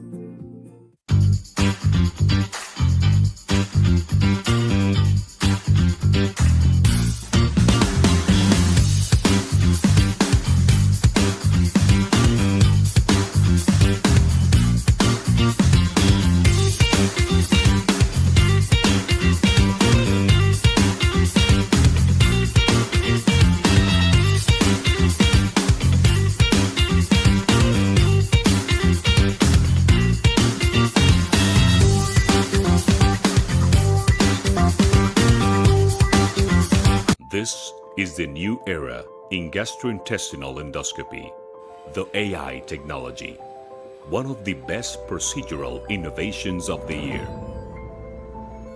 My name is Mário Diniz Ribeiro. I'm currently the president of the European Society of Gastrointestinal Endoscopy, and it's my pleasure, together with Pradeep Bandari, to present you the winners of this year's Innovations of the Year. The new invention that we bring to the market and to the world now. The AI developed by Medicons Group, world's pioneers in the use of artificial intelligence in endoscopy and cholangioscopy, detects malignancies in patients during cholangioscopies, recognizes the patient's anatomical structures in real time during endoscopies, and thus provides them with faster and more accurate in diagnosis and treatment, training professionals in the area more effectively and helping medical centers enhance their interpretation skills during endoscopies. The truth is, the artificial intelligence has become the most important innovation in medical procedures, a leap into the future, using this new technology in endoscopy and cholangioscopy, a precise, efficient, hands-free work holographic device that increases users' accuracy and output during medical performances, the ultimate interactive mixed reality device in today's medical field.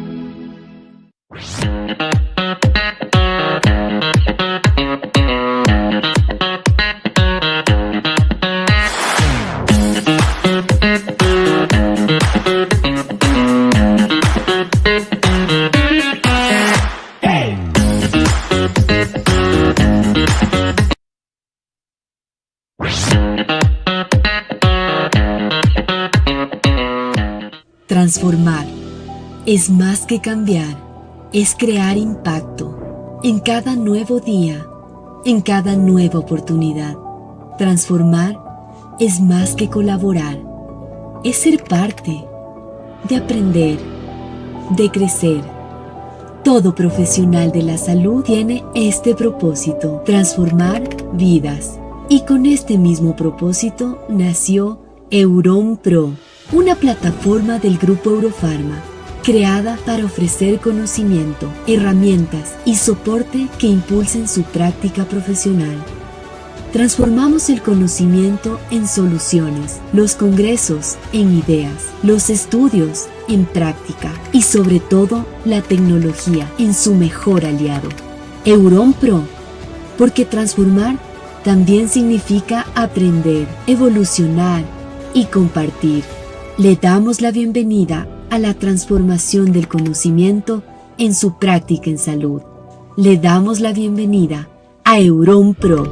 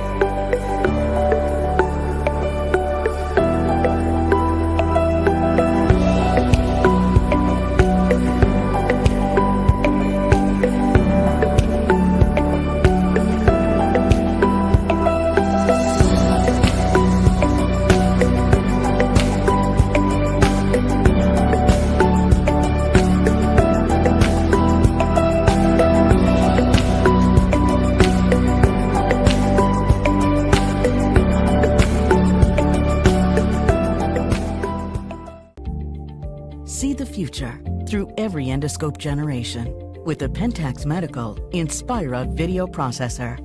With its smartphone-like customizable touchscreen, you can configure the functionalities for your procedures and save them as user profiles. Its advantage is its broad compatibility.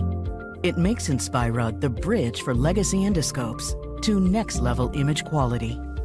And it's the gateway to tomorrow's cutting-edge technology in diagnosis and therapy. With Inspira, legacy endoscopes benefit from richly detailed images with resolutions up to 4K. They take full advantage of Inspira's new LED light source and latest image enhancement technology. This can improve exams and clinical outcomes.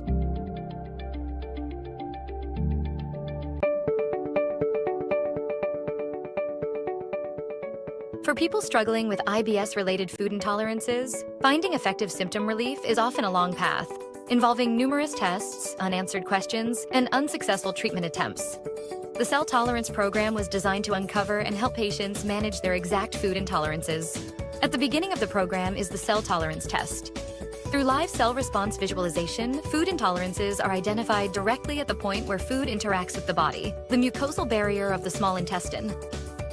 The test involves a standard upper endoscopy, or EGD, during which the world's smallest flexible microscope is advanced through the working channel of the scope to the duodenum, providing a highly magnified view of the mucosal barrier. A contrast agent is then administered, allowing the physician to evaluate the structural integrity of the intestinal barrier in real time.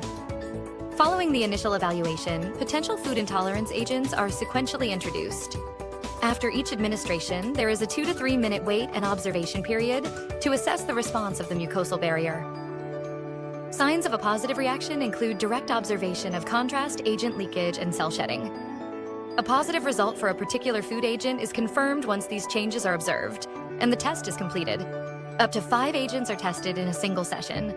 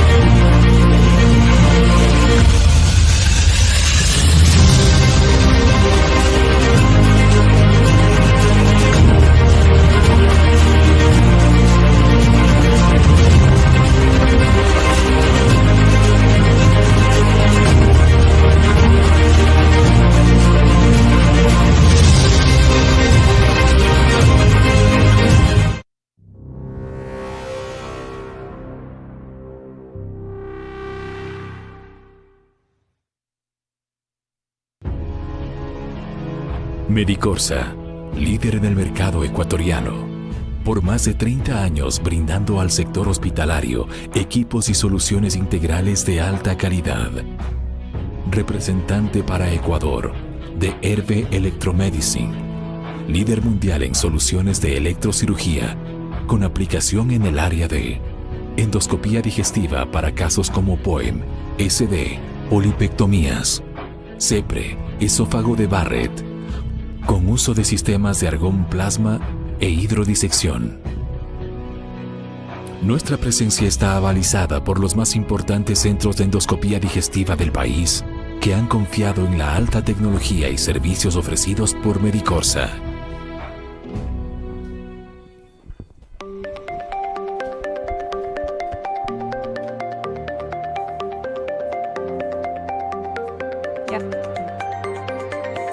At Creo Medical, we believe energy has the power to transform lives. In the field of therapeutic endoscopy, no other company is doing what we are with energy. Our innovative Comaptive technology combines different energy sources within our Chroma Energy platform. Advanced bipolar RF and microwave energies are precisely controlled to enable our patented suite of flexible miniature endoscopic devices to deliver clean resections, precise dissections, on-demand coagulation, and controlled and consistent ablations, optimizing, not compromising. With our platform, we are reimagining therapeutic endoscopy, delivering the option to deal with an issue immediately rather than refer. Endoviemed Compañía Limitada. Somos una empresa ecuatoriana especializada en la comercialización de dispositivos, equipos y accesorios médicos en la línea de endoscopía, con soporte técnico profesional para realizar mantenimientos preventivos y correctivos.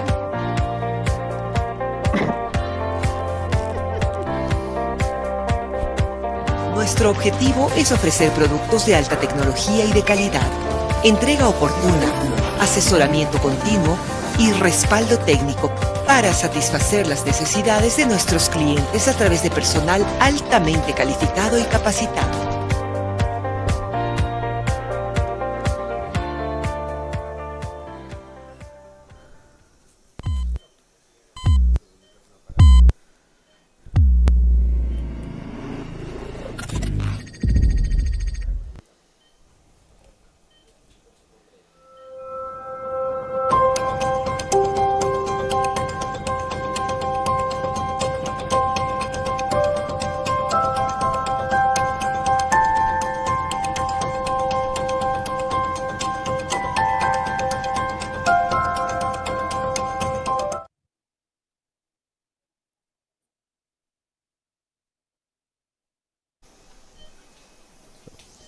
So hello, this is a 72 years old female with multiple comorbidities, and she developed a cholecystitis that we need to drain it with a lamps through the antrum. So the idea in this case is to remove all the stones through the axios and then remove the lamps. Okay.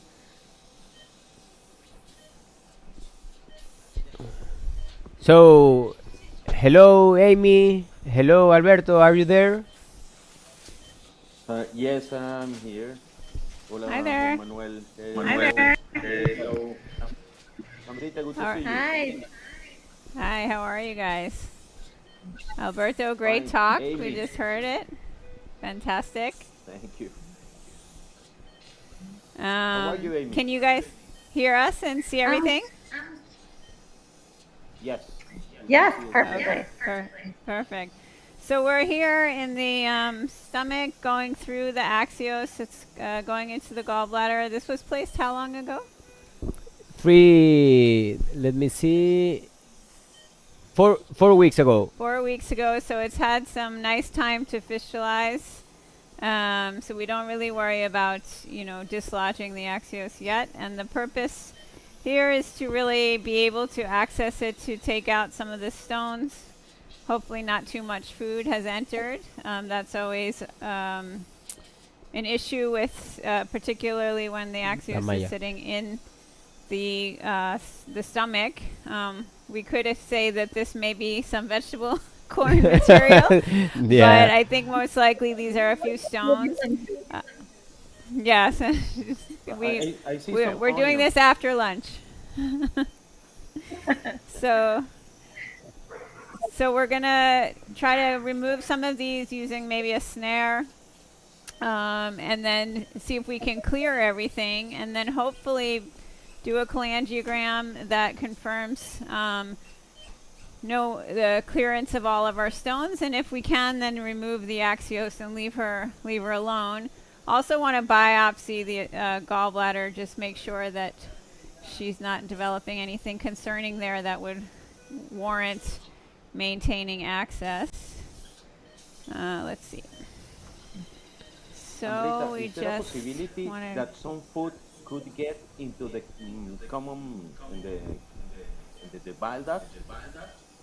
say that again. Is it possible that some of these food could reach the common bile duct? I think so, particularly if the cystic duct is patent. Certainly that's a possibility. So I think that's something we need to look at on the cholangiogram as well. Yes, we need to see that on the cholangiogram, but also this patient already have had an ERCP. So I first removed one stent that was in the common bile duct, and there was no food there. So I think we can just work with the gallbladder. So here we're using a basket. I said close. Will this diminish the chance to have food? Open. We in this case we use an pigtail, but the pigtail goes inside the gallbladder, so we remove first. So I think it would help, but sometimes the stents we won't help at all. So I don't know. We need to see what is better. What do you think, Alberto? I'm not sure, because some sisters have want to kill me when they see this. I think close it. I usually place a pigtail. I think this is tissue. Open. No. So sometimes we also, Was this put in the if the angle is small or the gallbladder is not really too big, we might need to remove the axios in order to actually get the stones out. But let's just see. No es uno de 10, pero se pasa bien. Was this lambs put in the stomach because that was the best window at the time of, as opposed to the do you know at the time, was this the best window for the placement, or was this purposely placed like this to be able to remove the stones later? Guys, close. Should we use a basket instead? Yeah, if you want, we can use basket. We have some, I think, some baskets from Medical. Yes. You want to change I mean, to I basket? think Yeah, I think let's change to the basket. Yeah. the location Sorry, so go. close to the pylorus is, I was just gonna say, I think the location being so close to the pylorus is maybe why there's, some food in there. Yeah, making definitely. it difficult to get everything. Yeah, and one thing I'm just experiencing now is that there's not quite enough room to really La normal, la de Sepre.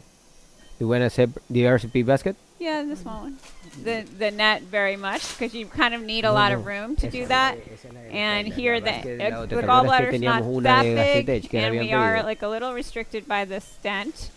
So let's just see if we have any better luck taking it out with the basket. Otherwise, Yeah. From this view, it looks like some of the food has come out though. This is mostly stones I now. think so. I think you've made some progress with the net. Or maybe I think sectioning. most of the cases that we performed before, all the stones went out without need to get into the gallbladder. So sometimes I don't know if the pigtail, for example, Alberto, will help or not. If you make an aspiration from outside, it will come to everything. Because it's a 50 millimeter. You want me to aspirate from the stomach? Have you had any adverse events related to the impactation of food into the It gallbladder? needs a little bit of assistance.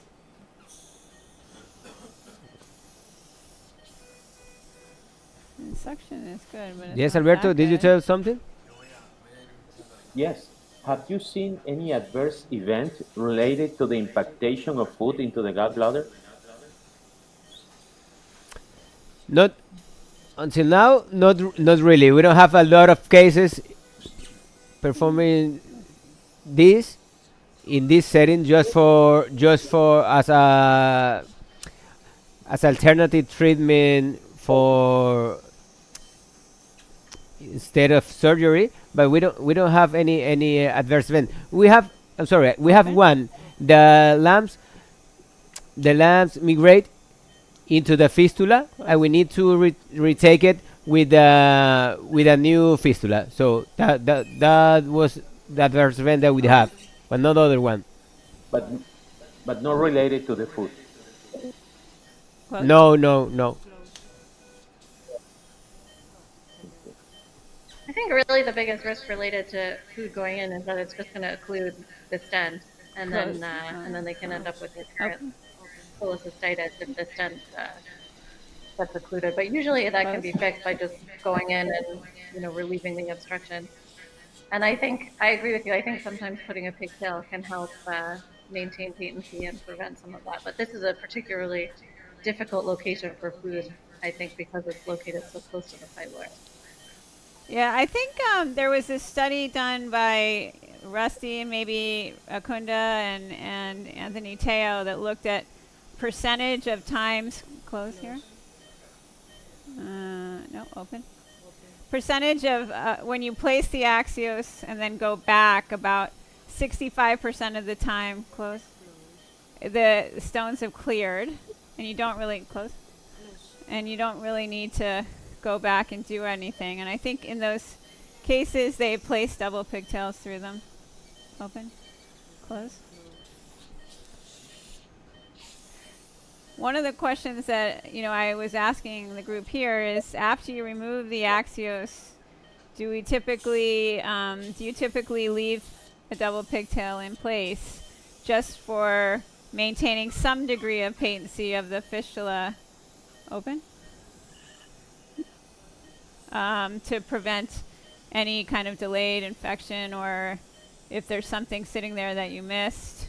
Close. And you were saying not At the really beginning anymore. at the beginning we put a stent, but later we just remove the Axios, and that's all.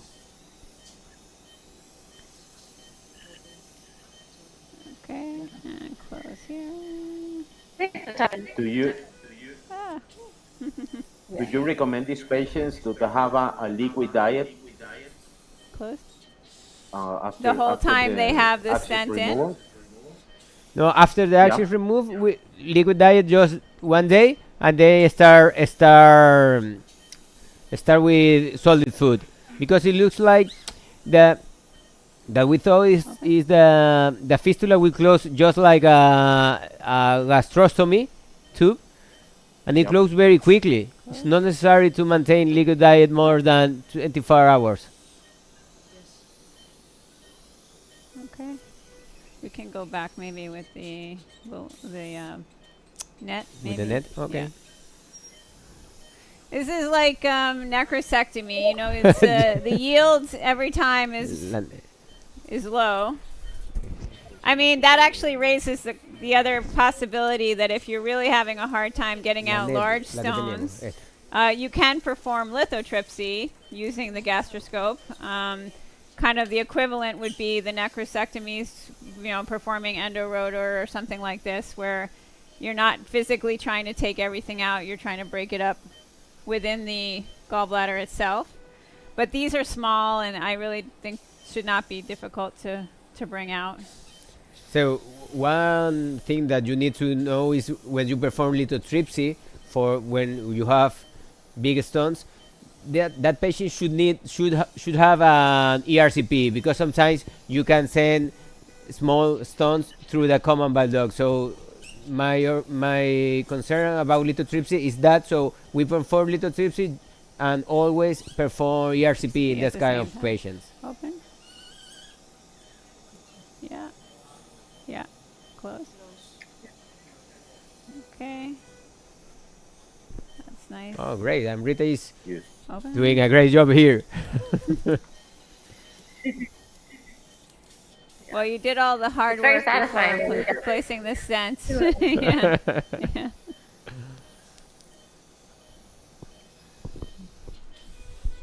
So how do you think this is going to change management of gallbladder disease? Oh, we left.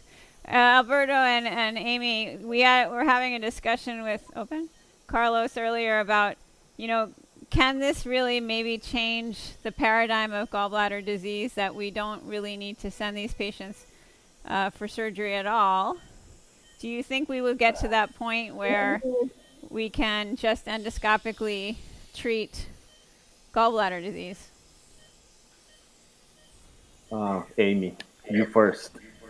Okay, I'll go first. I would have said maybe until this past CDW, and Anthony presented a lot of his long-term data where they had, gone in after the lambs and taken out all the stones and pulled the lambs out, and there was quite a bit of recurrence of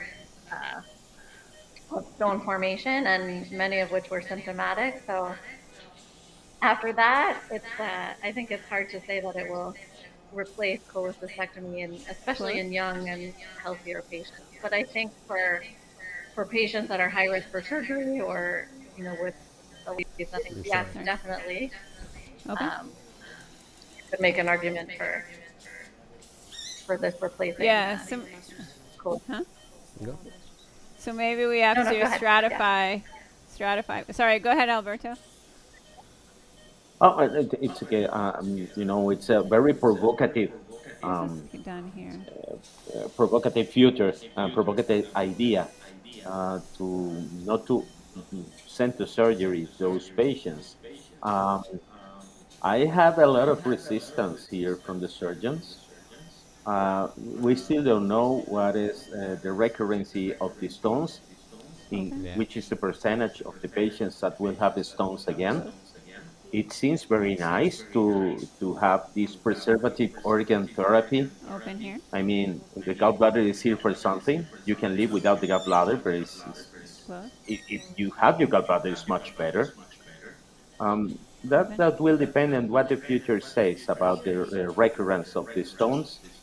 There are some complications on some adverse events that we still don't know. I got a patient with that had a cholecystitis, a recurrent stones, and when these patients went to surgery, had some vegetables inside the gallbladder. So that's why I'm asking that, because it worries me. And I did the same you said, Juan Manuel.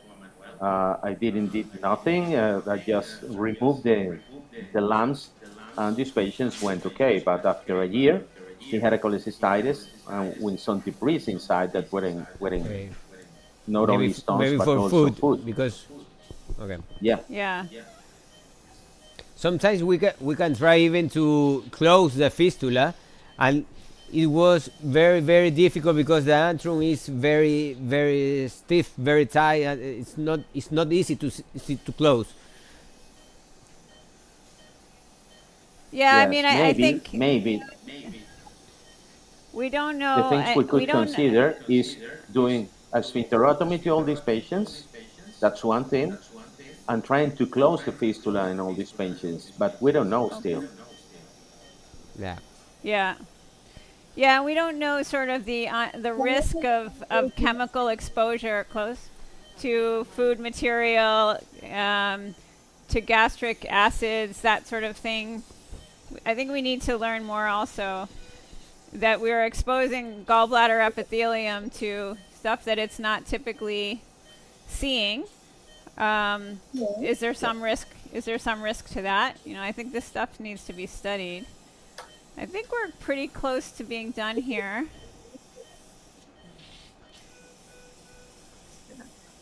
Open. Looks great. Yeah. Yeah, I don't think anyone was more disappointed by the data that showed a lot of recurrence after they removed the lambs than Ken Bidmuller, who I think has been a proponent of just replacing surgery for some time. I think his goal in creating Axios was to really change the way we think about gallbladder physiology. Yeah, so I he think shared he was that. especially sad to hear that data. Yeah, but I think there's room to stratify patients who, really may be at risk for surgery. Maybe doing surveillance on them or something like that. I think it looks pretty clean. Yes, why not? So we'll do a Why not cholangiogram? maybe we should do a cholangiogram We'll do a balloon cholangiogram. from here. Just actually, we just inject. Yeah. Or un balloon through the cystic duct. We'll first go right here. We'll just do an occlusion here. Okay, Make sure the cystic duct is clear, and then we can do one in the axios just to make sure nothing else sitting there. Great idea. No quiero la guía. Solo para ponerlo ahí. And then we also need to just do a biopsy, I believe, before we pull. Yeah. Okay, so Looks like it's going to be patent because I think you're getting some bio. yeah, let's get a quick inflate. Infla. And we'll get fluoro. Okay. Fluoro and inject. What, fluoro? Yeah. That's very nice. I haven't seen that. Using a balloon is the first time I see this, huh? Okay. It's So what do very you nice. think? It looks like it's draining at least through the top of the cystic duct. And I wonder if we get any filling of the bile maybe behind the axios. behind the axios, yeah. sure. But, again, we're going in reverse of the fold, so it might not be that we actually fill, kind of like performing an intraoperative cholangiogram. They actually pass through the cystic duct. A little bit more contrast, Flora. And I think we're seeing, we see, well, this is in the stomach, so we're not exactly seeing a true cholangiogram, but balloon down. But I think that was a nice view, at least of the top of the cystic duct. Deflado. Okay, and then we can, if we... We're getting some bio. What's that? There's definitely bile coming through that cystic duct. Yeah, through the cystic duct. And then if we want to here, we can inflate right here. Inflado. Yeah, and inject.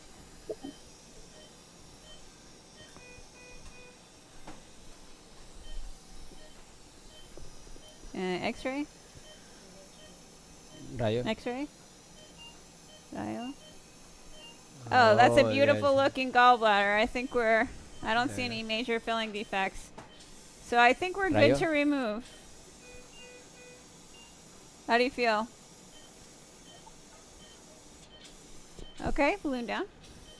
So, okay, so I think we're good to remove the axios. Of course, once we remove it, I'll look inside and make sure that there's nothing sitting there. Let's biopsy. Yes, we take biopsy of the wall, and that's it. I think we are ready. Yeah, and then in terms of the removal, we'll just use simple graspers, the same way you would for a collection or something like this, and pull it out through the mouth.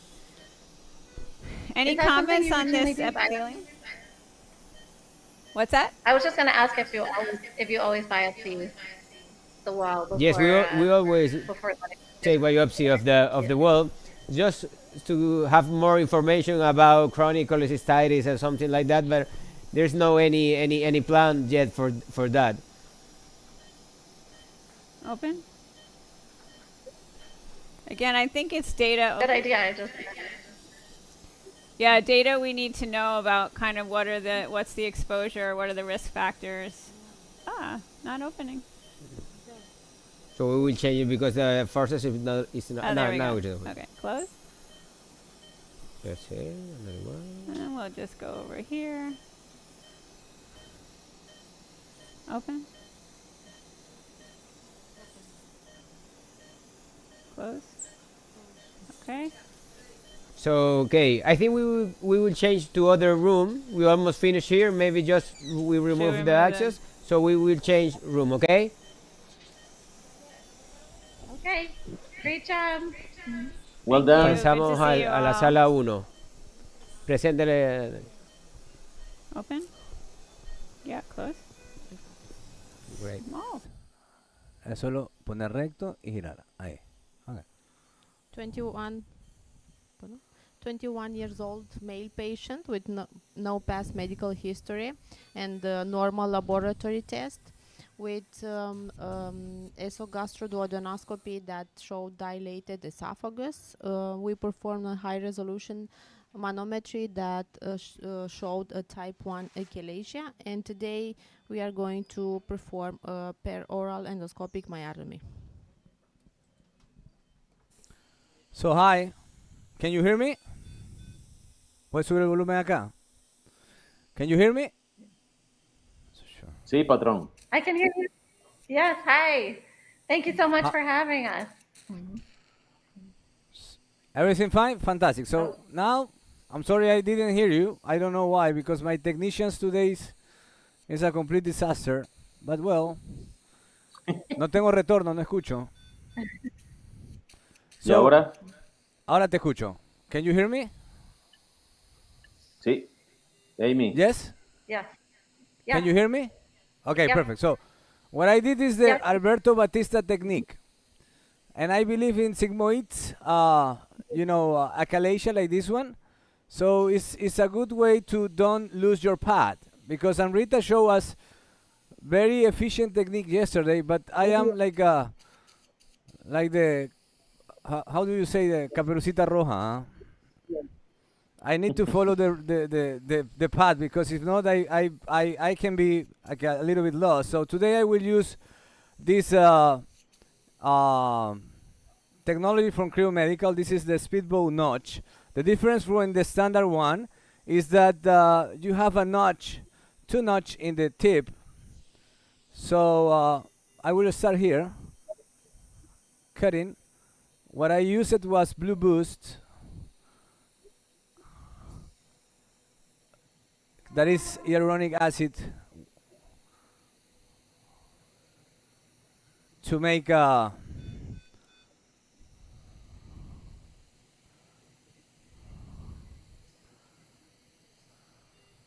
injection and have my cushion.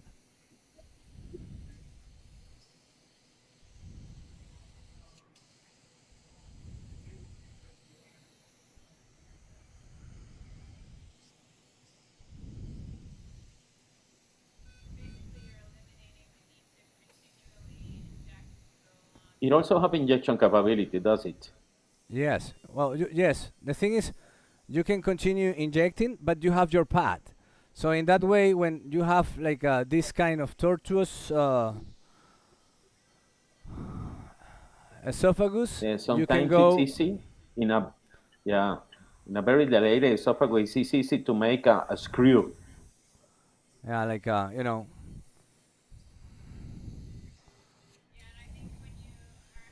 So just to clarify, so you did a submucosal injection longitudinally down through the esophagus before starting the tunnel? Is that? Yeah, using the Blue Boost. Blue Boost. It's like well, it's a hyaluronic acid. That's it. I think the difference between a jet knife and one where you have to use the needle every time is that with jet knives you can sort of keep your position and inject, so that you don't have to really do too much maneuvering. But here, by creating the injection all the way down the tunnel, you don't have to put the needle out each time and kind of change your scope position.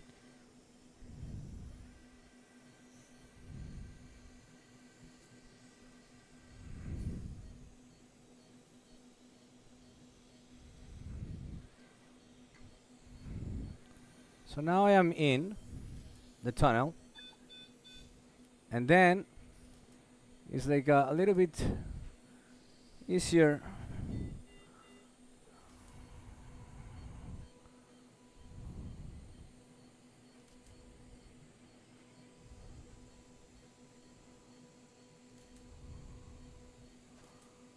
What do you think are the advantages of the notch in comparison with the regular speedboat? Yes. Well, I believe it's there is a lot of things. I had the pleasure to use one a few months ago, and I really like it. The power of the coagulation now. It's much better. But I will show you, not now because I am a little bit blind. I am burning one vessel here, you see, and you have more, little bit more coagulation, I believe. And he's using the microwave for the hemostasis part as opposed to yeah, the bipolar for the...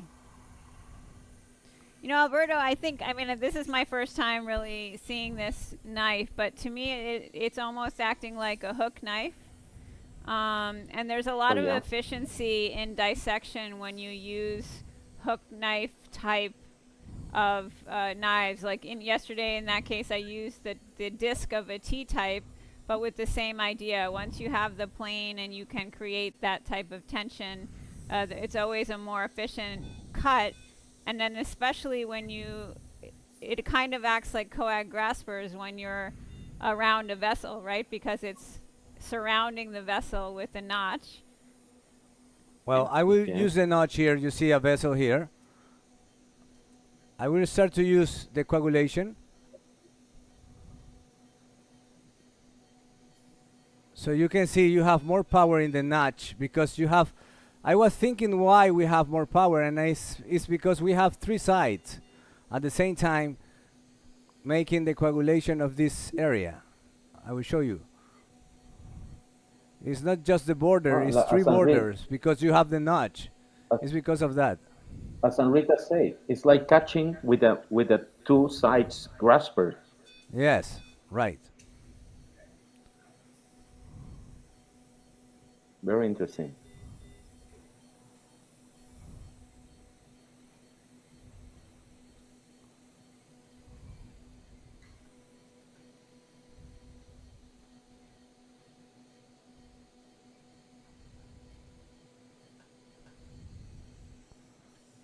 So perfect, you see? I like it. Gíralo un poquito, así, gíralo. Pones recto y lo giras. No, desde arriba tienes que Alberto, in your girarlo. talk that you just Recto. gave, you mentioned Ayúdala, Daniela, kind of being very aware of which scope you're using Ahí estás, because gíralo. of Gíralo más. where the direction of the knives will come out. And you have a Gíralo. lot of experience with the speedboat. Do you feel that there's any particular scope that it works best with because of that direction? I don't think so. I think you just get used. Maybe with the Olympus scope, you have to make some additional rotation to one side. But yes, you can do it. Just keep in mind that maybe you have to be in a slight different position when you use Olympus instead of the other ones. So I like the bipolar, you know, when you are cutting and you don't have vessels because you go faster, to be honest, right? And when I believe the Sigmoid technique for this, you know, I believe it's easier to work with the injection already made it. You see, because I didn't get lost here, and I almost already finished, huh? I am almost arriving to the cardias. You see? So there's a vessel there, and then I start to make the coagulation with the notch, you see? And then cutting. So I think in this way you can go faster. I don't have to inject too much.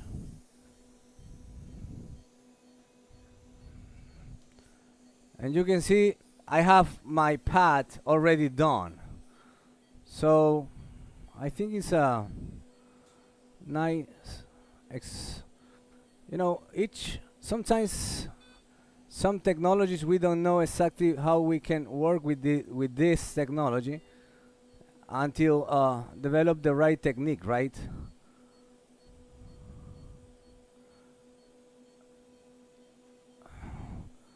So very well. So at what point do you want to kind of come back and see muscle to confirm your orientation? In terms of what? Just to see the, again, referencing back to the great talk that Alberto gave, is you see the rings of the circular muscle fiber to that show. that is too much. Alberto, you can help us, huh? That is. When do you find that to be most helpful, Alberto?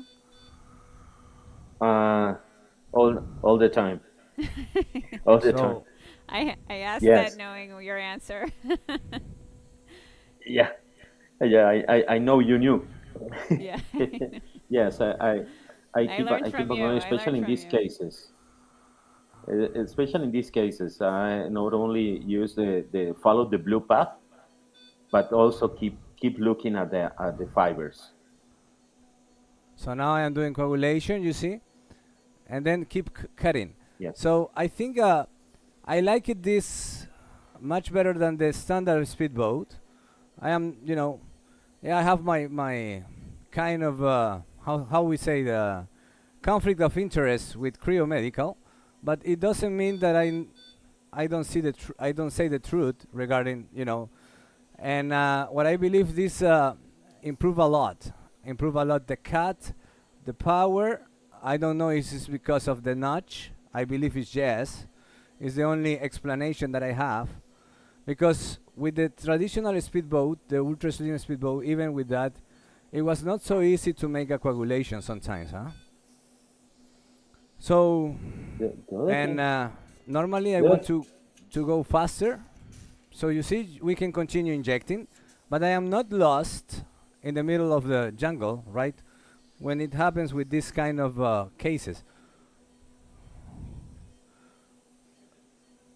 Do you rotate it by yourself, or your assistant rotates the device? No, the assistant is just here to take a picture. She's helping me, but she's not rotating too much, because this is important. You cannot make the rotation. It's made by the assistant. It's very important. But my assistant is good. She's very nice. She's kind. She doesn't know that I am talking about her, but well, it's okay. But it's an important part about training with this technology that it's a team training. Oh yeah. That they really assistants do anticipate your direction, and there's sort of a language to learn as you are training in this. How do you indicate which direction you're going in, which way you want the knife to be turned? As with all of our endoscopy, it's all a team. But let me tell you, Amrita, in Carlos Robles' unit, people need to know what is he thinking. Yes. Well, we They made a have big to course. It's a Big scary course. place to be in his mind. It's like a big course that they need to do it to have like a telepathy communication. So it's in that way that it works well. So now we have a small bleeding It here. really works. It really works. Yeah, I know. Yeah. So let's see.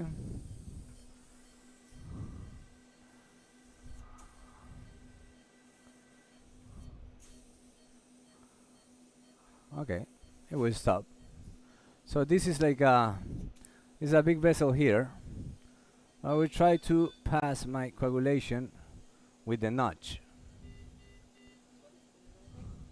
Nice. So you insert the vessel between I the take the two notch, sides. and then I make the coagulation. I can see the vessel become red to white. Once more, and it's okay. You see? Yeah. And there is it the looks vessel like more deep. It boils more than the regular speedboat. Yeah. The coagulation, I believe, improve. For sure. You see?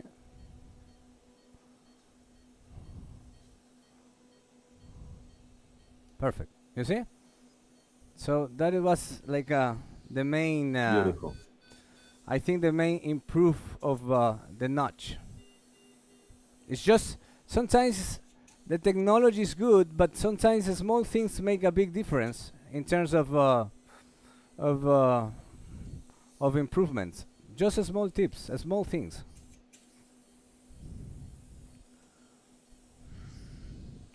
So you can still injecting, you see? And I am, let me see where I am. Alberto, do you think this would be particularly good technology for a stir?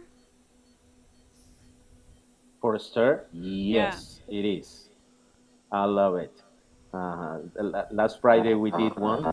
It was so fast. I used to, when I'm dissecting the part of the submucosal lesion that is attached to the mucosa, I turn the device completely, so I give the non-conductive part of the device to the mucosa. Yeah. And So it's acting it's very fast. acting like an insulated tip knife almost. Yes, but it is isolated back of the device. Yeah. It's bigger. It's very nice. Yeah. And also the spider blade is very useful for stir. We used it yesterday, and twice, and today we use it for a polyp. It was good. I saw it. Daniela. Yeah, Daniela does very well. Yep. So one of the things that I like it from this microwave, you see, I made the coagulation of the vessel, but even if you make the coagulation, if you are near to the mucosa, you don't make damage of the mucosa, which is nice. What I like it.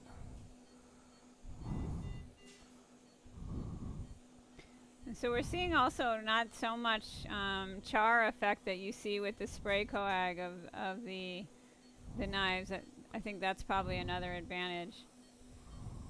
Do you know if that correlates to kind of decreased pain from the patients post-poem? Yes, spray coagulation is made for liver surgery. So we suppose that there is more pain when you use spray coag. In this case, coagulation with the microwave is a softer coagulation, to say it in some way. And there is less blackening of the tissue. It's a whitening of the tissue when you coagulate with the microwave.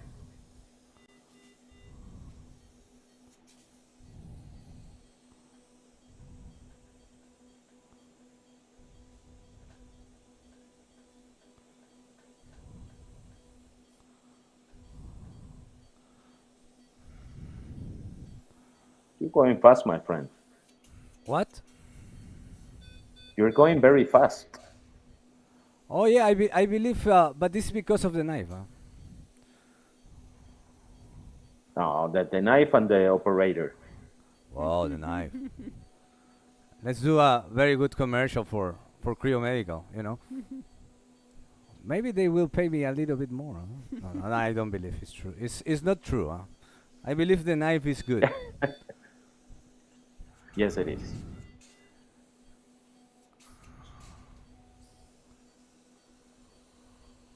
You know, I haven't used any other device since I'm using the speedboat for point. Now? Yeah, well, that's my preferred device. What I believe now is this notch. I like it, to be honest. Normally, I prefer spray coagulation and RB or flush knife, for example. Depends on the case. If I don't need to leave too much, you know, the space, it is okay. But you know, if it's not history of infection of the esophagus or something like that, that I believe it will not be like a too much inflammation or fibrosis tissue, I use flush knife or this one. But now for when you have like a infection disease in the esophagus and then you need a lot of inflammation, not as enough space, you know, to create the third space, for sure herb technology is much better.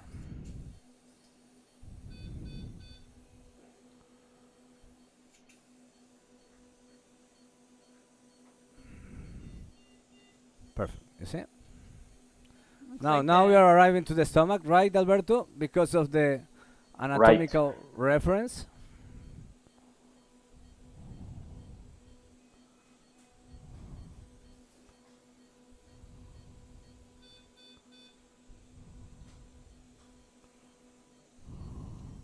Yeah, you can see the inflection there of the stomach. Yeah. You must be close to the penetrating vessels.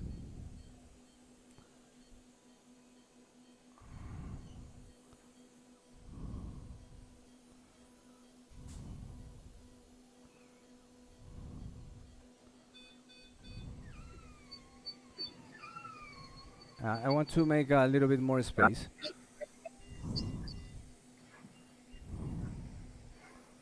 Wow, good. Can you guys hear me? Yeah. Ah, okay.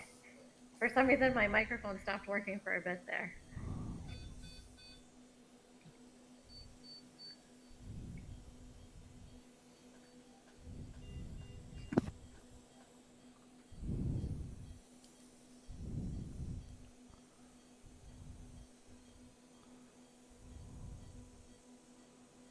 Okay, I like it.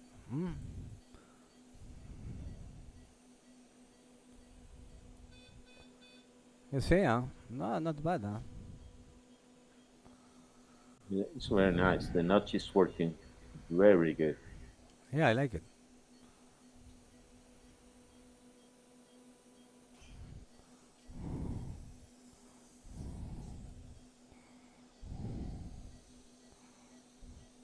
Wow, perfect.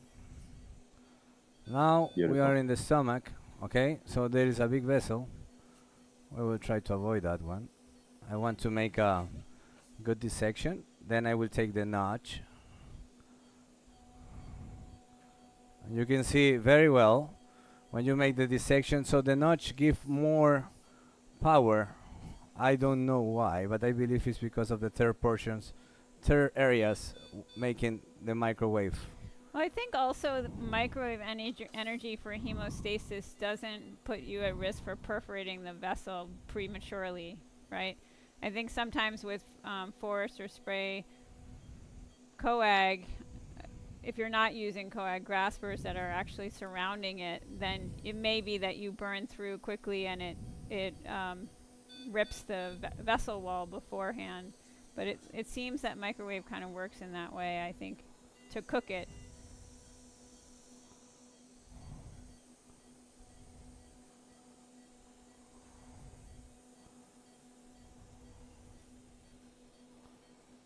Ok.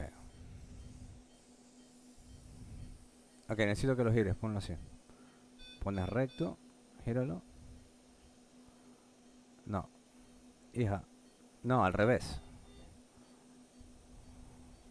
Okay, so now I am changing the position. Okay, ahí está bien. Because I need to cut better, you see? Yep.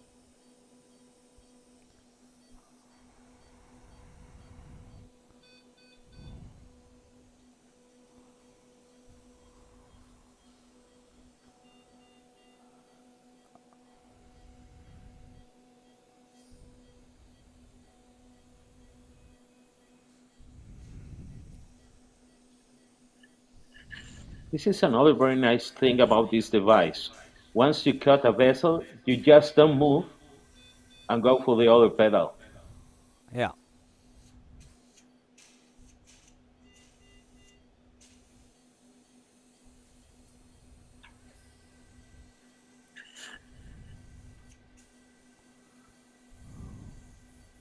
Okay.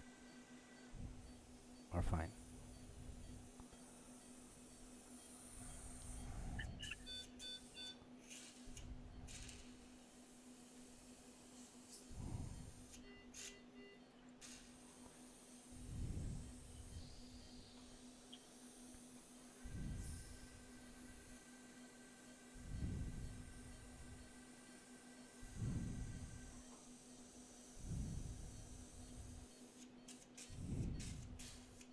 Good.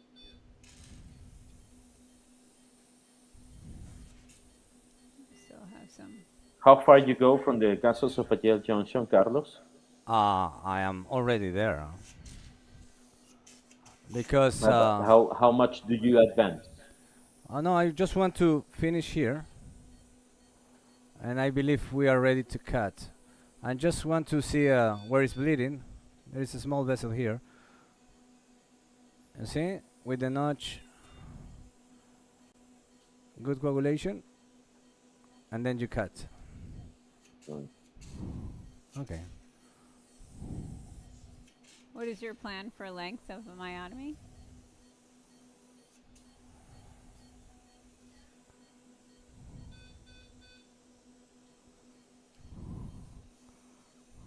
Okay.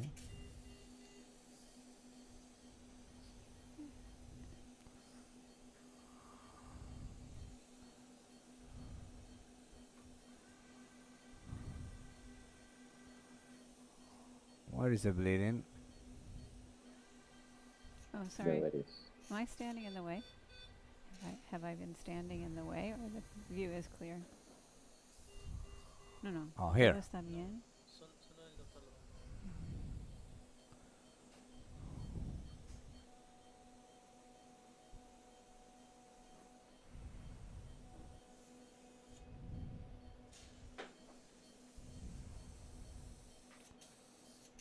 Is there? There is.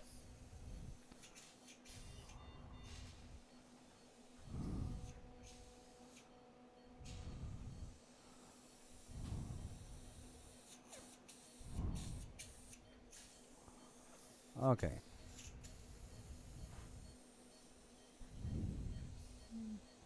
Still bleeding. Yeah.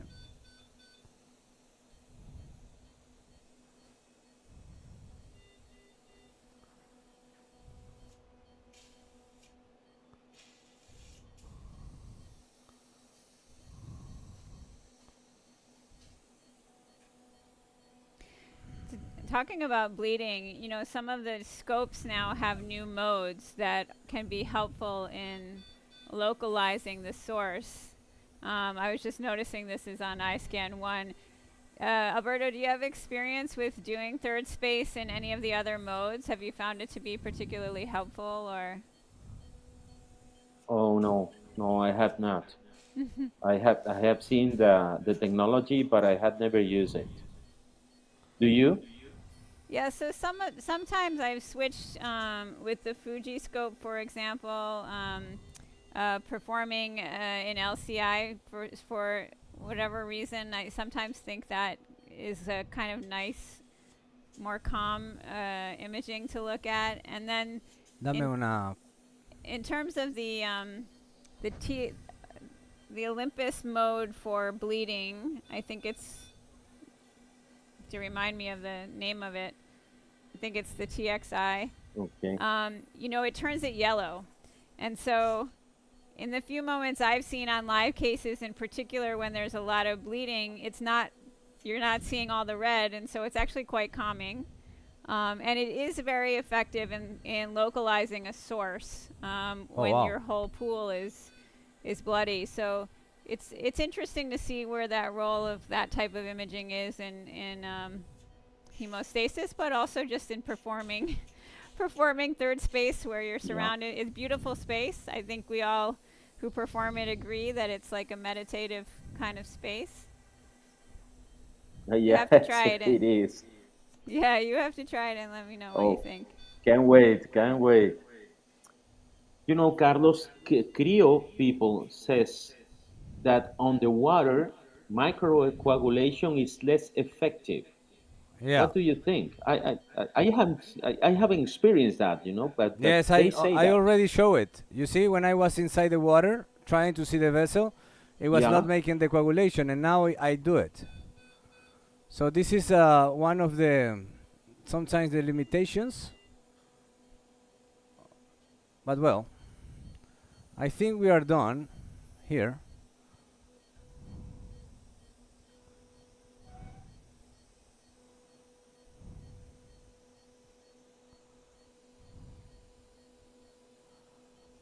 Okay, so I need to clean this. Límpialo. I will go out and let's see where we are. So now I am 41, more or less. And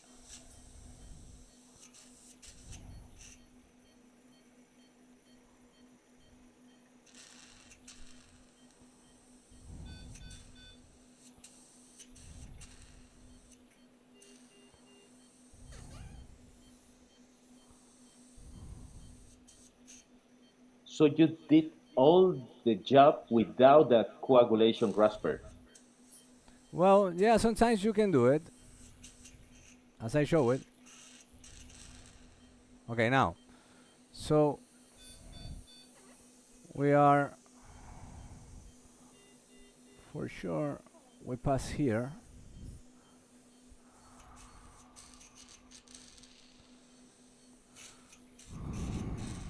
I believe I'm here.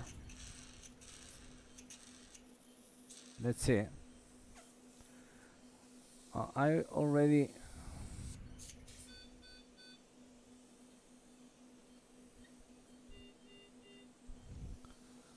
I think my insufflation is not fantastic. No creo que la insuflación esté tan buena.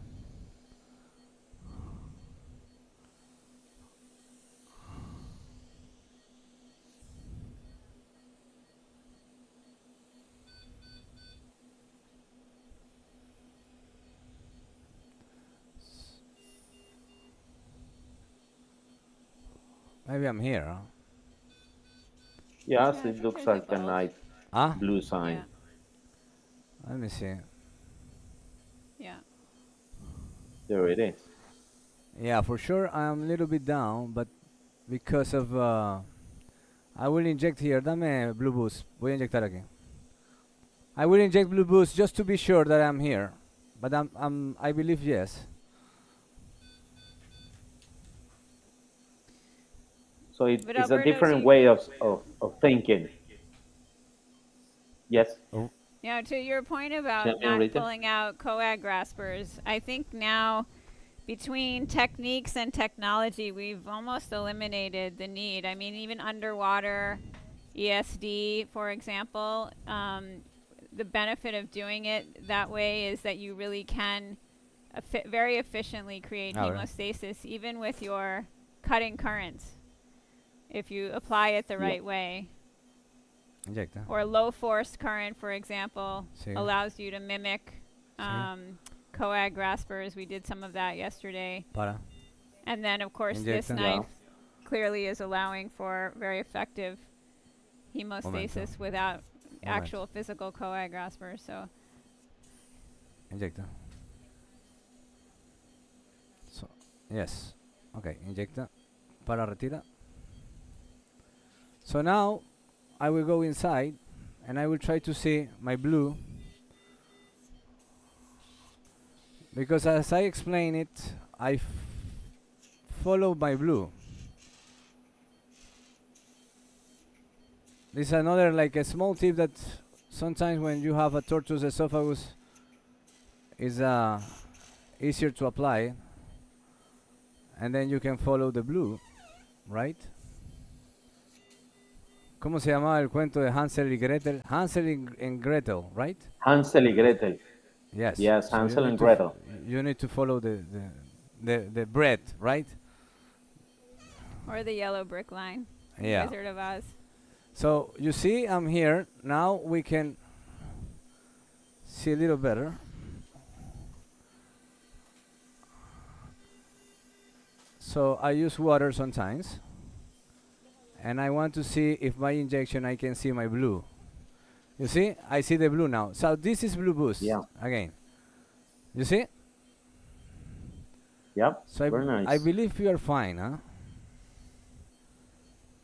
Yeah, I agree. What do you think, Alberto? I'm fine, right? Yeah. It's So I will perfect, make the yes, coagulation you're here. fine. Yeah.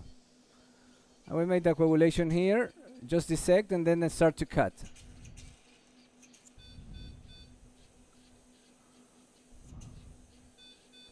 What is the potential other benefit of this technology, of using bipolar technology? Is there any efficiency regarding the type of cut that you are doing or something like that? No? In the histopathology is much better? Oh, Alberto, I don't what do have you an think? answer for you, but I don't. No? I No don't have answer? an answer for you, but I think it's. No, but I think it's more gentle with the tissue. Here. Here. here. Well, I think that's like endocut, sort of, if you do the analogy in Irby, endocut currents versus coag. Of course, you're going to have artifacts with something that has a more of a coagulation in the blend that may obscure your margins slightly, in terms of the pathologist being able to tell us. Of course, it's mitigated by taking a very wide margin, but perhaps this is acting like almost like endocut in that it's giving a clean margin. It's a good thing to study. yeah, just to see the borders of the lesions or something like that, right? Yeah. We need more data about that, but yeah, I believe will be nice. Okay, so now Knowing Carlos, for the next year, we're going to have that paper. I hope. Well, I don't believe, huh? It's too much going on now, so I have to work a little bit more. he'll leave it to AI to figure out. Yeah. I'm too passionate by AI now, so it's complicated. So well.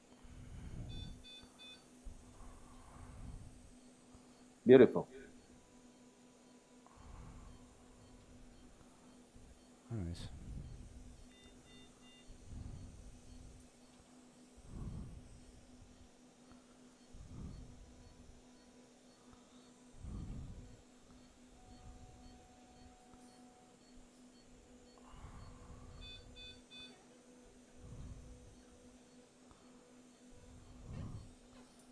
It cuts well. It cuts well when it cuts, huh?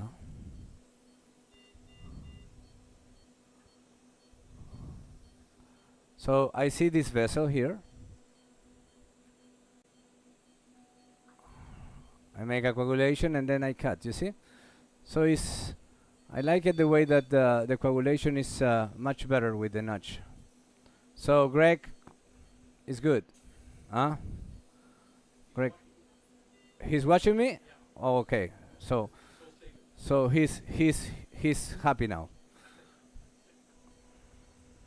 If you keep dissecting, you're going to get a G point also. Yeah, I believe. 2 by 1. So now we are good. Now I believe just you see how you can turn with your scope. Oh my god. Okay. Perfect. Huh? So now we are fine. So now I will start to cut from up big vessels. You see there? Perforating vessel. Yeah, big vessel. That's we need to avoid. That is a big vessel. That is, I believe, will not be controlled just by. That's the junction there, no? Yeah, now. Big tunnel. So it's okay. I believe we can start here. Wow. Yeah, I didn't saw it. It was big. Okay, we will start here, huh?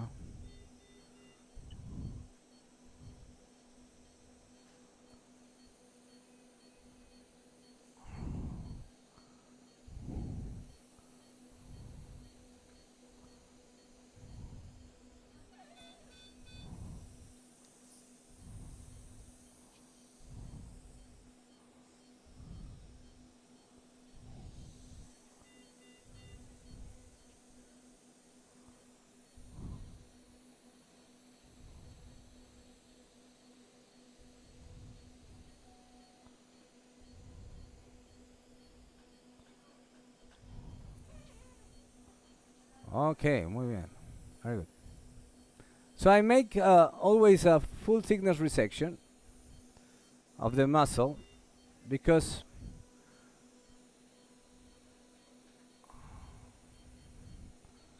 I never find out any like a big difference. The only difference is the time, to my opinion.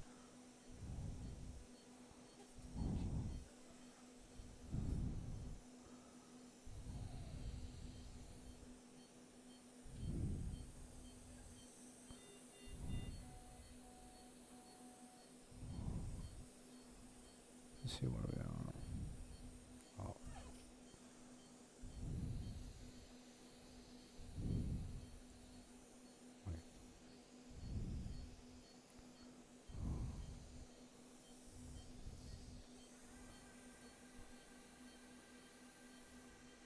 I like to use the water when I go inside again, huh? Because sometimes it's difficult. It's like so it's good. It's like lubricating the channel. No, but also it open it. Gíralo un poco así. Así lo quiero. So I. Okay, now. Okay, ahí está bien. Okay. It'll be interesting to see if this affects post-management, like how quickly you discharge patients. Amy, in your center, are you discharging them the same day?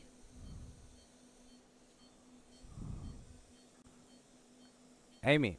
Oh, we can't hear you, actually.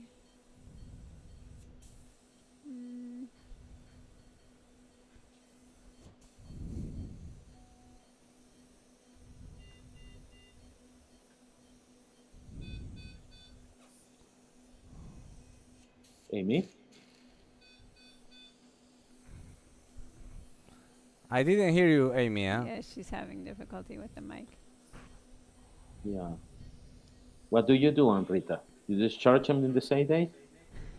We do a mix. I think if the patient is a very straightforward, treatment naive, young patient, not a lot of risk factors, and the procedure goes smoothly, I bring them in the morning and I keep them a little bit longer, but if they're not having a significant amount of pain, then I can discharge them. Límpialo. If it's a older patient, there's coagulation issues, or it's a complicated, like a failure, a failed myotomy, failed something, sigmoid, a lot of fibrosis, or a lot of food that had been sitting in their contents, then I'll keep them. And if I'm concerned about the closure at all, because the mucosal integrity was, concerning that maybe it won't heal as quickly, then I'll even do a post-esophagram. But I know there is a movement towards sending patients out same day, very much related to pain. And again, that's where I'm wondering what the data will be about this kind of energy and post-procedural pain. Amy? Can you hear us?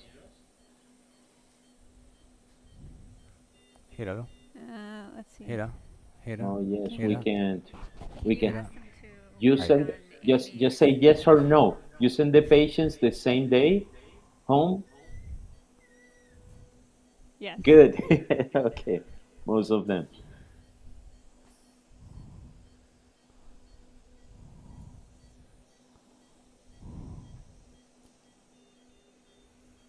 Carlos, what do you do?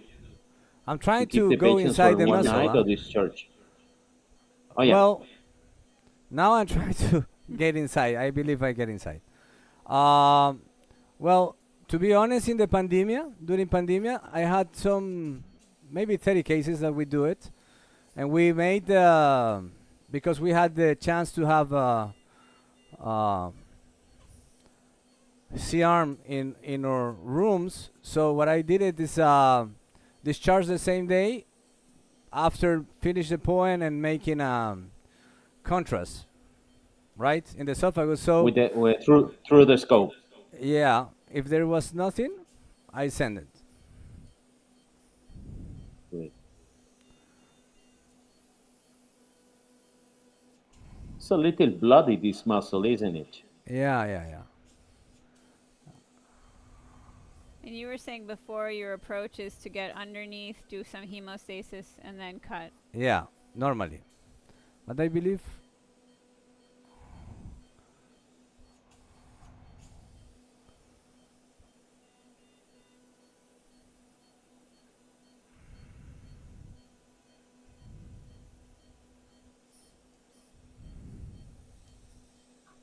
now we're fine. Finally. Big muscle, huh? It's like a big steak. Yes. It's unusual that the muscle bleeds that much. But in this case, it's different. Yeah. Okay, now.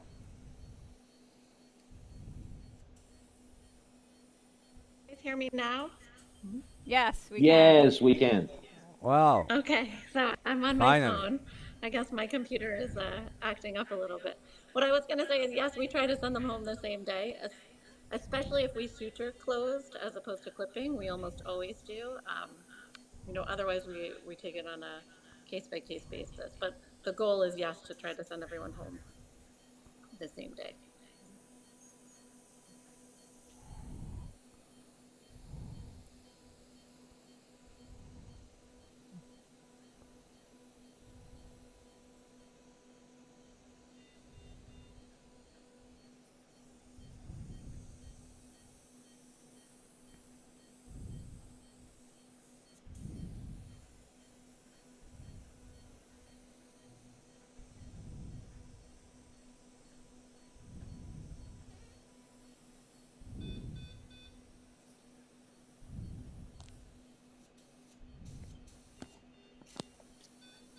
Amrita, you still doing a retrograde myotomy? Yeah, she was telling me that yesterday. Huh? You know I am. And I did that yesterday, and I was remembering you very fondly because I started doing that after the first time I met you, and we talked about it. And I was joking a little bit that we never did the study way back when with a mole, and I just saw published recently a description of experience with retrograde myotomy, which we've been doing now for 10, 12 years. So yeah, I really love it.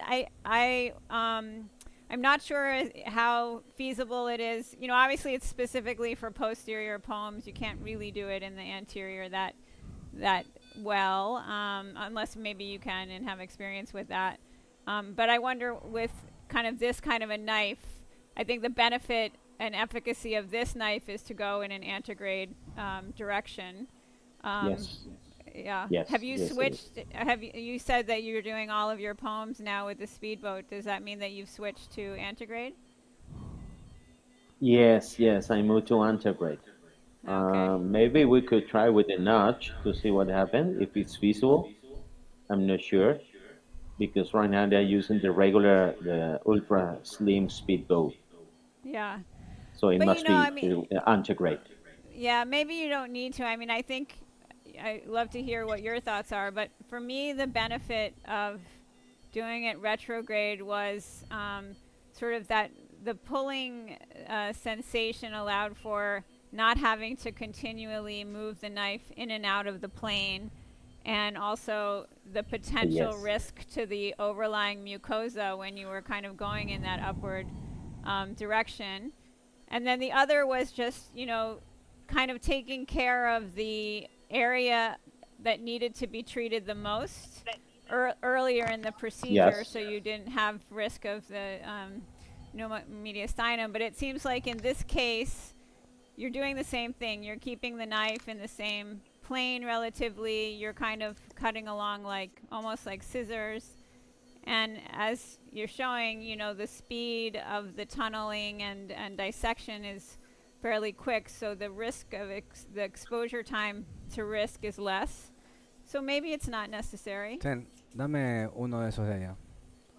What's your experience now compared using the speedboat for your poems compared to when you were doing retrograde with other knives? I think still the myotomy is faster than the retrograde,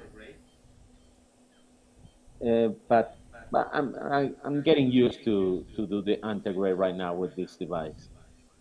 Before speedboat and Korea technology, I always did retrograde. So let's do the study early this time. Ultra. We'll compare retrograde to antegrade speedboat. Yes.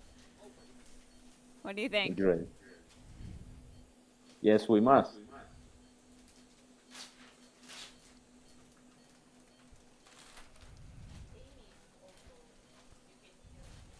Yeah, we can. So we are just finishing.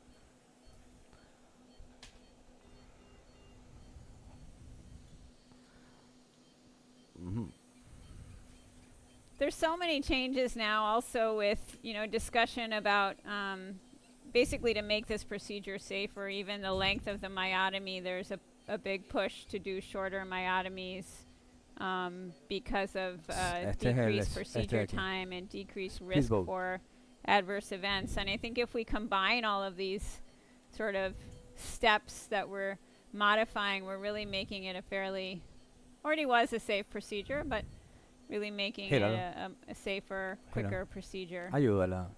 Ella no sabe girar. Gira. Yeah. Gira. Gira más. Ok, ahí está. Okay. You see, I didn't cut the muscle yet.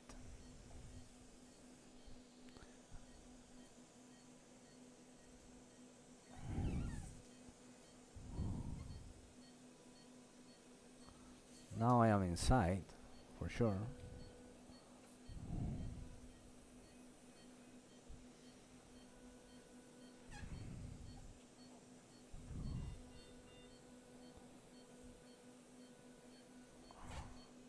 Daniela, I need that you take it. She's not taking well. I need to have a good...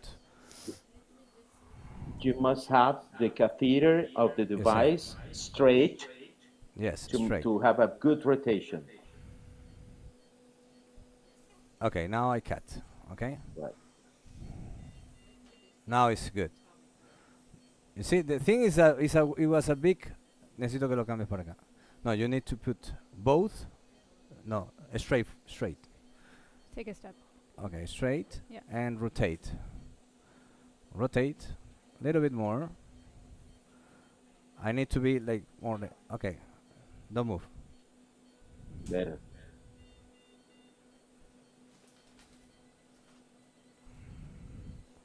Very thick muscle, huh? Yes. Very thick muscle. I was like inside, but it was like I was not like inside. You see? It's crazy, huh? Now it's here. You see, it's very thick. Necesito que lo cambies así, porque si no, no... No, pero tiene que estar recto. Un poco más. Okay. Look. No, to the You other see? side. You see? You see? Great. Okay. Great. Now it's great. Okay, Good. perfect.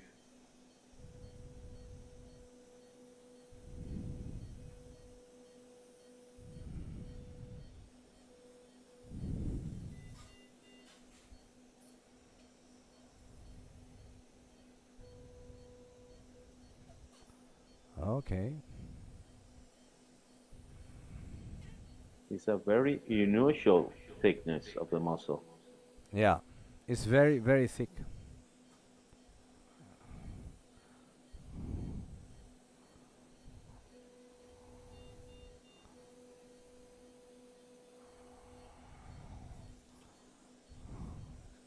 It's not bad.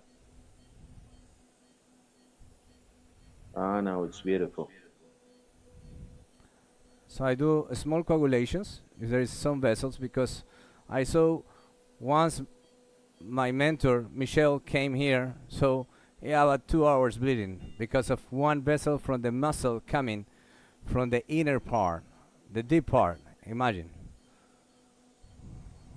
So after that, I start to make coagulations, like preventive. If there is any bleeding, at least I will take the vessel. But here I'm trying to avoid the vessels always. And I go inside with the coagulation and then I cut, you see? Oh, you see, that's it.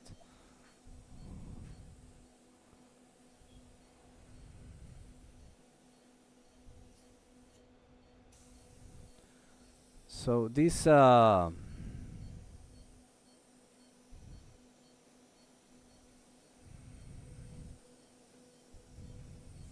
okay, so nice.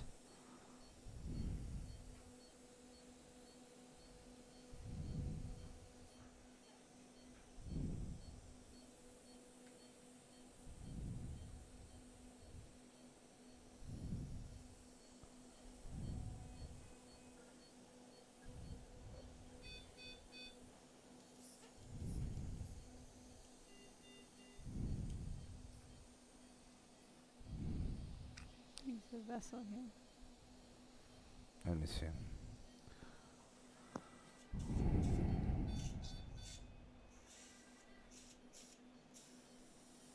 Oh. Okay. You see now? Perfect.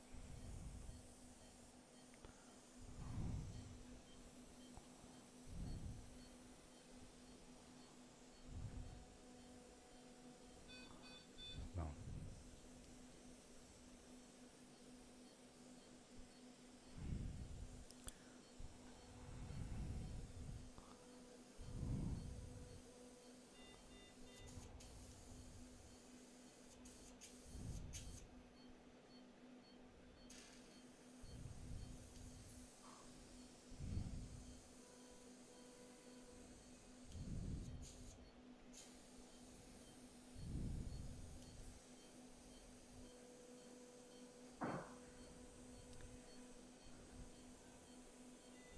Okay.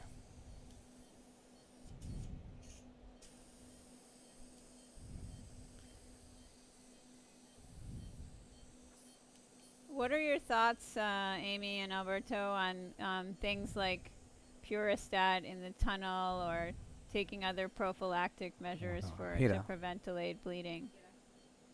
No, it's okay. I have no experience. On But I Puristat? recently had a very bad case that I showed it at the conference. Delayed bleeding inside the tunnel. So I'm going to start to think about. Do you have some experience, any of you? I don't have personal experience. I know there is. I like. Yeah. Go ahead, Amy. No, I was just gonna say I like Puristat. I use it a lot, but I have not seen it used or used it, in a tunnel. So. Yeah, I certainly use it for post-dissection, large resection beds, where, especially in the esophagus, there's some study. I mean, there's some investigation into whether or not it helps with decreasing stricture rates as well in those settings. I do think there's one or two groups that are looking now at kind of filling the esophagus with Puristat to prevent delayed bleeding. I think it would be a lot of gel, and I think in terms of actual delayed bleeding, I think the incidence is pretty small, and usually there's some indication during your procedure that you may have difficulty. You may want to take extra maneuvers, like really coagulating all vessels prophylactically, that type of thing. So I will go for an up to down because I don't see because of the blood.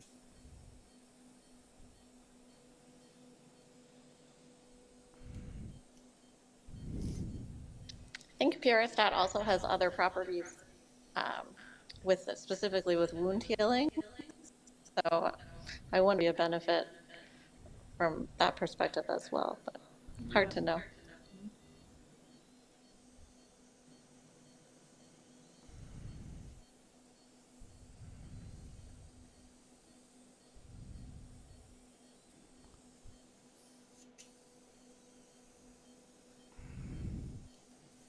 I think you're at the end of your tunnel. I think at the end, huh? Yeah. Yep.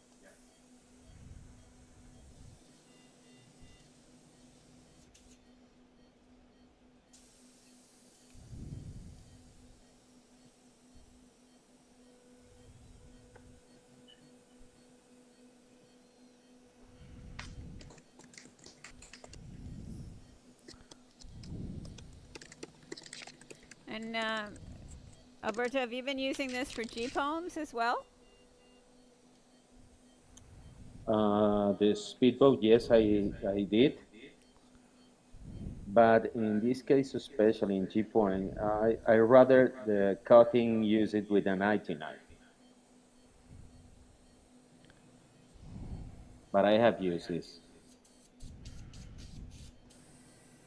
Is that because of the sort of necessity to do a retrograde, or what's the reason behind that? Límpialo. No, I'm afraid of doing some. I'm afraid of doing some holes in the duodenal side. Ah, I see. As what? you said, some damages and some holes in the duodenal Holes. side of the Okay. mucosa. Oh, Holes. yeah. Look, this is a big The vessel. perforation. Okay, so dame el cuchillo. Wow. So now I have better view. Oh, it may be coagulation. Amrita was a little nervous here because she say, "Oh my God, he's not looking anything." But as my wife say, right? He's like with the spirit is making everything.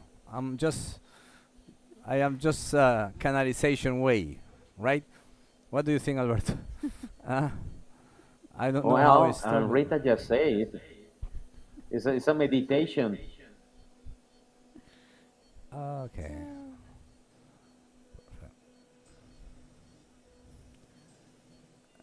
Something is bothering me, but it's more when I go. I think this is submucosa, no? Overlying submucosa. So you see, I have to cut from up to down. I think that's mucosa. Yeah, that tip teach me Alberto Batista. You know the guy? When you don't see anything, go up, down. Okay, so this is good.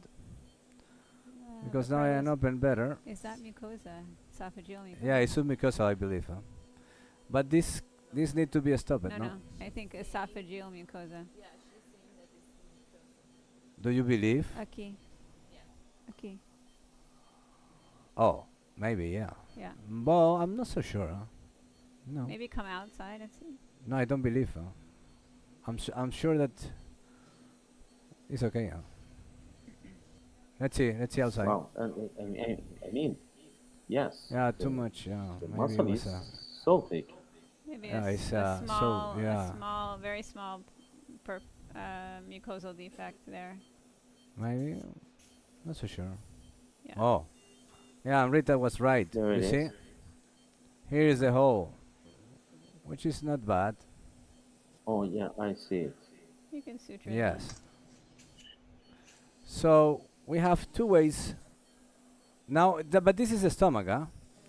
The esophagus is here. This is the cardia, so the cardia is already finished. So what I will do now is to close here.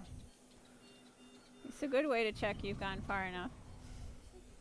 Totally agree. So Amrita was worrying, and yes, she was right. I always do this, but it's okay, huh?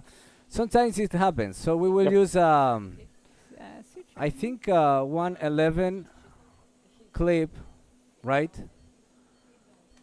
On clip. Yes.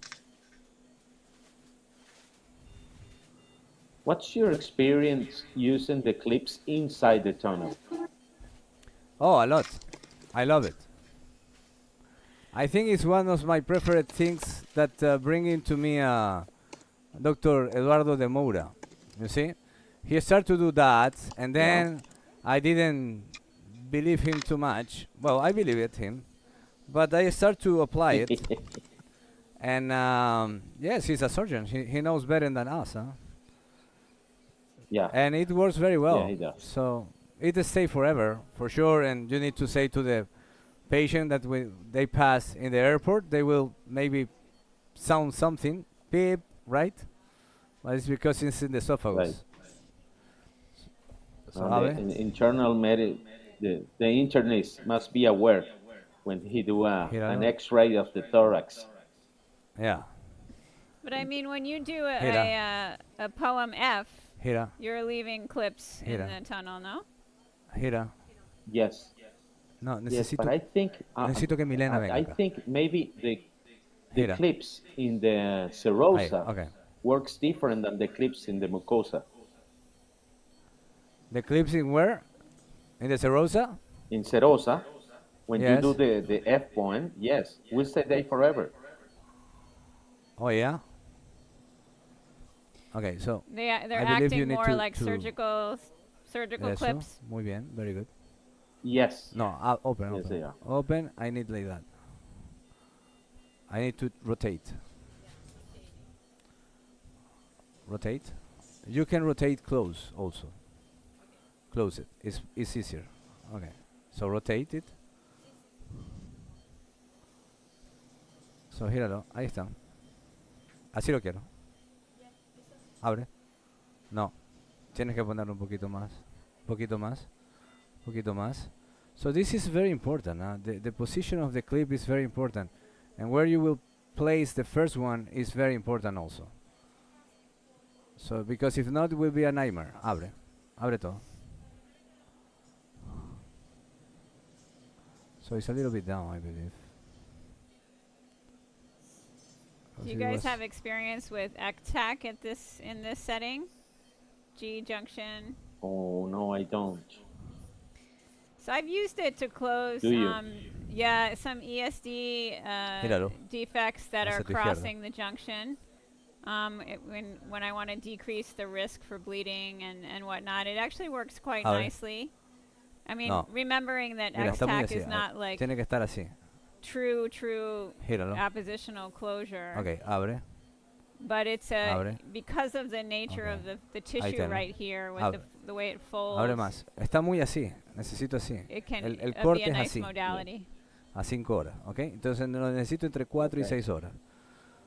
As can suturing, of course. What else? Abre todo. What else would you have in mind in case we can close this with the regular clips? I think it's a good setting for suturing. You know, you need to close the stomach, right? The mucosotomy as well, so you can just use the same device. I don't know why I didn't see it.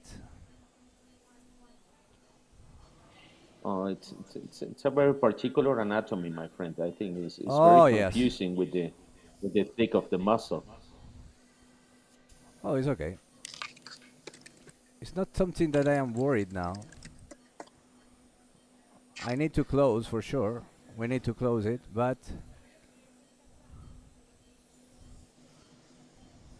the worst scenario for me would be placing a stent. That's the worst scenario. Now it's nice. It's bigger. Cierra. Cierra. Okay, now I have the plane, and I will try to close here. Otro de 11. So I will try to close here. If I see something down, I will close from inside. But I believe we'll be fine. Right. As you said, the first one is very important. Yeah, the first clip is very important. So, and the Would thing you is, consider yes, having these patients as an inpatient tonight? A what? Inpatient. I mean, inpatient. No discharging. No discharging. Oh, for sure. Not today. Maybe tomorrow. Yes. Yeah. Yeah, if you want, yes. I will just finish here. Yeah. Yeah, go ahead. We can come back when we we'll finish. Come back with Gira. When we close. Gira. Ahí abre. No. Abre. Gira. Gira. Gira. Okay. Mucho. Gira un poquito más. Gira un poquito más. Okay, so I got it. No pasa nada. Gira otro poquito. Yeah, we can Gira come al back contrario. when we're Eso. closing. Gira un poquito más. Ahí está bien. So now you see I am in a very good plane.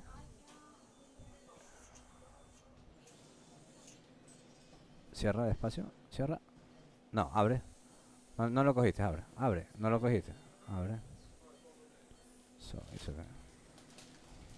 The other types of clips that are useful in this particular setting are the ones that allow for tissue apposition, like the DAT clips or the mantis, where you're really grabbing one side and pulling it over. Sometimes. Yeah, I think it's a nice discussion, but at the same time, you know, I'm not so sure. You know, I used some DAT clip for this kind of things. But it's not so easy also. Huh? It's really difficult. It's not so easy. It's the position. It's the area. So cierra clip. So maybe I can close from inside. So when you have this, maybe once I expose, which is good, I have this position with the first clip that was well placed. So now I believe I can go inside and try to put the clip from inside. So maybe I will use 11 clip or something like that, but well, let's see. Come on. I fully agree. With that clip, you need space. Yes, you need a space. To manipulate. Yes.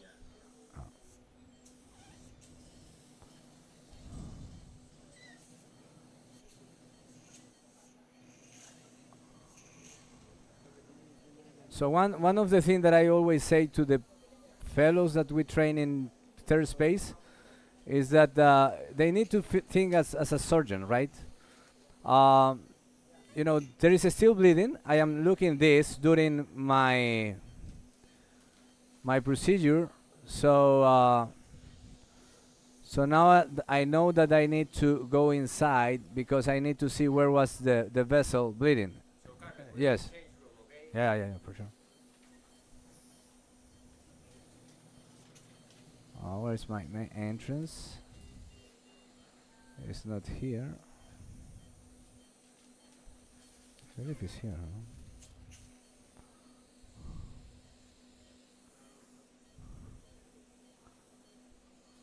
Years old female patient with no past medical history that was diagnosed with 2 pedunculated polyps at the level of the sigmoid colon, and we are going to perform today colonoscopy and polypectomy.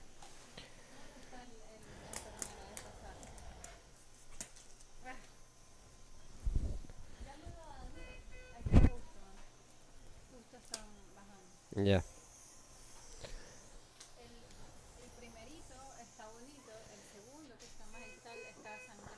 Okay. So, hello, Alberto. Hello, Amy. Happy to see you again. Can you hear me? Yes, clearly. So, hello. Well, the idea in this case is to perform a polypectomy. Which strategy is the best option to try to remove these polyps? So we were discussing this with Raquel. So we'll see. I am cleaning a little bit the colon. You know that is very, very important. And the thing is, when we have pedunculate polyps and big pedunculate polyps, we need to always do a prophylactic technique to try to avoid bleeding during and after the procedure. So when you usually use prophylactic techniques, Alberto and Amy? Amy? Here. I can see Amy right now. Is Amy out there? So Alberto, can you hear me? Well, yes, I can hear you. Anytime I see a big pedicle, I will try to do a no escucho Alberto. Maneuver. Now, you can hear me now. So here is the first polyp that we remove. So it's a beautiful polyp. Obviously, I think I am in the sigmoid colon, and sometimes trying to put here an endoloop, it could be quite difficult. So my strategy in this case would be to put a 22 millimeters clip here from Microtech, and after that I will try to pass my snare through the head of the polyp and going down through the stalk and then cutting. I think it's a good option, and always is important to prevent bleeding. That's why I will put first one clip here in this part. Clip 22.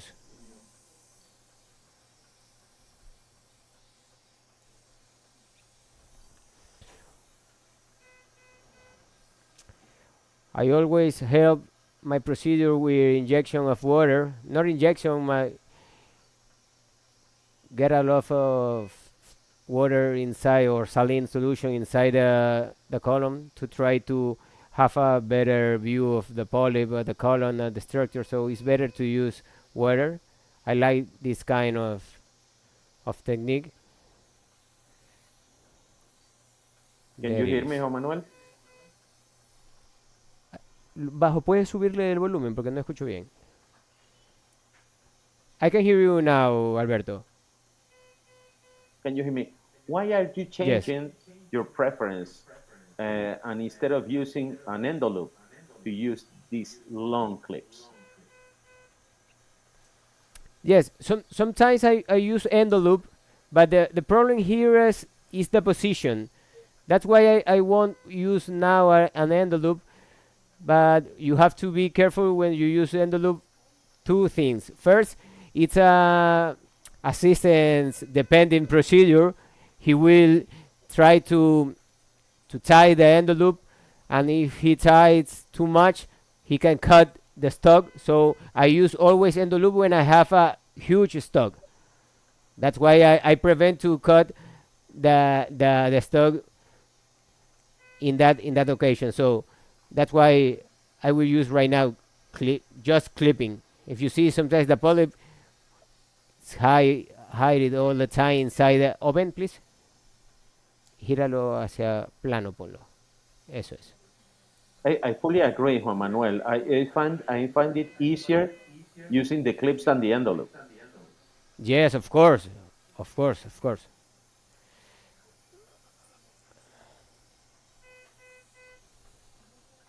No cierres hasta que yo te diga.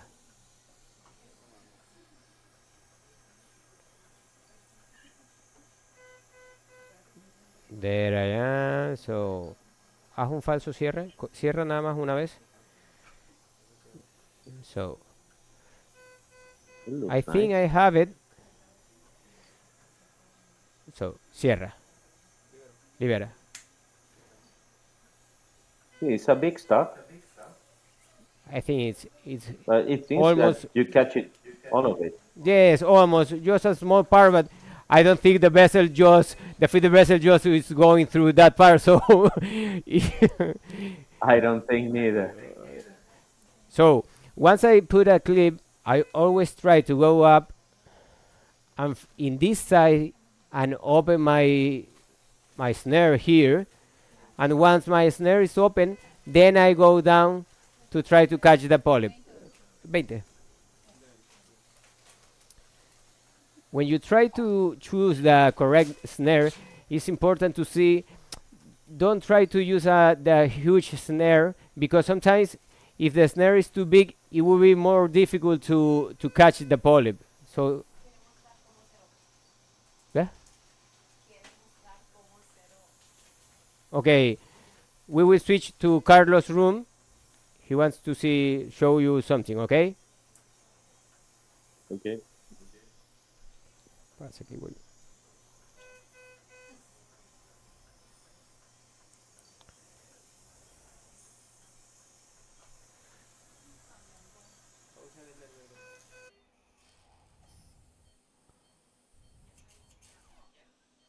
So you're with me now, okay.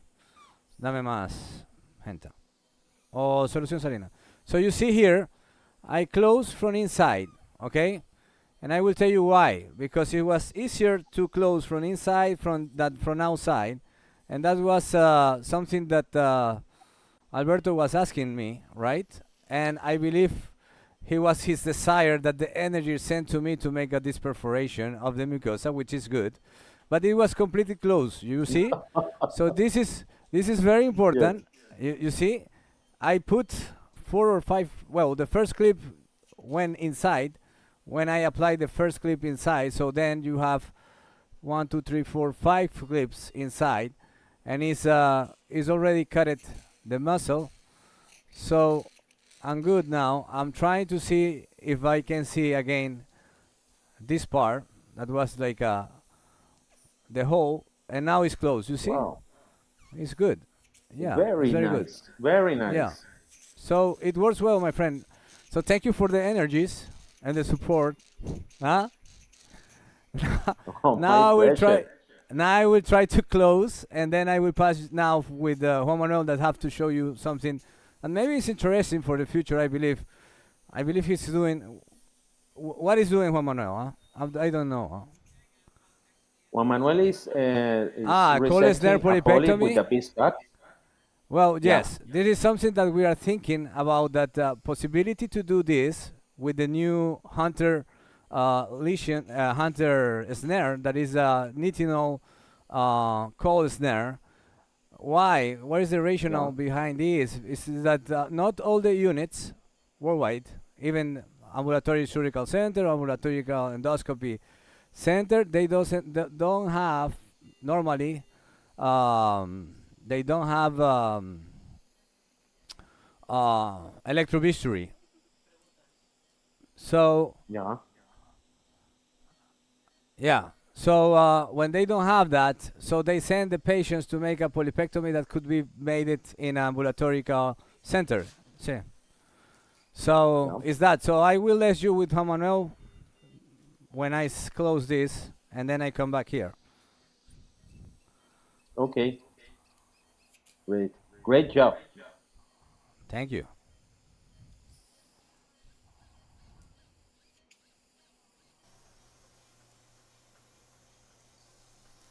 So Alberto, Uh-huh. we are back. So You're fighting with the. no. I was waiting because I want to show you how I catch the polyp. So I always open the snare, Okay. and then I withdraw my scope. Is very easy, and there it is. I flush with water. That helps me. There. Very nice catch. Beautiful. Sierra, Sierra, Sierra, Sierra. Did you see? Fantastic. I catch my polyp from the stalk above the clip. That is important. If you cut in the other part of the clip, you close. that won't help for anything. Okay, so Not at all. I will. Right now, I start cutting. I am using coagulation right now. And the cut. Yeah. Wait, I have a problem with my generation. Let me see what happened here. Yes, I am using Endocut Q and force coagulation. So ve cerrando la placa. Conéctate. The clip was very nice place. Now I am cut. So Fantastic. yes, Not a single red cell. no, it was perfect. As you see here, the stock is very in a good shape. It's not bleeding anything. You know what Then I will remove. Carlos was talking about before you showed the resection? About the possibility of clipping and cold cutting. What do you think? Yes, I have other polyp. I am trying to looking for this other polyp. Okay, in this for this other polyp, I will try to use that technique. First, I will put one clip, and then I will try to cut it with a. I will try to cut it just the lesion hunter? with cold snare. Okay. Well, lesion hunter is a very special snare. It's not like the other regular cold snares. It's made of nitinol. The cut is very clean. So maybe Yes. that's the only device that I will try to use instead of a diathermic snare. Otherwise, I will use the same that you use it right now. Yes, exactly. I completely agree with you. I like to use this kind of snare, the lesion hunter, because the nitinol part of the snare is it cut like cheese. I like to use that. Yes. Yes, So it is. It's different. I will use the same technique. Is first, I will put a clip on the stock. Abre. And always use water. If you have water, use it.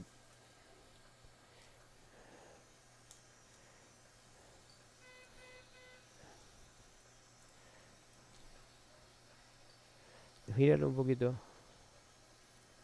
Ok. Falso cierre. So let's see what we have here.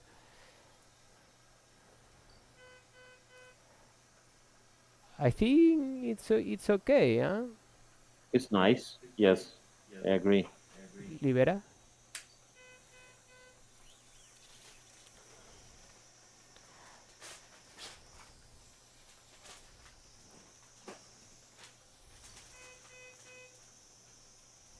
Maybe the only limitation of the cold snares is the biggest of them. It comes in 15 millimeter. Yeah. No, I think there is a bigger one. 30 millimeters? There's a bigger one. I think. I will ask Lina, who is here, if I had a bigger one. Dame el láser. Abre. So, look.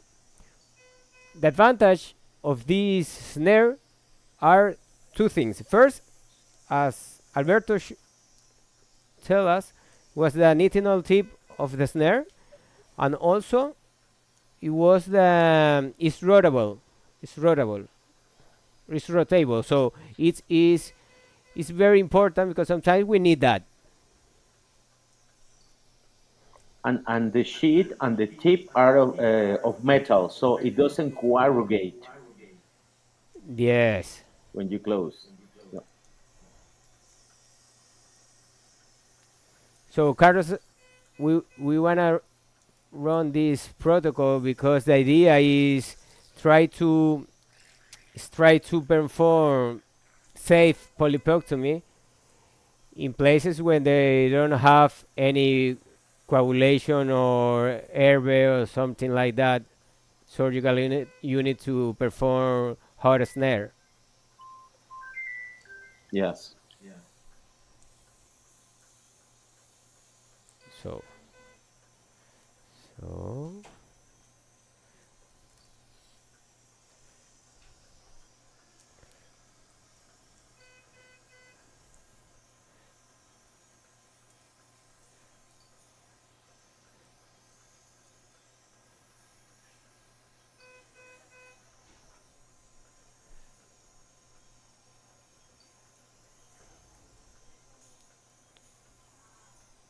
empieza a abrir. No, that's the other polyp. Oh yes, that's the one that is resected. Yes. Oh no. I'm too down, I think. Oh, I'm not sure. Yeah. No, I think it's up. No cierres, déjala abierta. Let's see. It's already cut. I already cut that. This one. It's confusing because I thought the second polyp was more distal. Yes, that's the way I withdraw my scope, but it should be over here. No.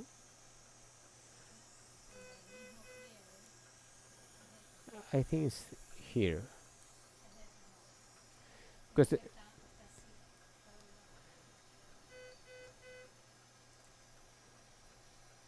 oh yeah, it moved proximal. There it is.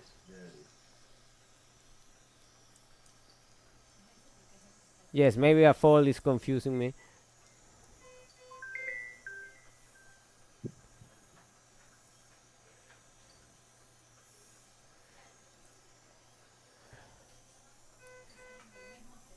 There is. That's my polyp. That's the one I need to resect. So look. Oh, beautiful.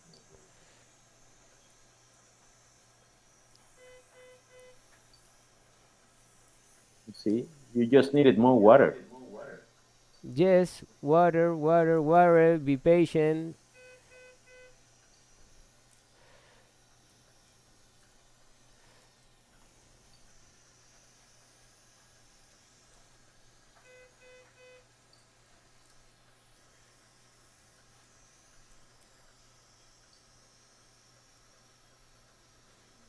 Está todo abierto, ¿no?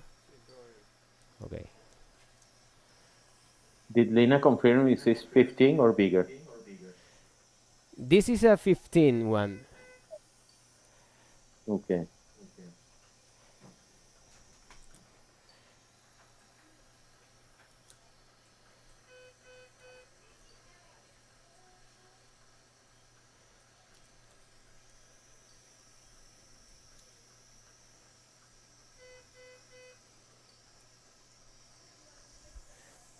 That's why I didn't choose an endoloop for this kind of poly, because the same thing that is happening to me right now will happen with the... It happens with the envelope.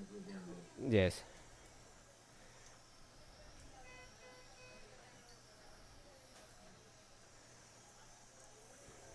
The nerves seem to be engaged in one noddle of the Yes. polyp. Yes, I will try to move. That's a very Yes, nice it's maneuver. rotatable. Yes. Now I think...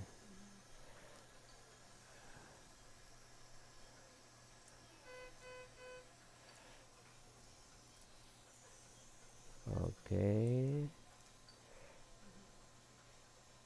I think you got it. I think I got it. Close. Yep. Close. Close. Yes, you do. So first I will try to see if I have the whole polyp inside. I think I have it. So let's see what happened, my friend. Close. Go ahead. Corta. Corta, corta, corta. Todo, todo. Eso.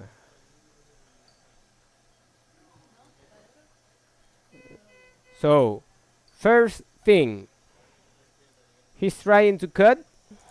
I cannot go through the stalk, so this could happen. So open, abre, abre, abre. So I think I would try to cut in the traditional way. Agree. Yes, because I think it's too big, the stalk. It could be a problem. So, let's see.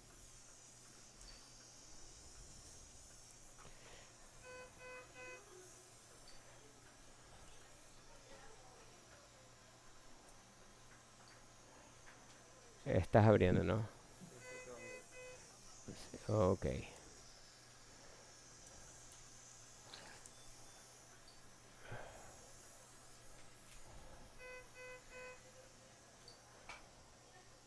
That's the other one. That's the other one. See, the problem here is that my snare is already collapsed, so it's closed.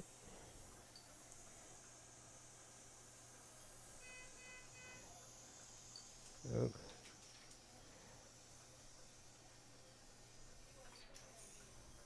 Great. There, I am trying to move.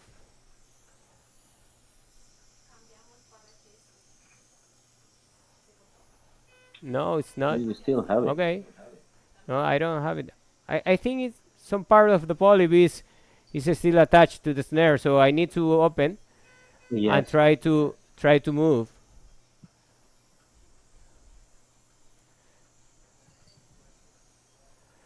Let's see.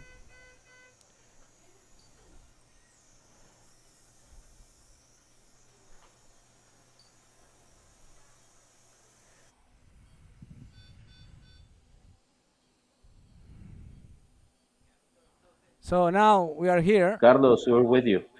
Yes. So in between, Juan Manuel put, well, that's snare. So I show you where was the hole was here, so it's completely closed. You see from inside. I show you the clips, and now it's doing well. So you pass very well. So I'm doing aspiration here before to wake up this patient, but also we close here, which was a little difficult, huh? It was not so easy. This is good.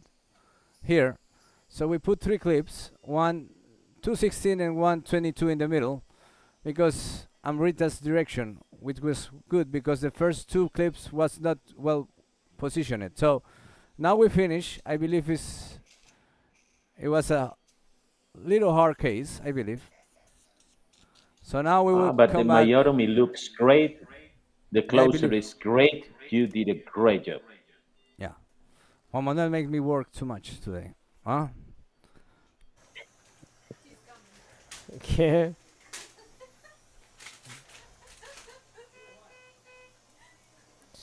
Fuck. No.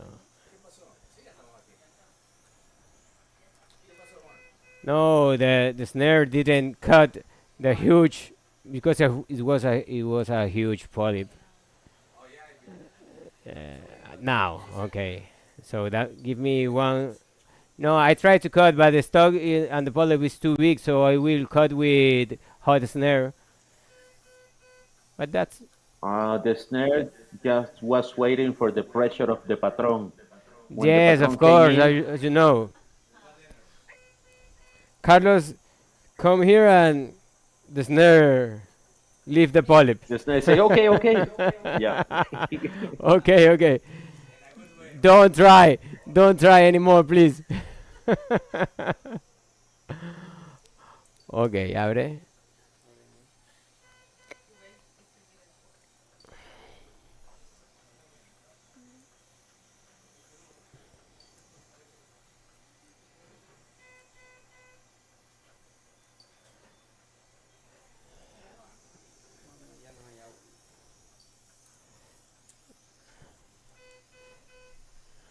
That's good. Cierra un poco. The limitation was the size of the snare. Yes, abre un poco. Un poquito nada más. And then the size of the stock. Cierra. Yes. So, look it. Now it's in a good position because my clip. I can see the clip. You see? Yes, the clip is in the left side, and the head of the polyp is on the. Okay. Look, it's on the right side. So, I will start cutting.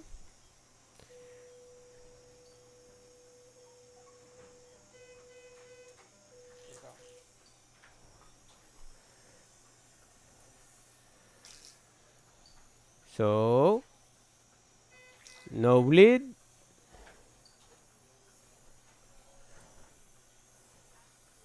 And the polyp is cut. You see here? My clip is there. So this is important because it's a huge stock, and that's why it's necessary to perform a prophylactic. Maybe if I cut this stock without putting a clip, I should have a bleeding. Préstame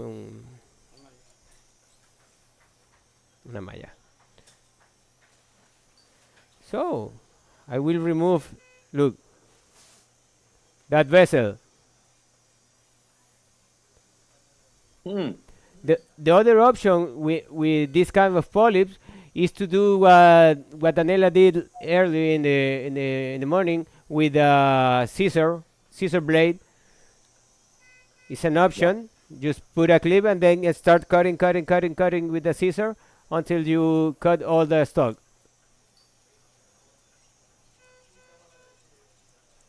But I think in this case, where you have a bigger space because it's column, it's faster with the snare. Yes, of course. Oh, abre.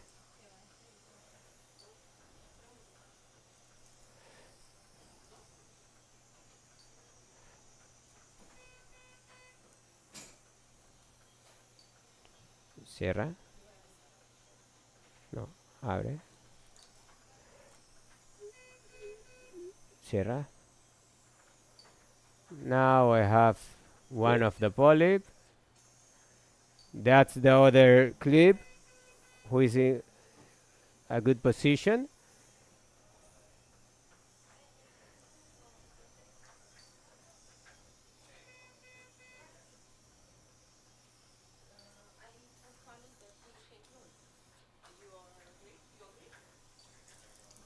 So open.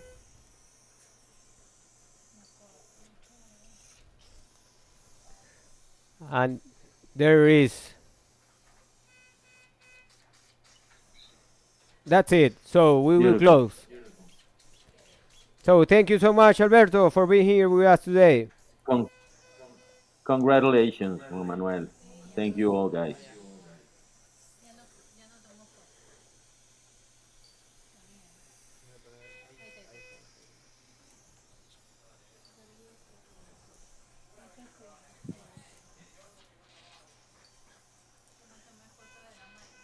Ya, igual como ella el otro. Yo ya no voy a cerrar nada, ya cerré. Yo ya cerré igual.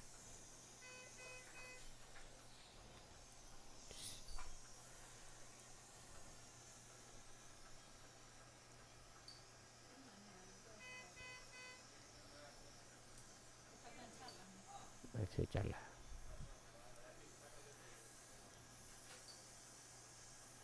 ¿Y el otro puto pólipo dónde está? No, esa hueva no es. No, esos son los de laza fría para andar jodiendo. Eso es laza fría. ¿Estamos en vivo? Bueno, quería agradecerles a todos. Thank you so much for joining us. So we finished just all the cases that we need to solve. Thank you to the faculties, Isaac, Daniela, and Rita, to come here.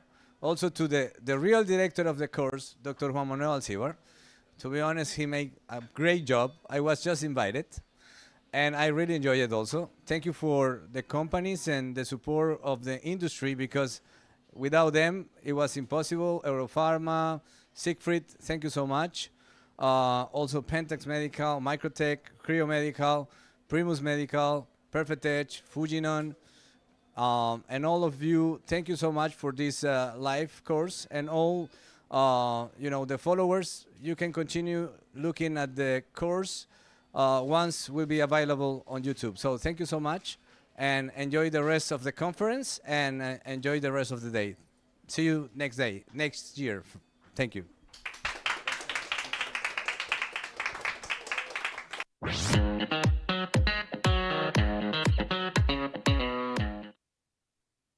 Hola, ¿qué tal? Soy el doctor Juan Antonio Chirinos. Quiero agradecer una vez más a Carlos por la invitación y poder compartir con ustedes esta sesión de aquí. Así que, sin más, vamos a ello. Estamos en el 9º curso online del IECED.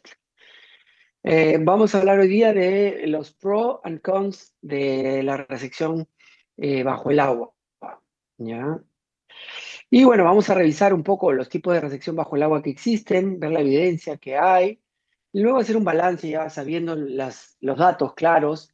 Y finalmente sí les voy a hacer unos pequeños hincapié en la curva de aprendizaje, que me parece importantísimo para llevar a cabo estas técnicas de resección de manera segura.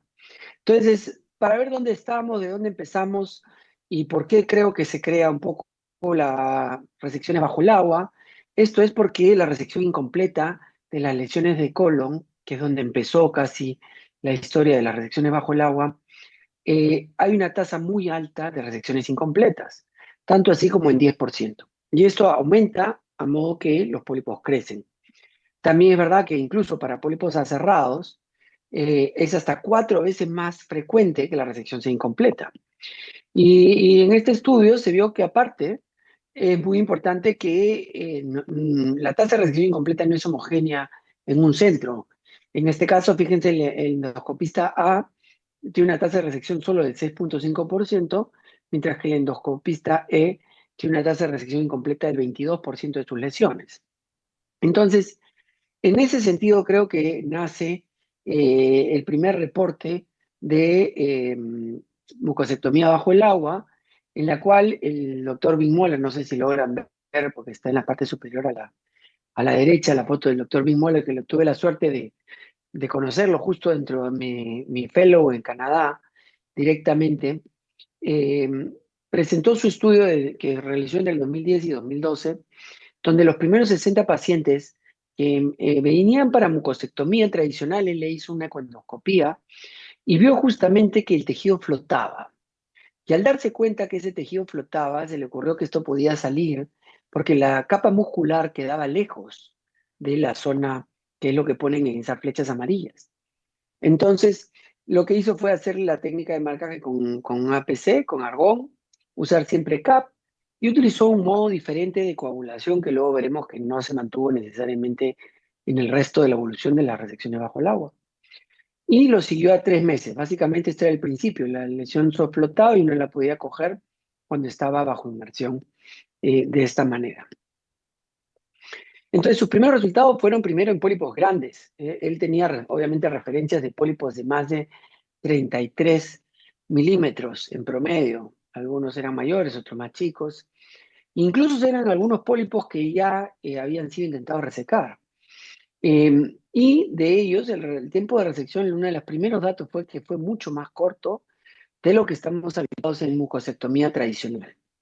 Lo otro fue que tuvo unos cuantos sangrados, pero realmente en ese tiempo no se manejaba el criterio de que los pólipos de la derecha, del lado derecho del colon, tenían que ser cerrados con clips.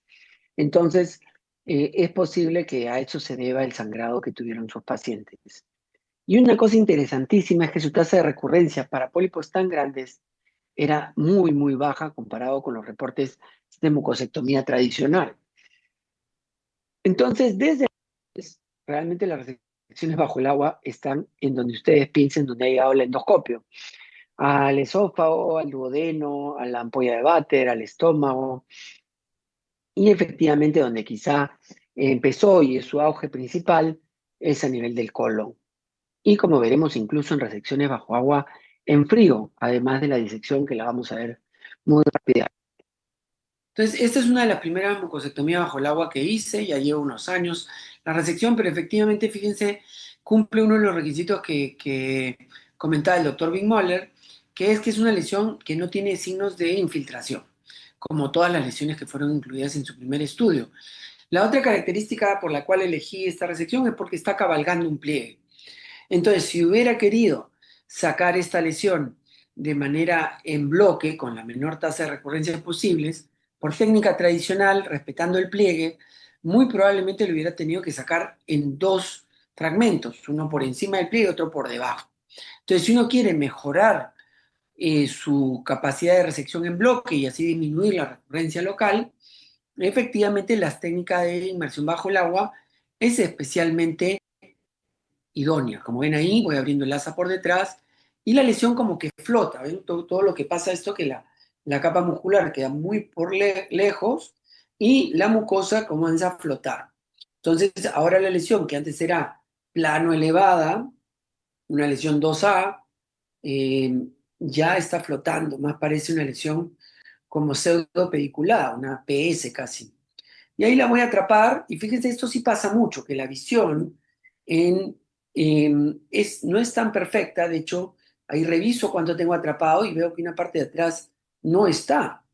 Entonces, claro, necesito ampliar mi captura y voy a hacerlo abriendo el asa completamente para que pueda capturar esta lesión. ¿No? Tengo que abrirla completamente para que se suelte el lado.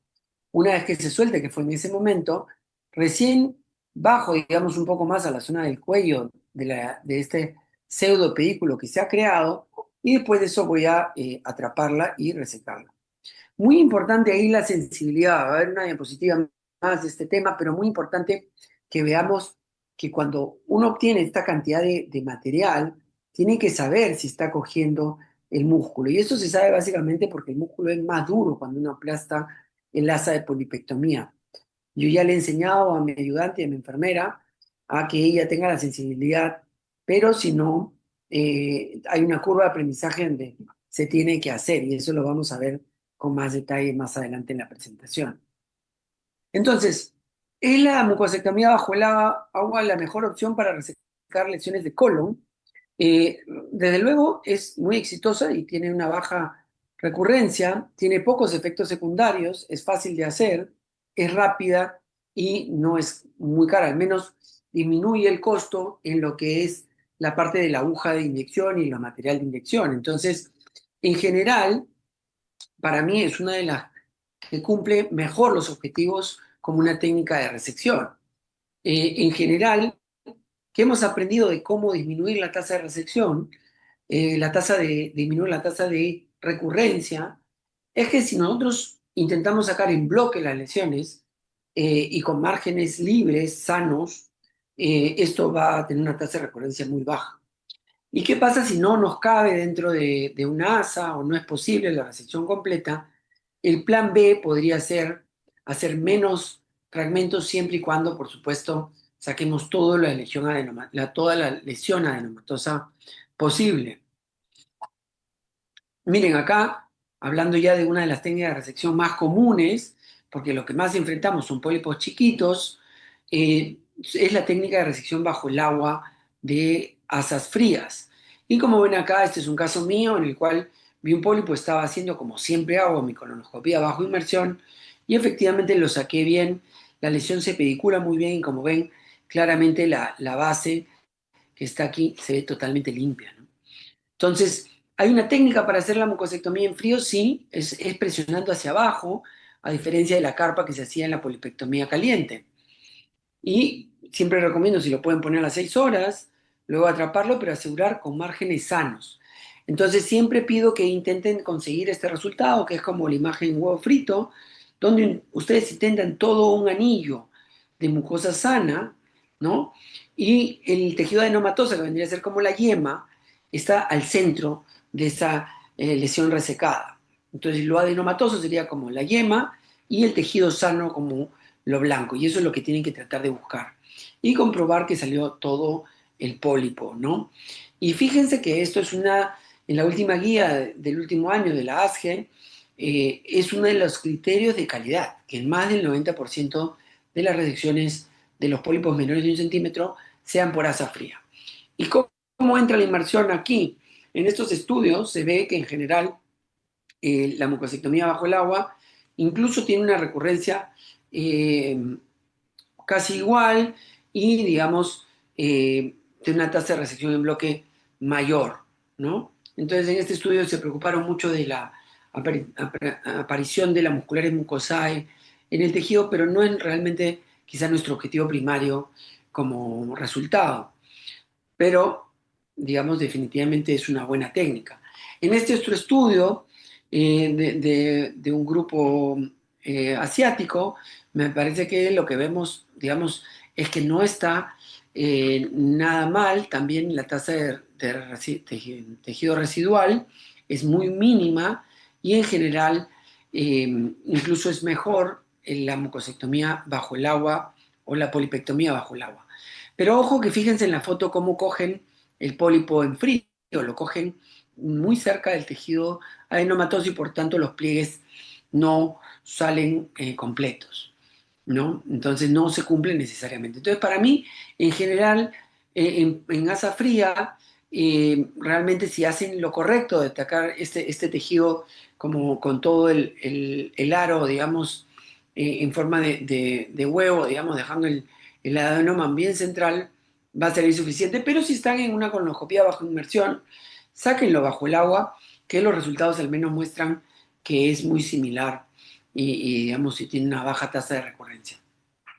¿Qué sabemos de la evidencia en pólipos intermedios? En pólipos intermedios vemos que en general, miren, este estudio siempre excluyen a nivel igual que lo que pasa con el primer estudio, excluyen todas las lesiones invasivas, es lo primero que tenemos que ir viendo.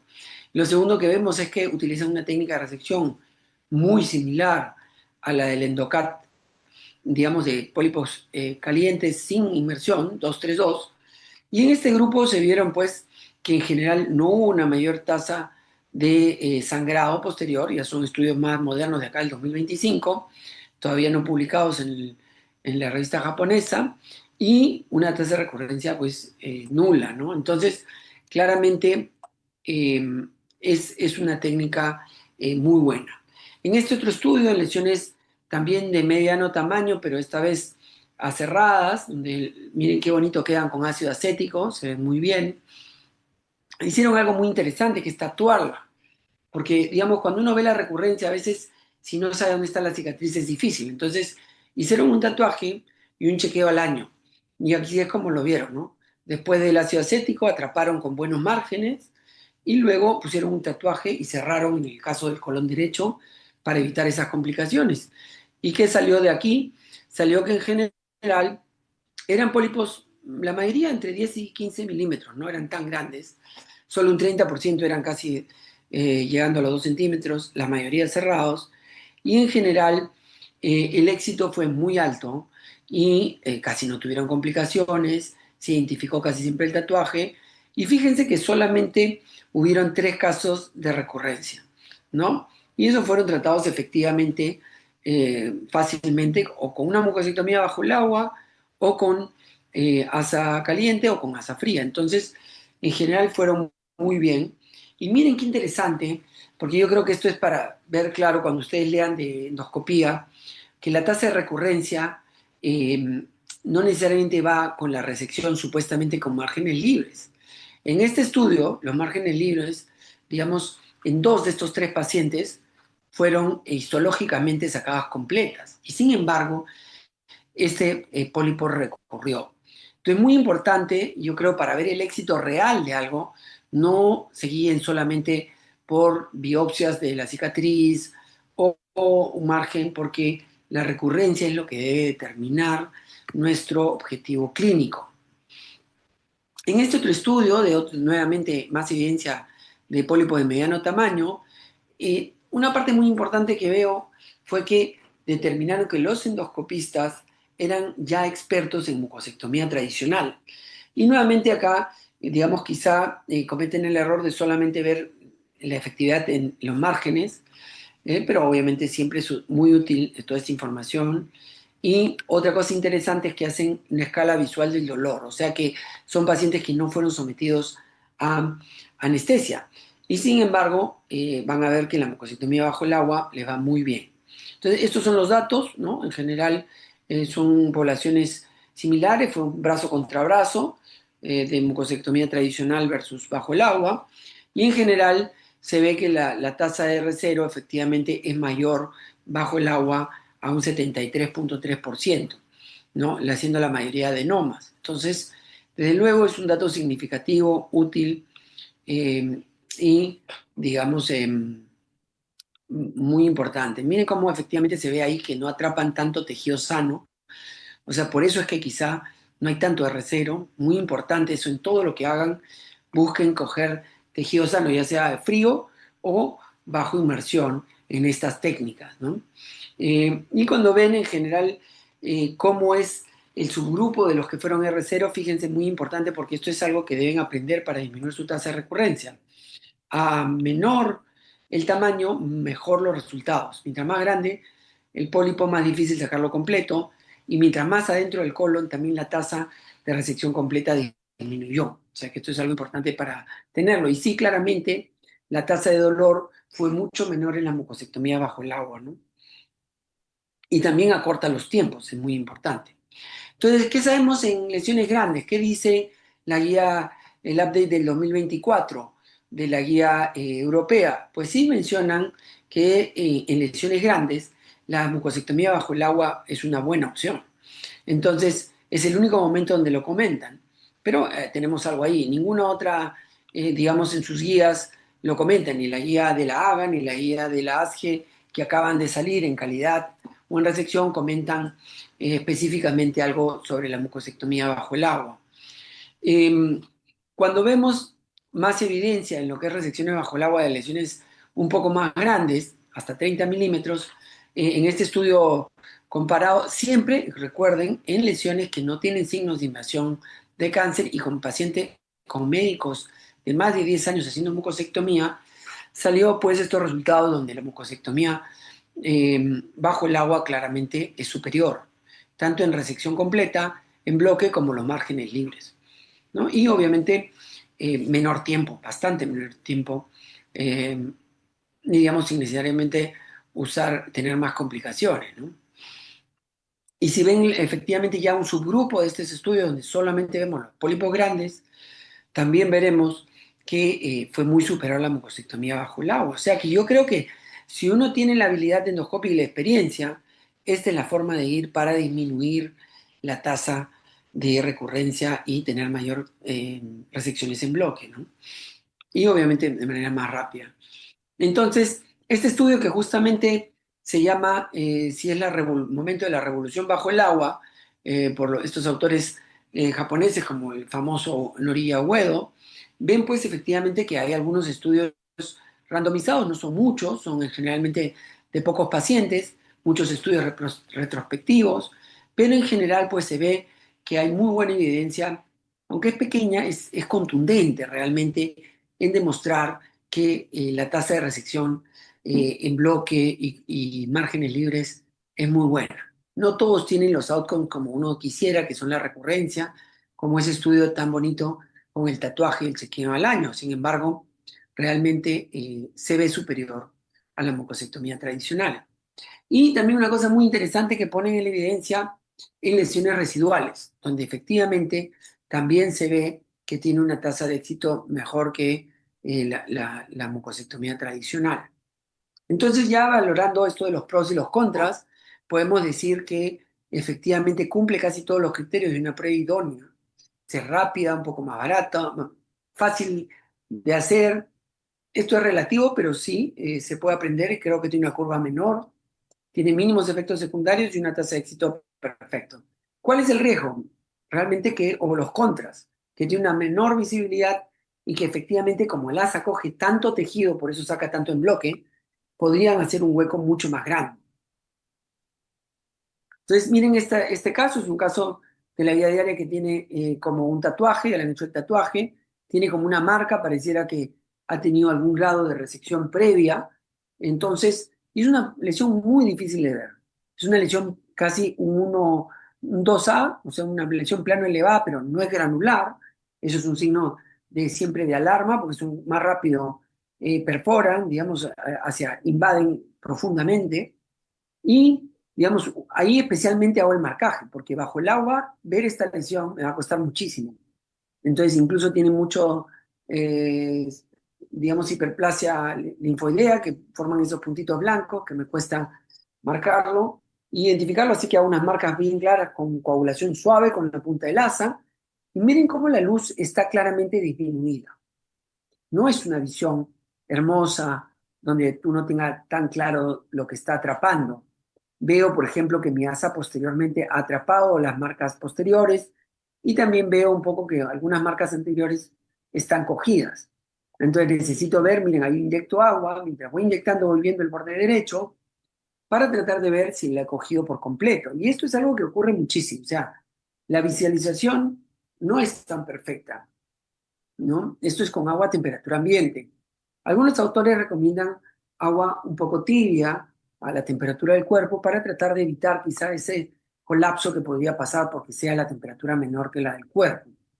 Pero obviamente es menos práctico, hay que calentar el agua sin quemar al paciente, hay que verificar que sea un agua tibia, ¿no?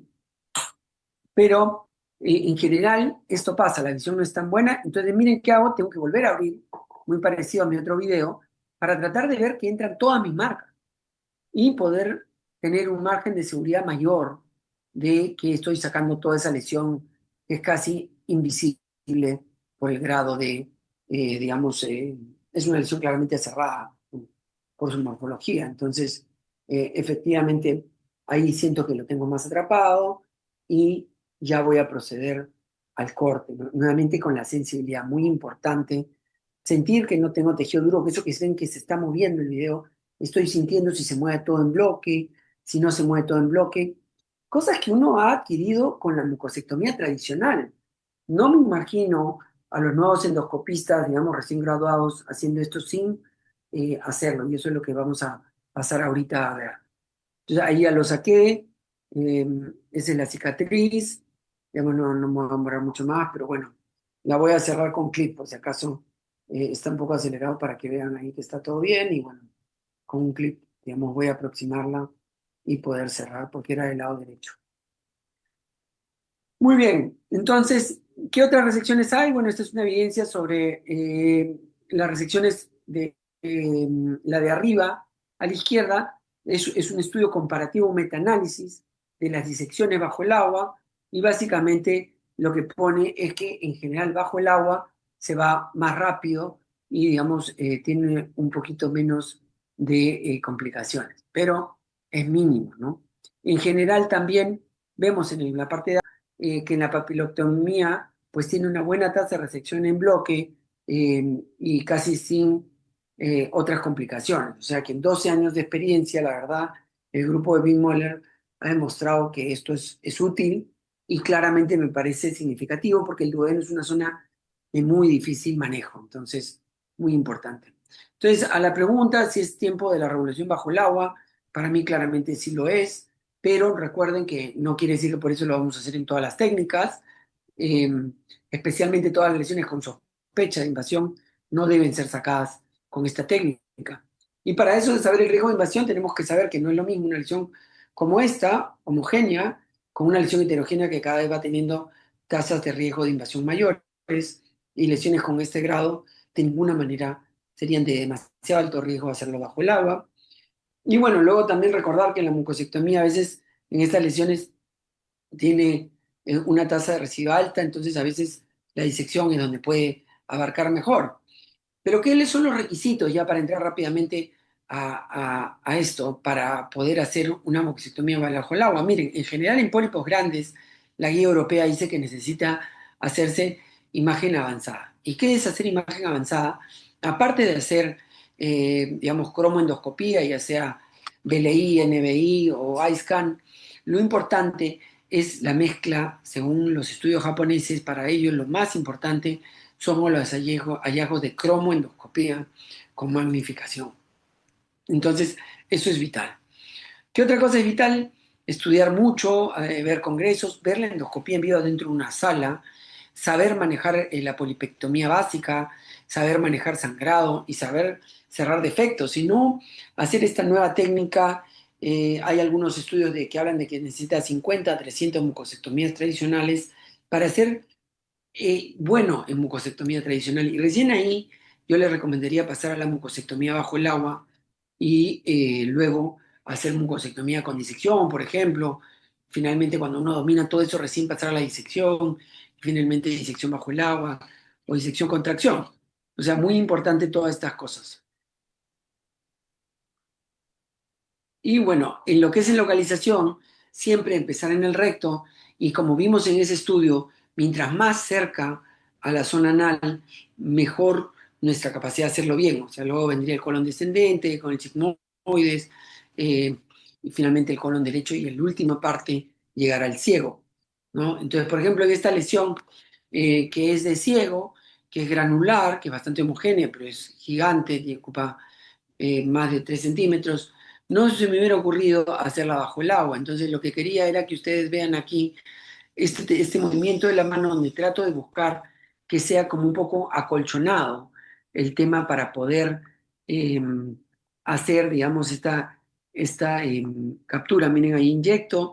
Y lo que les quiero mostrar es que si ustedes capturan mucho tejido, como van a ver aquí que uno captura bastante tejido, necesitan esa sensibilidad previa. Yo en el ciego, justamente, de hecho, en otro centro del Perú, en una endoscopía en vivo, hubo una perforación muy compleja a nivel del ciego por coger mucho tejido. Entonces, es muy importante que vayan paso a paso, ¿no? Si no conocen el feeling, le llamo el nombre en inglés, de cómo es coger un bloque tan grande como este que van a ver ahorita, no les recomendaría, por ejemplo, hacer una mucosectomía bajo el agua para esto. Entonces, si bien encuentro muchos pros, es muy importante que vayan lento y despacio en su curva. Ven todo lo que capturo y eso es significativo. No lo recomendaría hacer sin las técnicas bajo el agua. Luego recordar que otro requerimiento claramente es el poner los clips. Ya se sabe que en colon derecho es casi obligado porque disminuye la tasa de complicaciones con un NT de 18, ¿no? O sea, pero claramente es muy importante hacerlo. Y otra cosa es el manejo de los clips. Por el tiempo no les voy a mostrar todo, pero miren esta lesión que hubiera sido pues muy difícil de cerrar.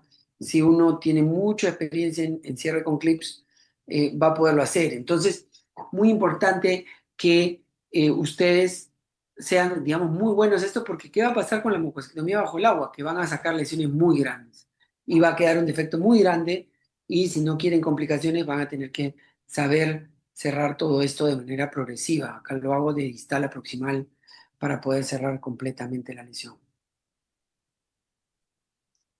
Entonces, sean primero expertos en mucosectomía antes de pasar a estos bloques tan grandes de la mucosectomía bajo el agua. Para concluir, la mucosectomía bajo el agua todas las técnicas de resección bajo el agua se van a quedar y van a seguir revolucionando la endoscopía y vamos a ser guiados así como Aquaman, como una legión de endoscopistas, todos bajo el agua. Saca resecciones más grandes y por lo tanto es digamos, más fácil, incluso diría hasta demasiado fácil, porque creo que gente que no necesariamente llegó a aprender a hacer la parte de la inyección que es tan necesario en la mucosectomía tradicional, puede hacer esto sin tener ese skill, pero eso es todo experiencia en endoscopía. Entonces, tengan mucho cuidado de saltar muy rápido en su curva y luego acabarla rápidamente por complicaciones, ¿no? Es una técnica rápida, menos costosa, con buena recuperación, idealmente para lesiones recurrentes y fibróticas. Y lo que les comentaba, vayan lento, aprendan las bases primero, y no lo veo tan necesario para lesiones diminutas, ¿no? Y menos para lesiones con sospecha de invasión, por favor, eso no, ahí sí no cabría esta técnica, realmente no, en todos los estudios realmente lo sacan. Así que sin más, nada, una foto de Toronto, donde tuve la suerte de ir con mis hijos el año pasado, y bueno, y conocer al doctor Wim Moller, que acá lo pongo junto a Coman, porque creo que es el rey de la tecnología de resección bajo el agua, y claramente hay que seguir sus pasos. Muchas gracias, Carlos, y a todos por su audiencia.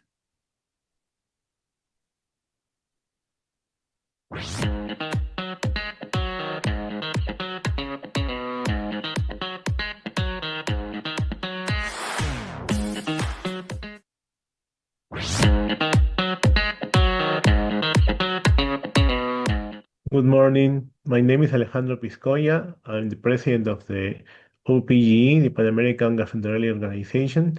I'd like to thank the IECED for the invitation of this course. My presentation is going to be about what to do when H. pylori treatment fails. So this is H. pylori in the world. It's a worldwide distribution. You can see it's everywhere. But in some places, like South America and Asia, we have a lot of H. pylori, and also in parts of Africa. But you can see here the distribution is almost in 50% of the world, more in Africa and the Eastern Mediterranean region, but quite a lot also in the rest of the world, especially in the Americas and the East Asia region. And this is related also to the quantity of economics the population has. So the world has been getting better in the last years, and you can see there's a decrease in H. pylori prevalence all over the world, but there are some increase in children and adolescents. So we still need to eradicate H. pylori. And this is the reason.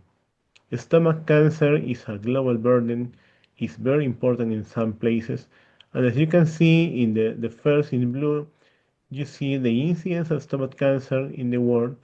There's a big prevalence of stomach cancer in South America. Peru is one of the biggest countries in stomach cancer, both in males and females, and also mortality for this cancer is quite important. You can also see it's almost a replica of the same. Here in red, South America is quite important, and Asia is very important. And also, as we already see, only two countries, Japan and Korea, have managed to get less deaths from stomach cancer. In all the others, the incidence almost matches the mortality. So it's a very important disease and very lethal. And this is important part. After we eradicate H. pylori, stomach cancer decreases. This is a meta-analysis from a lot of studies from 2000 to 2020. And you can see, after eradication, there's a very important place for the decrease of stomach cancer. So, Europe created the European Registry of the Management of H. pylori infection 10 years ago. This was quite interesting. It started to work a lot on people and just registering their patients. It's not very difficult. You don't need to do a very big investigation. You just fill online and you can put your patients there. Last year, there were 10 years of the European registry, 70,000 patients, and you can see how the trends of the effectiveness of third line have been getting better and better. So after that, it started as a world H. pylori registry 2 years ago, and we, the Latin American group, are part of this. We created the Latin American registry with these countries, Argentina, Mexico, Colombia, Peru, Costa Rica, and Ecuador. We're still waiting for more people to join. And we have some ideas on what is happening in our region. So this is the last record, 2,600 patients. You can see almost a third come from Mexico and some from Chile, Peru, Argentina. And we have some important results at first. What works? First, we have a lot of different ways to treat H. pylori. That is a problem. That's something we knew a long time ago. We knew this was happening. So that's why we need to do this. So these are the most common, 2, 4, 6, 8 different regimes. And what we need to know is what works. That's the most important part. Almost 2,600 patients, and you can see that mostly what works is quadruple therapy, here with 2 or 3 antibiotics, and mostly with bismuth as an additive. This works around 90%. Is not good enough yet, but it's much better than this we used to have. One regime with amoxicillin, metronidazole, and bismuth is the most promising right now. So these quadruple treatments are the ones that work well and the ones we should pursue and continue working with. And also, there are some also quadruple therapies that have less adverse events. So why does the H. pylori treatment fails? The first important thing is the genetics. We're going to see a little bit more of that. Sometimes the host factor. The people who have the cytochrome P450 biotransformation of PPI, this is specific CYP2C19, needs more treatments for the acid depression. The suppression is quite important for the H. pylori treatment. So there's a special part of the population that is different. Also, H. pylori can protect itself for the effect of the antibiotics. So we need to look into that also to what we do. The other problem that is worldwide is the availability of the treatments. Bismuth is not available everywhere, so it is important. And compliance. We still have regimes of 14 days. That's a lot of time. And some people will not continue 14 days, but will do 10 or maybe 7. That will depend on the strength of the treatment we are doing. The genetics are quite studied. We have a lot of the mutations in different parts of RNA or DNA for clarithromycin, fluoroquinolones, metronidazole, amoxicillin, tetracycline, furazolidone, and rifampin.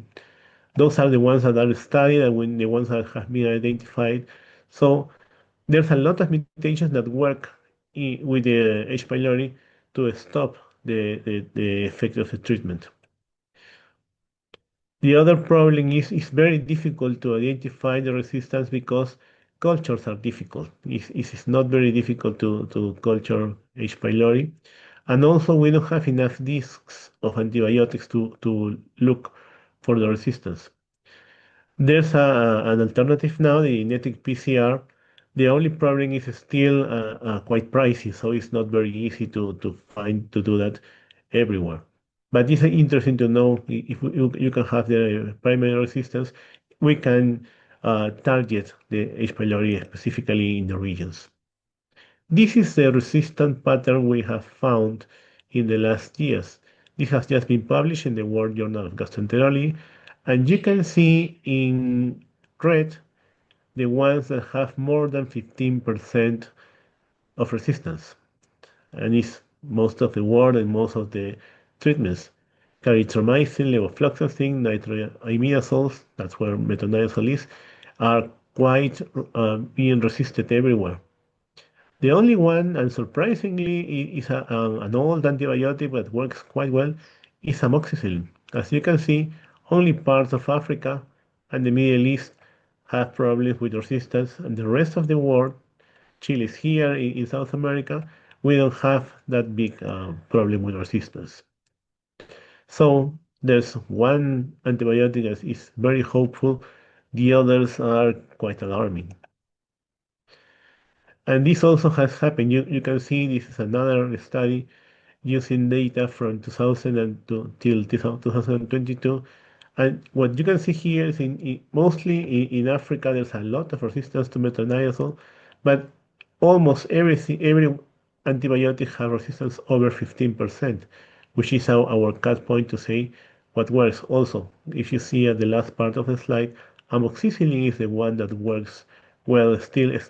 There's a problem in Africa, we see the other figure, but it still works all over the world. These are numbers.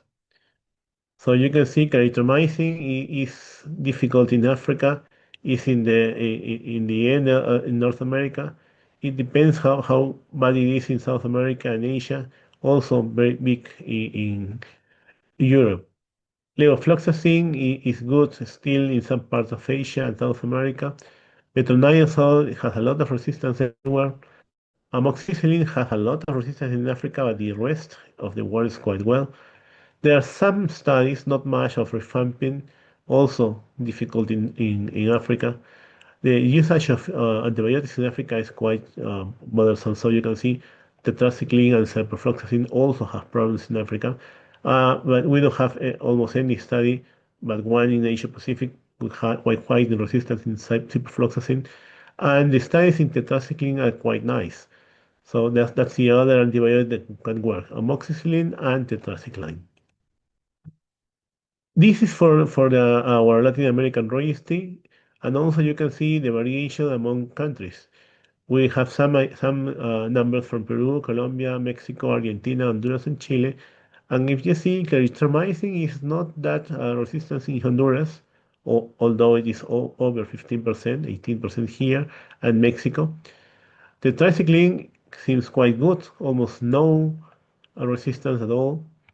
Fluoroquinolones over 15%, metronidazole over 15%, amoxicillin, it depends where, Chile 2.7%, Colombia, Mexico, Peru, less than 15%, but Argentina and Honduras are quite high. Rifabutin, almost good everywhere except Argentina. And there's also this is worrisome that more than one antibiotic in Chile, Honduras, Argentina, Mexico, Colombia, and Peru almost all have more than one resistant antibiotic. And also, more than two antibiotics are quite high, almost 25% in total. And there's a lot of work that are still important, 10%, but also going to 15% is like our cut point. So what we do? This is the latest guideline from the American Journal of Enterology for the ECG, and they suggest to use, as we have found in our Latin American registry, to use a quadruple optimized bismuth therapy. That's a PPI, some bismuth can be subcitrate or subsalicylate, tetracycline and metronidazole. This works, is quite interesting. You can even use it in an empiric way because it's not very easy, as we have seen, to look at the sensitivity in a culture or genetic. They make a note about doxycycline. We are still working on doxycycline in Latin America. Probably we will use that, but we don't have enough information to say more about that. The other suggested regime is rifabutin, 50 milligrams, can be used with amoxicillin and omeprazole. Also seems to work as kind of second line also. And there's a promising therapy, these new pickups that work with a different way to suppress acid. May be interesting. They are still, we don't have enough information yet, but the ones that have been published are quite interesting. So this can be the dual or triple therapy with big pickups can be considered. And the last one would be someone with amoxicillin and levofloxacin too. What else can we do? These are quite interesting ideas of what we can do with look to the multi-drug resistant H. pylori. First, get better at the eradication therapy. That's here where the registries work. We start looking for what works and start replicating that. Stop using the triple therapy that doesn't work, start using a quadruple therapy that works. We may use also high dose of PPIs or high dose or antibiotics like amoxicillin. So bismuth is very important here. And when we have it, we can look at the resistance, genetic primary resistance, and start tailor the therapy according to what we found. Pickups are here. We are start to work in H. pylori. Probably is a very promising way to enhance the eradication therapy. What else?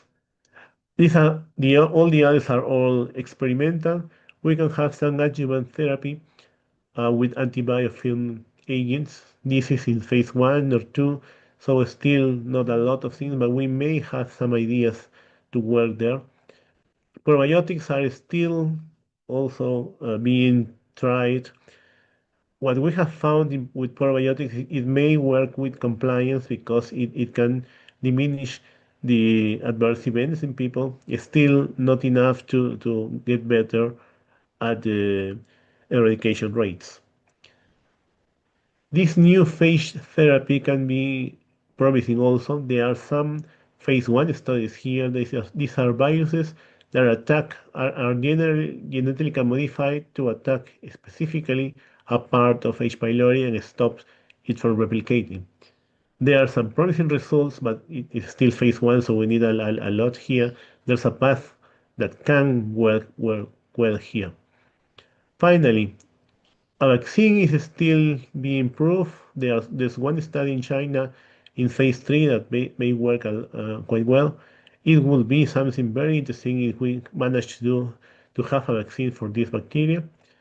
And all the other things like phototherapy, like directed modified cells to get phototherapy, phytotherapy with some plants. China also have a lot of plants that are trying, and lactoferrin. All these are just experimental. We don't have much more information about that, but that can be promising in the long run to see what else we can do about that. So, what we can do to eradicate the Helicobacter to treat when something doesn't work. First, identify resistance. That's important.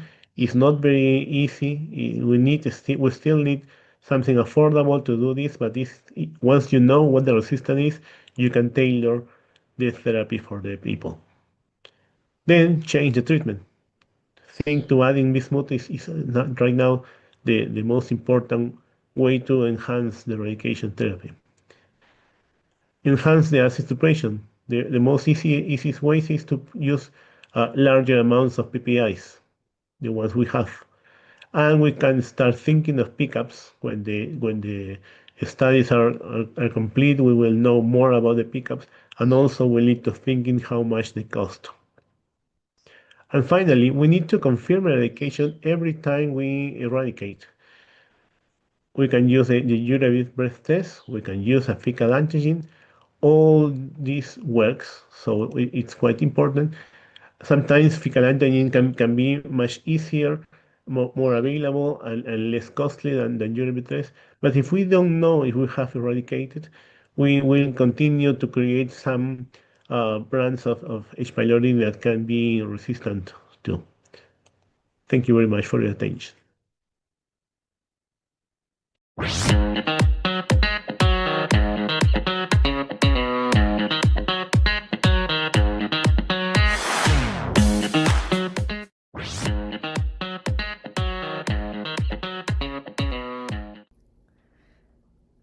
Hi everyone, I am Amy Tyberg and I am an advanced endoscopist at Hackensack Meridian Health. I want to thank the course directors for inviting me to be part of this fantastic conference, and I am excited today to be talking to you about the endoscopic treatment of GERD.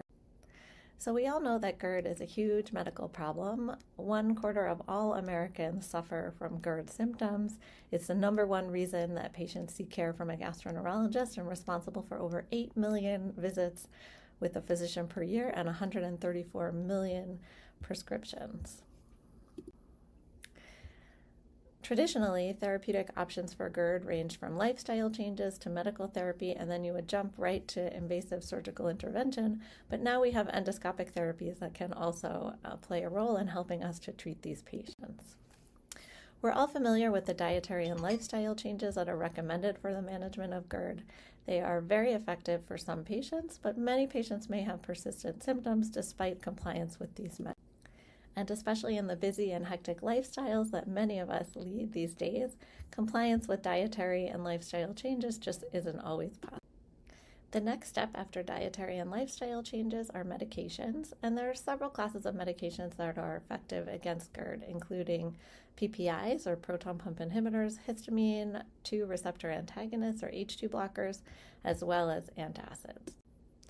PPIs are by far the most commonly prescribed medication for GERD, and they are extremely effective medications. They work by inhibiting gastric acid secretion by inactivating the hydrogen potassium ATPase molecules of the parietal cell. They should be taken 30 to 60 minutes before a meal for optimal pH control. And ideally, patients should be weaned down to be on the lowest dose possible that still controls their symptoms. Yet even though PPIs are wonderful medications, a percentage of patients become refractory or intolerant of PPIs over time, and up to 50% of patients lose response to medical therapy. Although PPIs have the same mechanism of action, there are some that are stronger than others. They do have different potencies, and it's reasonable to switch a patient to another PPI before assuming failure of medical therapy. Additionally, it's the new trendy thing in medicine lately to report on potential side effects of PPIs. I've listed a bunch of them here.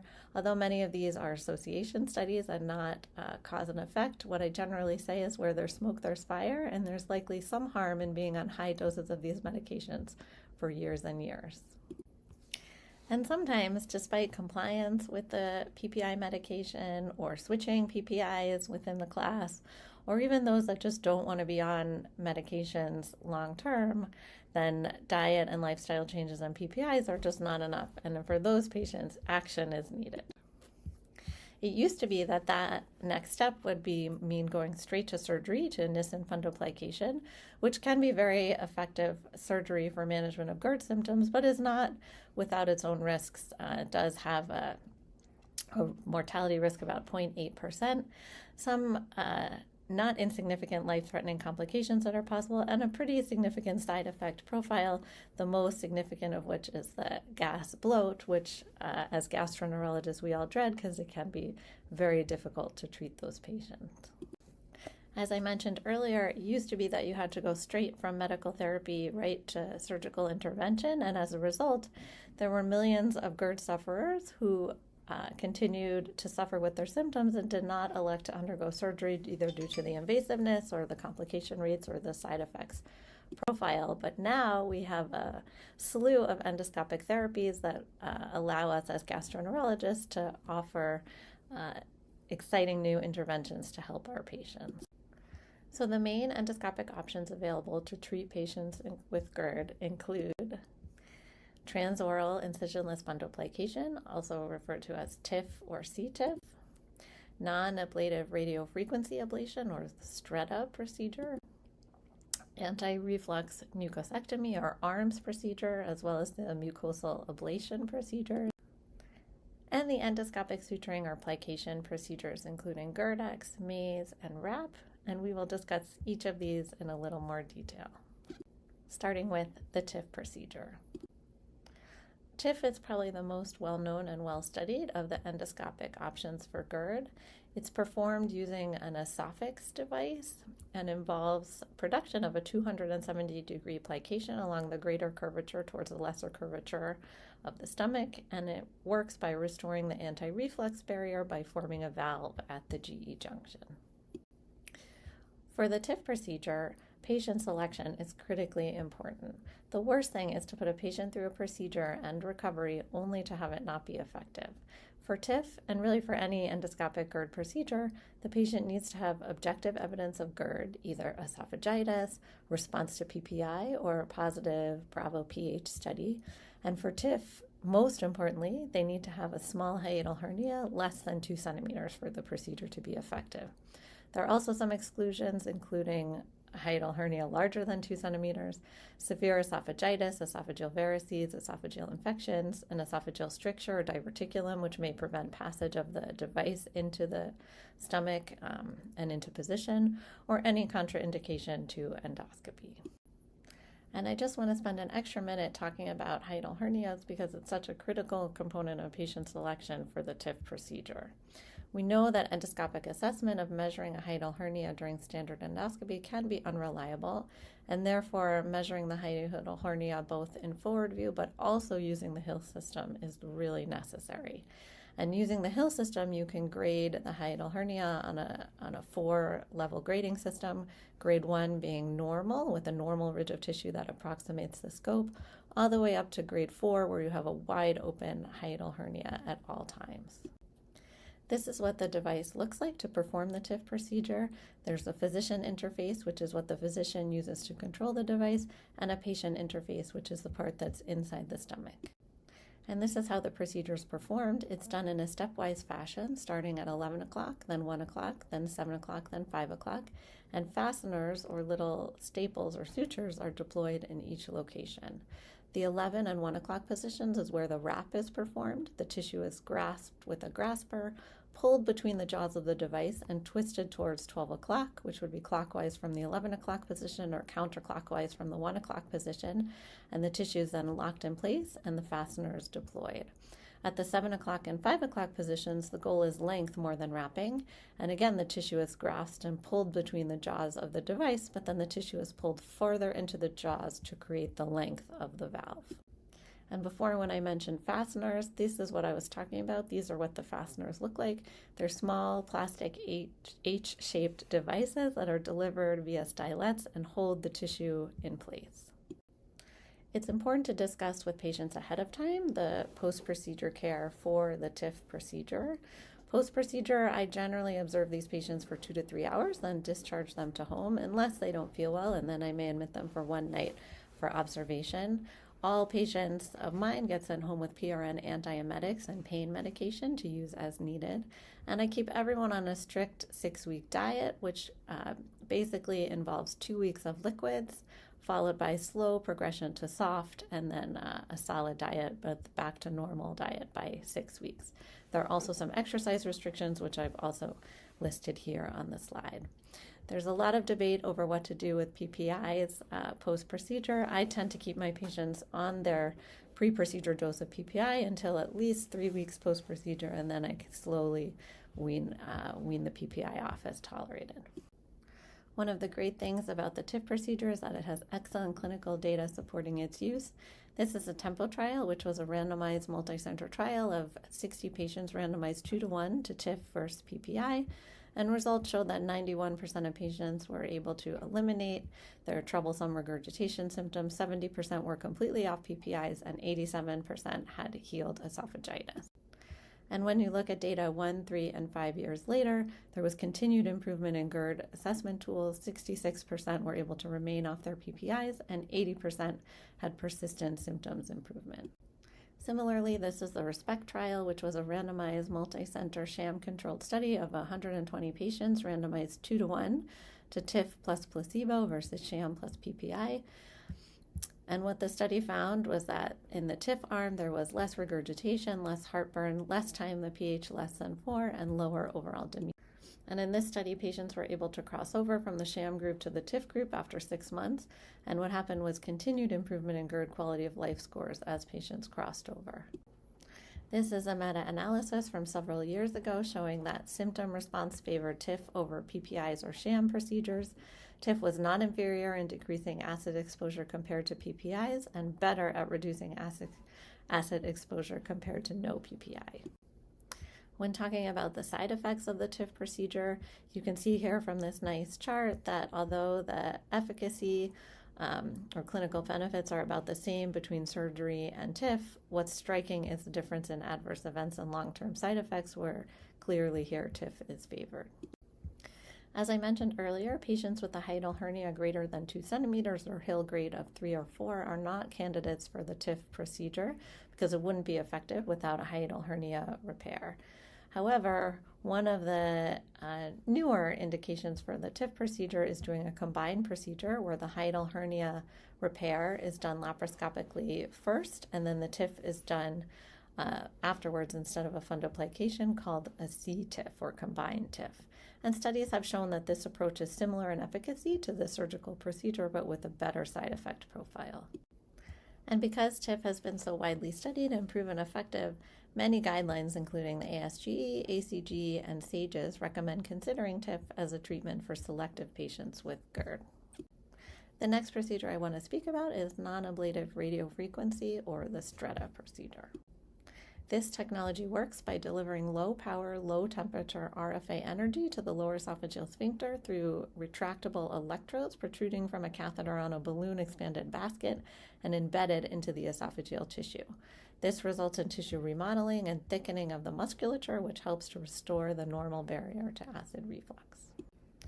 Initial data on STRETA did show encouraging results in terms of symptom control, though without any measures of objective data. But STRETA really fell out of favor for a bit after this meta-analysis, which included only randomized controlled trials, found no difference in the physiologic parameters for GERD, including pH less than 4, lower esophageal pressure, ability to stop PPIs, and health-related quality of life scores.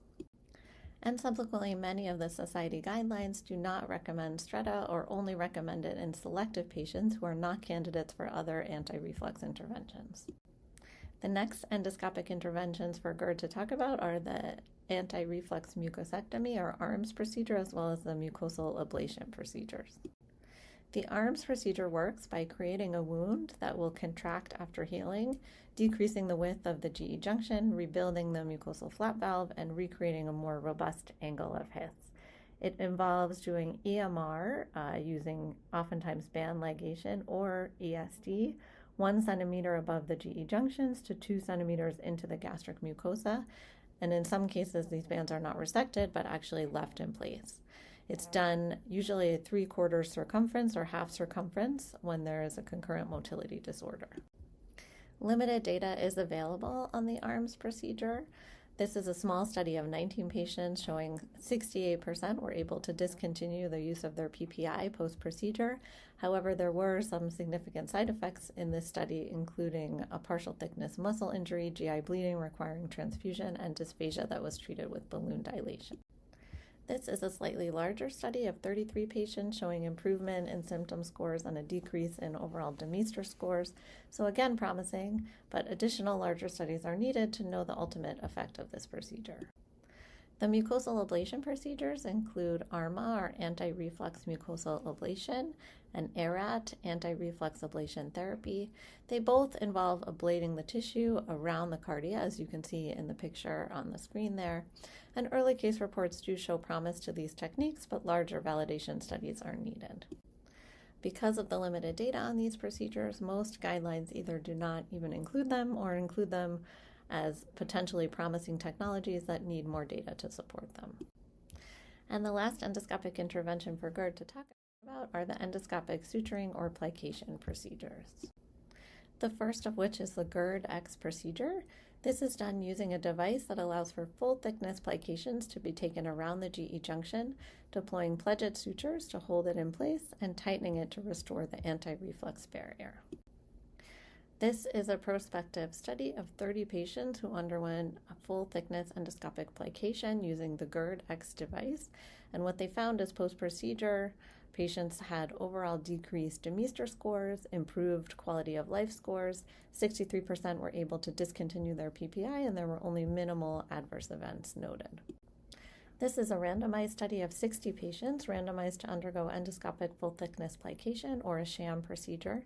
And what they found was that 66% achieved a greater than 50% or more improvement in GERD symptom scores versus only 3% in the sham group. 64% were able to come off their PPIs versus 11% in the sham group. And there was no significant difference in overall Demeester scores between the groups. So certainly promising, but again, more data is needed. And lastly, the overstitch-based techniques, including MAZE, or mucosal ablation plus suturing, and RAP, resection and plication.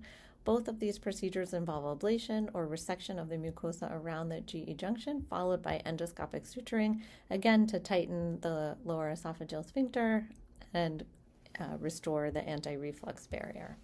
And again, small studies show promise, but larger studies are needed. So here's just a summary of the different endoscopic anti-reflux techniques, but the real take-home message is that the decision of which intervention should be used must be individualized based on patient factors. And I will stop there. Thank you so much for your attention.